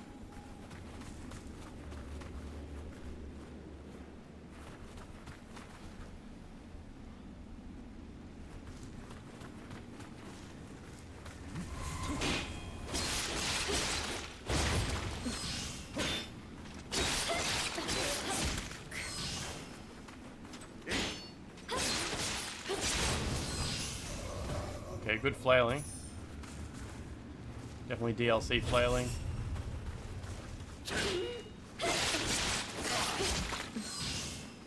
Seems like they might have less health than the New Game Plus enemies.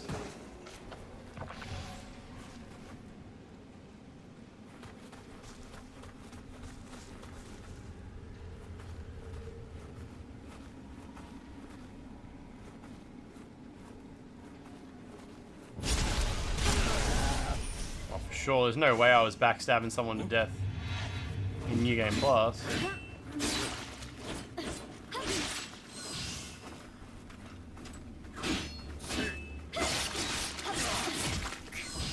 Bosses are just a step up. Alright, that's cool.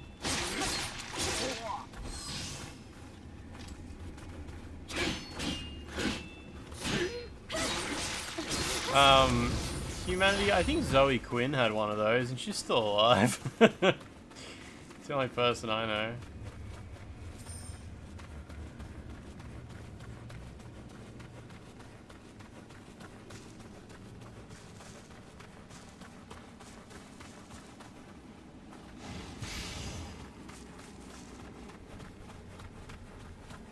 Alright, first Kodama. First Kodama of the season.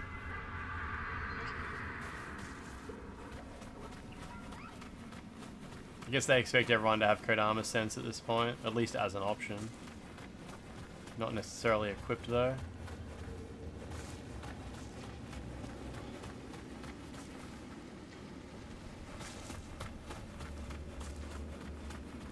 Yeah, they can pick him up using the exact fingers that have the magnet in them.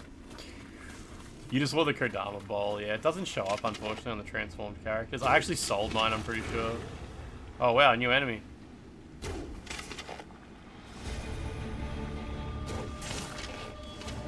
He's down, quick. Oh, not like that.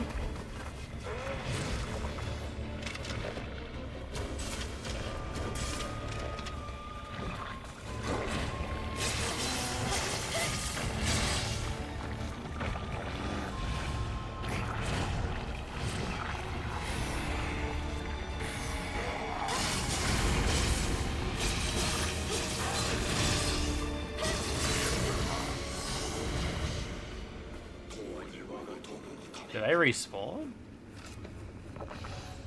A real headbanger?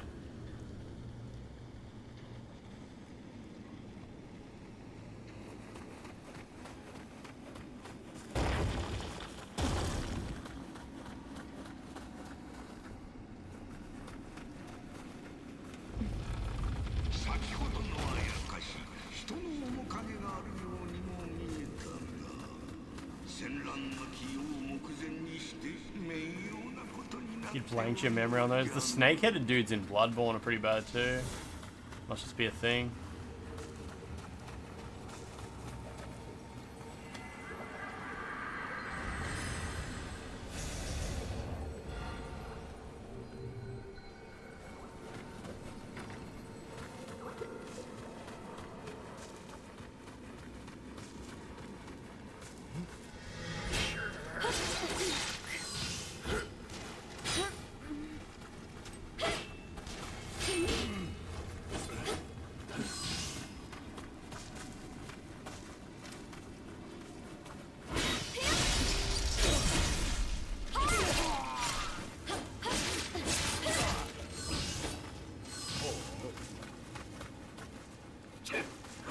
I'm hoping long neck is not a slur.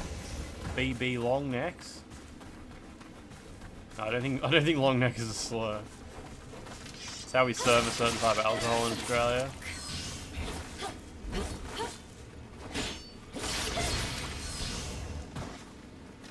Like a run when a weapon's sheathed.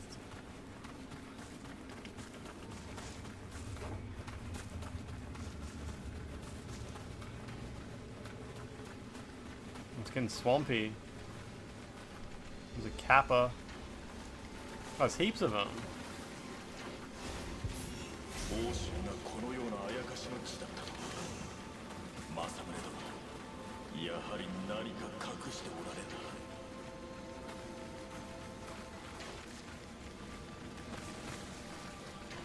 Will they just run away?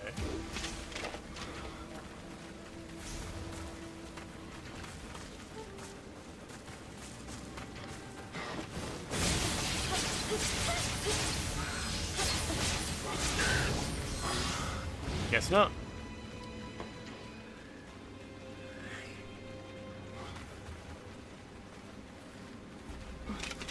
Saw it in a recent Jurassic Park. Did they ever release a Jurassic Park movie with Scarlett Johansson in it? Was that a real thing, or did I just dream that?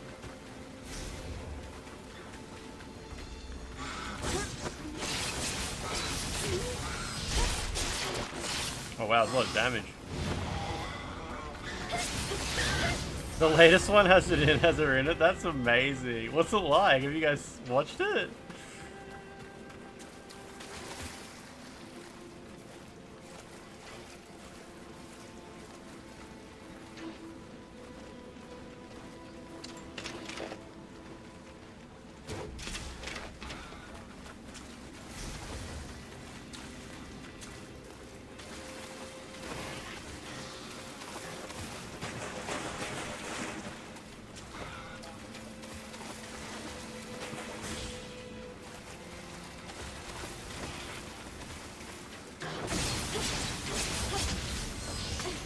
Whoa, whoa, whoa, don't bang into the wall, bloody hell.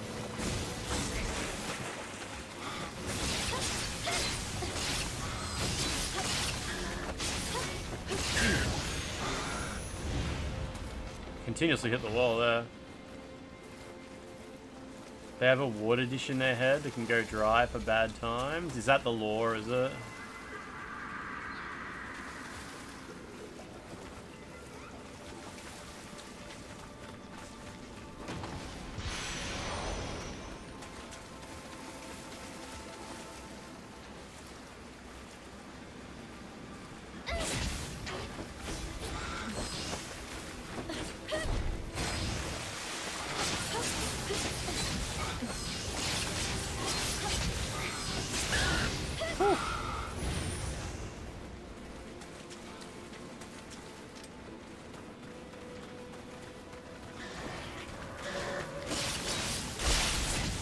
Hey, you hit me.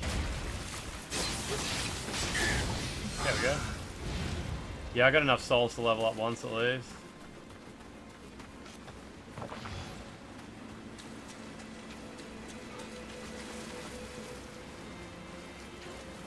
You defeat a kappa by bowing to it. When it bows back, the water falls out of its head.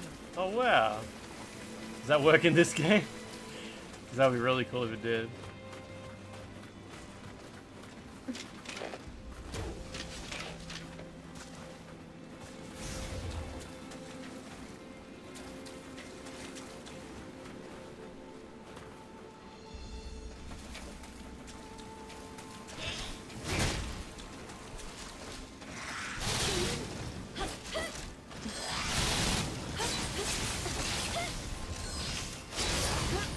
Nice.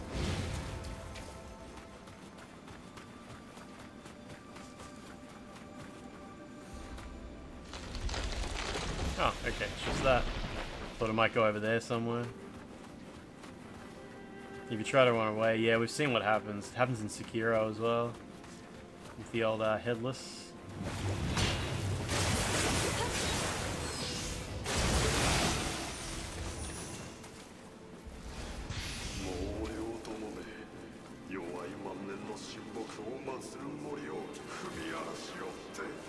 Is this 3 enemies? Oh yeah, kind of. What if I run away? Well, you already said what happens if I run away from a kappa.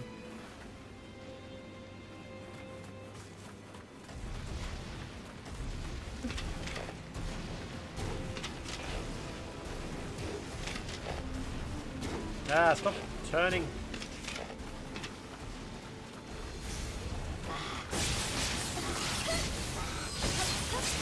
Oh wow, my health is really bad. All good.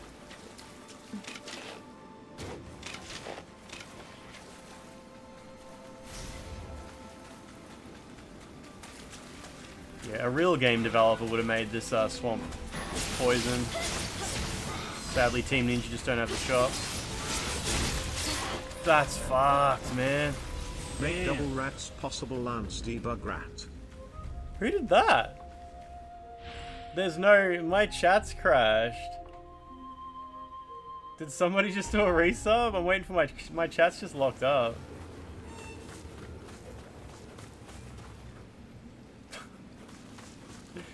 I'm pretty sure someone just resubbed.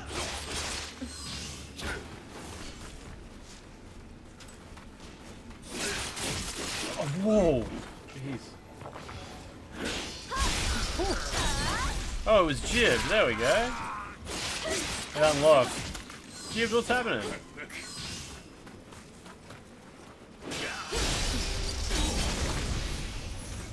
Oh, I've got the quick change ninjutsu. I just never know like when's the best time to use it since it only lasts a few minutes.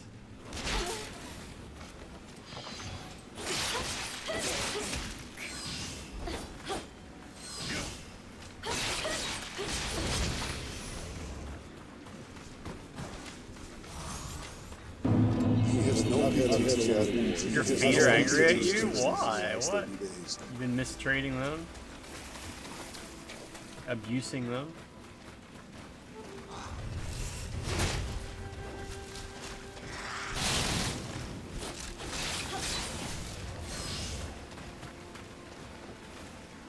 Just old people things, yeah.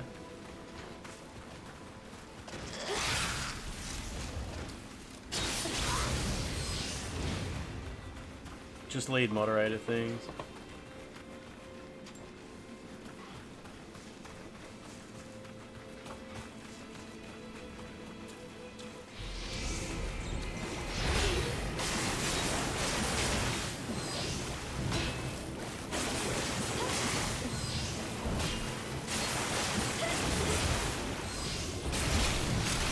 Got a lot of health for a weird blob.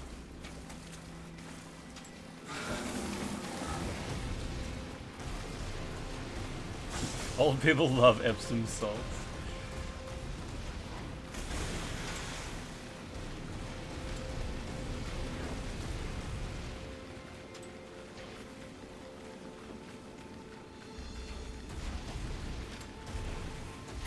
Jibbed, it seems like I'm cutting it pretty close, eh?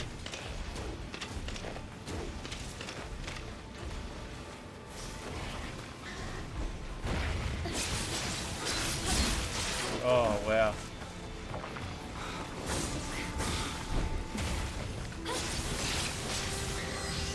Watch out. Get him! Fucking hell. So close.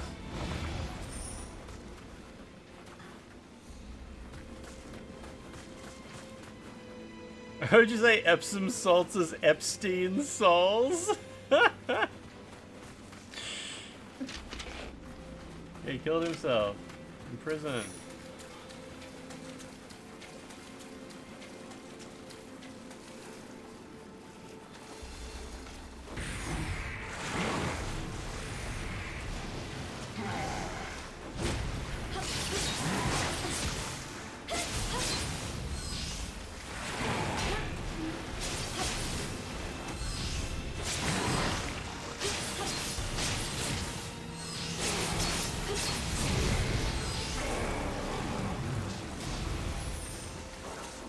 Yokai territory. Oh right, the other one didn't respawn, so I killed it, yeah. He did not kill himself in prison? I don't know, man. I saw the video that clearly showed that there was a mysterious missing 7 seconds and somebody walking off slightly off frame. How do you explain that?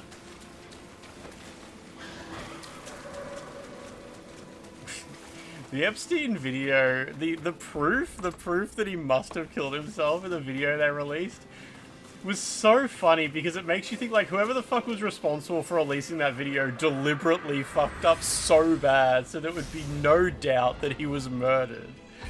Like you could not have accidentally fucked up that bad. It's so ridiculous. Drugstore, how you doing? Like literally didn't even edit the timestamp to make it look like they hadn't cut out part of the video. Just completely obvious that like, yeah, we're having to hide the fact that he was murdered in prison. Sorry guys. We'd love to show you, but this is the best we can do.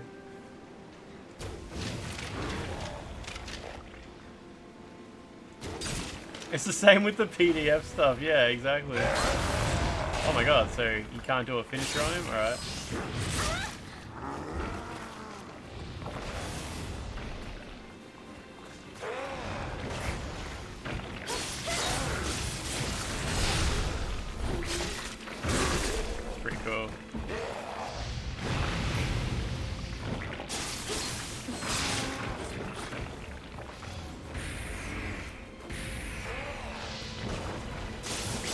Oh, he cured his slowdown. That's weird. Unless it didn't work for some reason.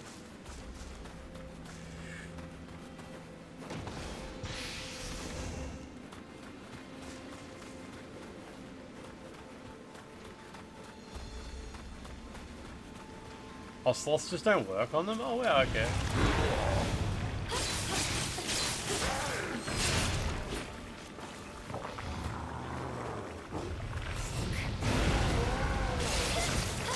I think something else just aggroed behind me. Oh, shit, yeah.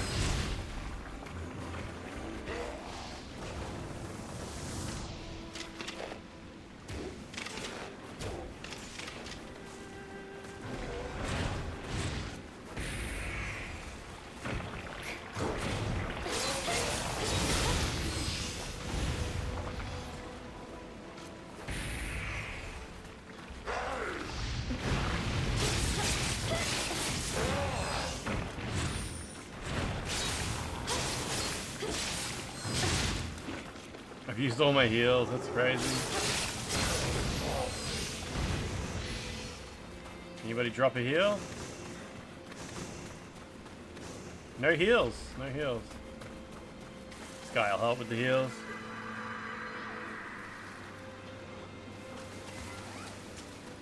Yeah, wasn't one of the things that Elon Musk did when he was in charge of saving the government money was he cancelled all of the Adobe Creative Cloud subscriptions for everyone who worked for the government, so they weren't able to actually use Adobe Acrobat to use the redaction feature. So they just had to change the font color instead. Pretty sure that's true.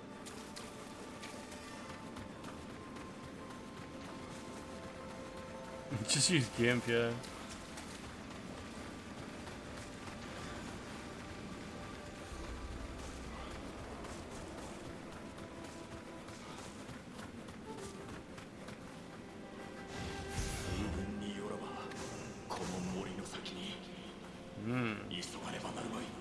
You just told Grok to do it.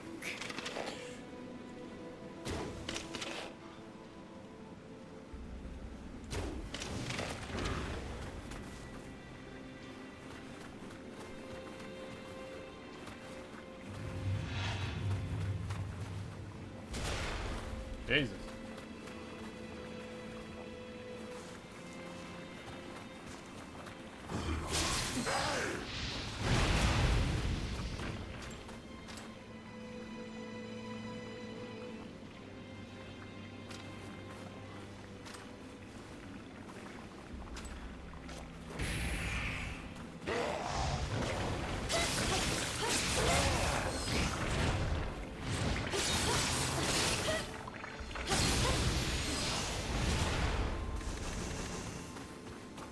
I got one elixir.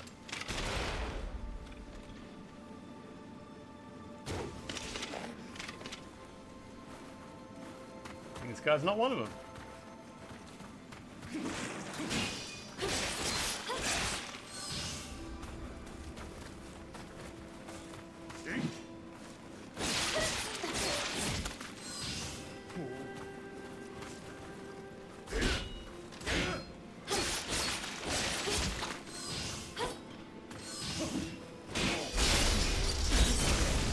Good. Yeah, I got my living weapon emergency if it comes to it, yeah.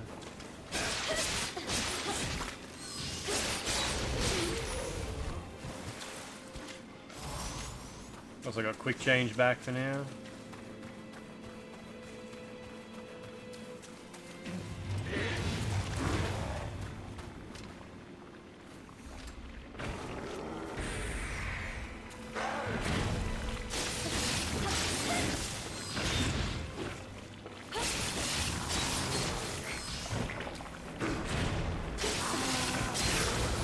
Good.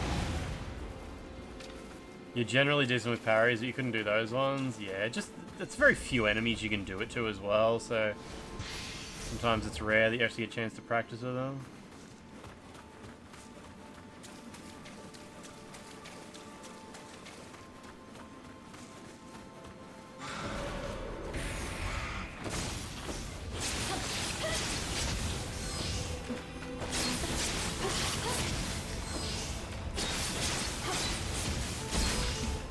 that was rude.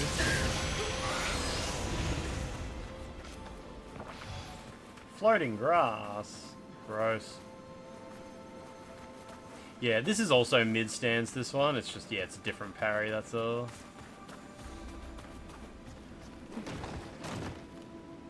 It's pretty cool.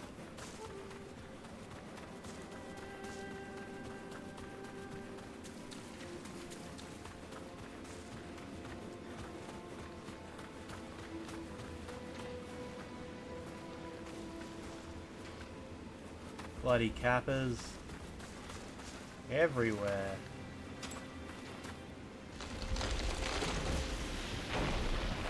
Weird, alright.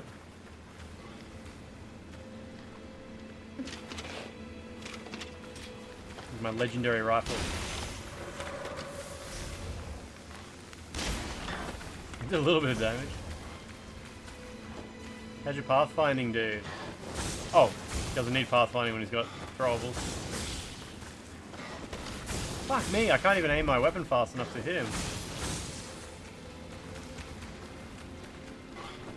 If he jumps, it'll kill me. Jeez.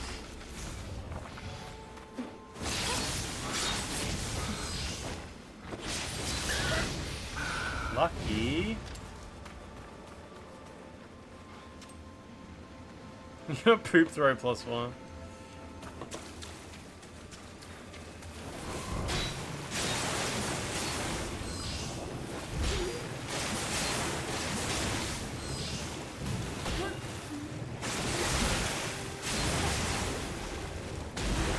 Whoa.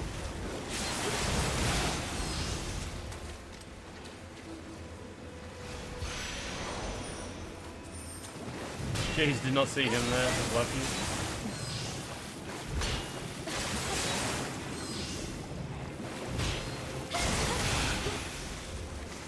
Not dropping many green items though.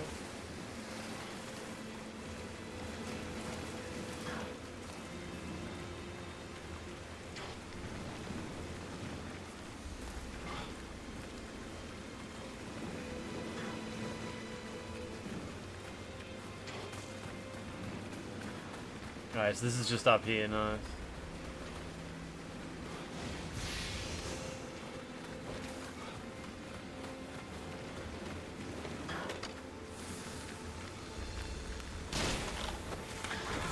Oh, they both aggroed.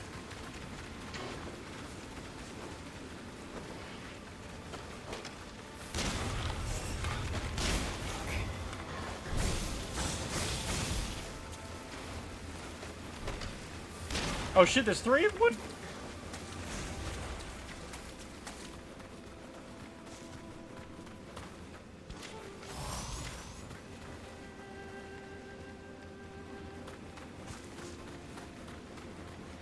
All good. You died so many times in Kappa Hell.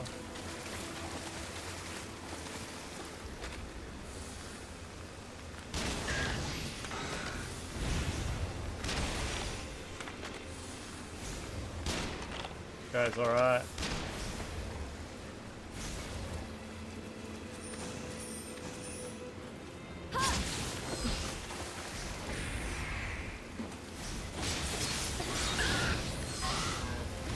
There's another one up there, wow.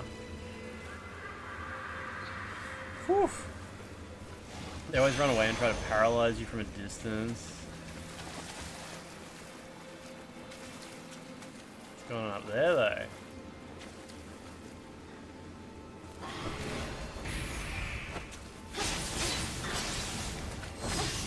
Whoa, whoa, that was terrible.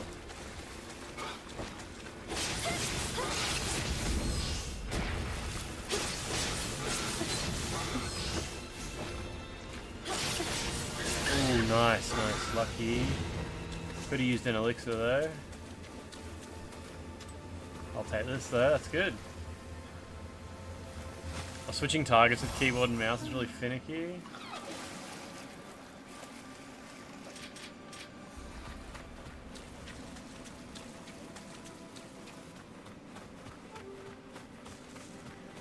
I need to get over there.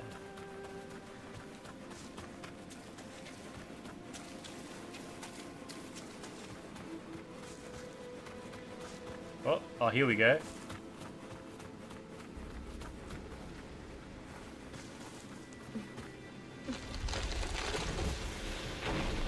There's some actual level design in the DLC, I guess, hey?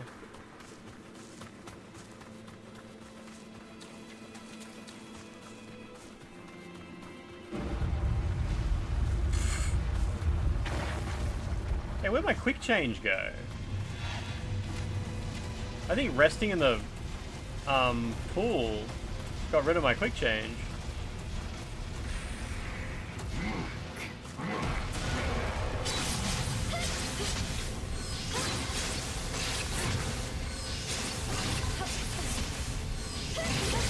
Nice.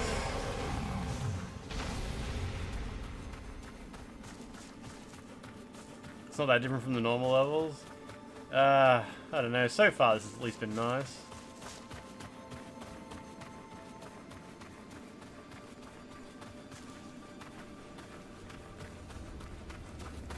Perfect. Nioh 1 level design just isn't its strong point. That's pretty right, hey?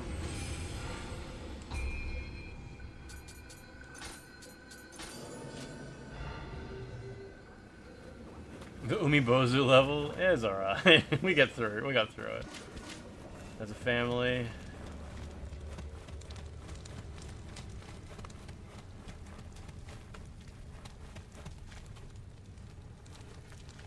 Get your caves, get your swamps.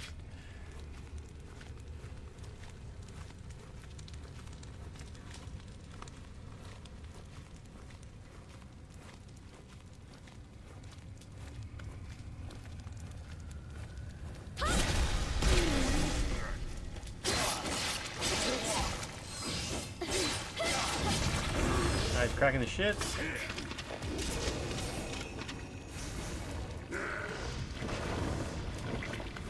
Oh wait, sloth doesn't work on these guys though. Oh, it does for a second, okay. That's cool.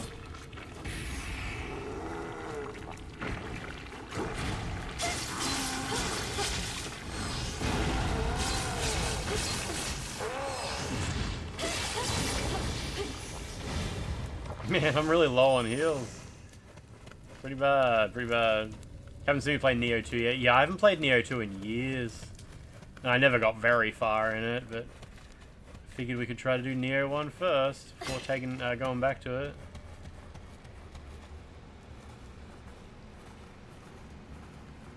I should have checked if I had the Kodama boon. Yeah, I think I might.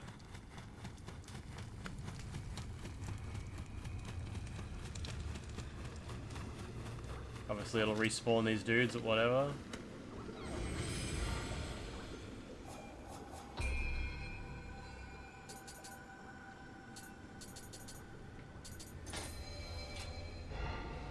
Only 2? Playing both back to back made you notice Nioh 2 is a lot better than Nioh 1. Yeah, exactly, Jib. I think you're right.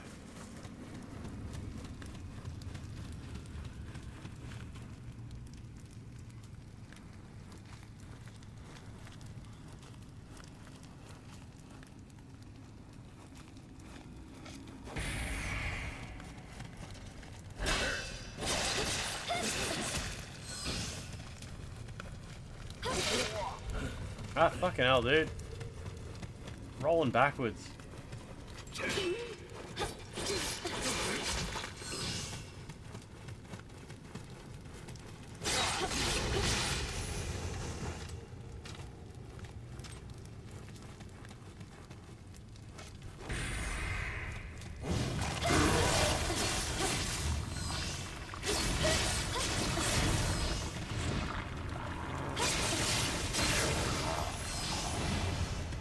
Picking up some heals at least.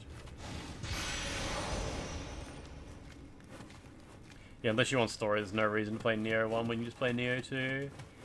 Yeah, the only reason I liked the idea of checking out Nioh 1 is because Nioh 2 had so many mechanics that I was like, surely Nioh 1 is like an onboarding experience for all this shit. But it turns out it's not. Like, Nioh 1 and 2 are just incredibly over-engineered games, and that's just how it is. And sure, like, going into Nioh 2 after Nioh 1 is probably a better experience, but it's not quite to the level that I expected.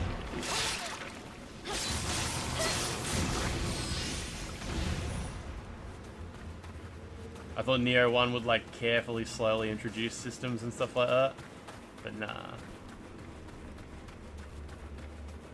It's just Nioh 2 is just like, yeah, that's just Nioh. Just how Nioh is. Oh, look at this guy. Whoa.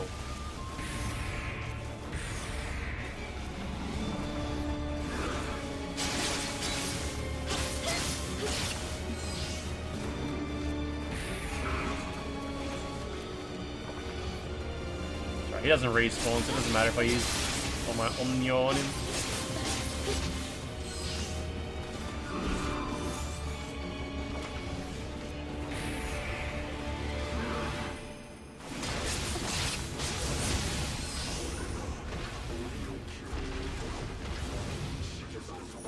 Cool. Whew. Code Vein 2 and Nioh 3 have boob-tastic character creators. Oh, you watched a fighting cowboy video to explain the blacksmith better? That would have been helpful, yeah.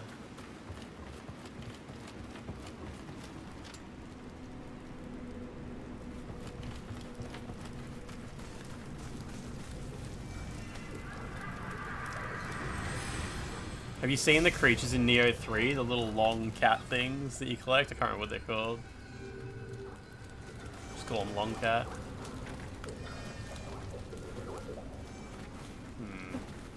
Alright, I'm gonna stop here. I think this is an okay place to stop. I hate stopping mid-level, but I think the Nioh DLC levels might actually be quite large. If I reload, it'll respawn me back at that bonfire I just rested at, right? I assume it. On-screen chat just disappeared. Oh, you've only seen the reveal trailer for Nioh 3? Okay, yeah. There's a new creature to collect. Let me remember to turn this off though. I wonder how long it will take to at least do the DLC in Nioh 1 though. Surely less than a month, right? So even if we just play it like a couple of days a week or something like that. I don't know. I'm sure I'll get a bit of a scale for it before too long. Oh, the boss might also take some time. Yeah, nice. You did it in like 2 weeks pretty casually. Yeah, okay. Rest of the year. Nice. Let me, put my shit on here.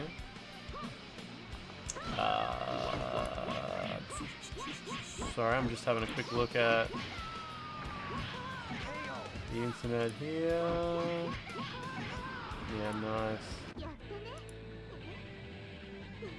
Beautiful. Yeah, let's raid. We'll raid Fox. We'll raid Fox Plays Official. Man with the largest... No, his webcam's actually really small today. And yeah, we can say a raid message about... How quickly did I say he fucking platinumed Dead or Alive? Wasn't it like 24 hours or something insane like that? Nice. DOA 6. Platinum. Nice DOA 6 platinum. Do they make... He got 70 games in 4 days. Holy shit. I was gonna say nice DOA platinum. Do they make them for men? But I don't want to be mean. There we go. That's a fine raid message. Oh, he's BRB at the moment too, so he's gonna be AFK when we raid him. That's fine. I'm... Oh man, gonna go to bed. It's only Monday too. It's alright. It's Monday, it's 2026, it's a new year, everything's just getting back to normal. It's all good. This year, I understand what you mean. It's all good. Alright, anyway, I will talk to you tomorrow. I'm not sure what I'm gonna play tomorrow as well. I think Nioh will do again on Wednesday, but whatever. We'll screw around. It'll be fine. Alright, everybody. Goodbye.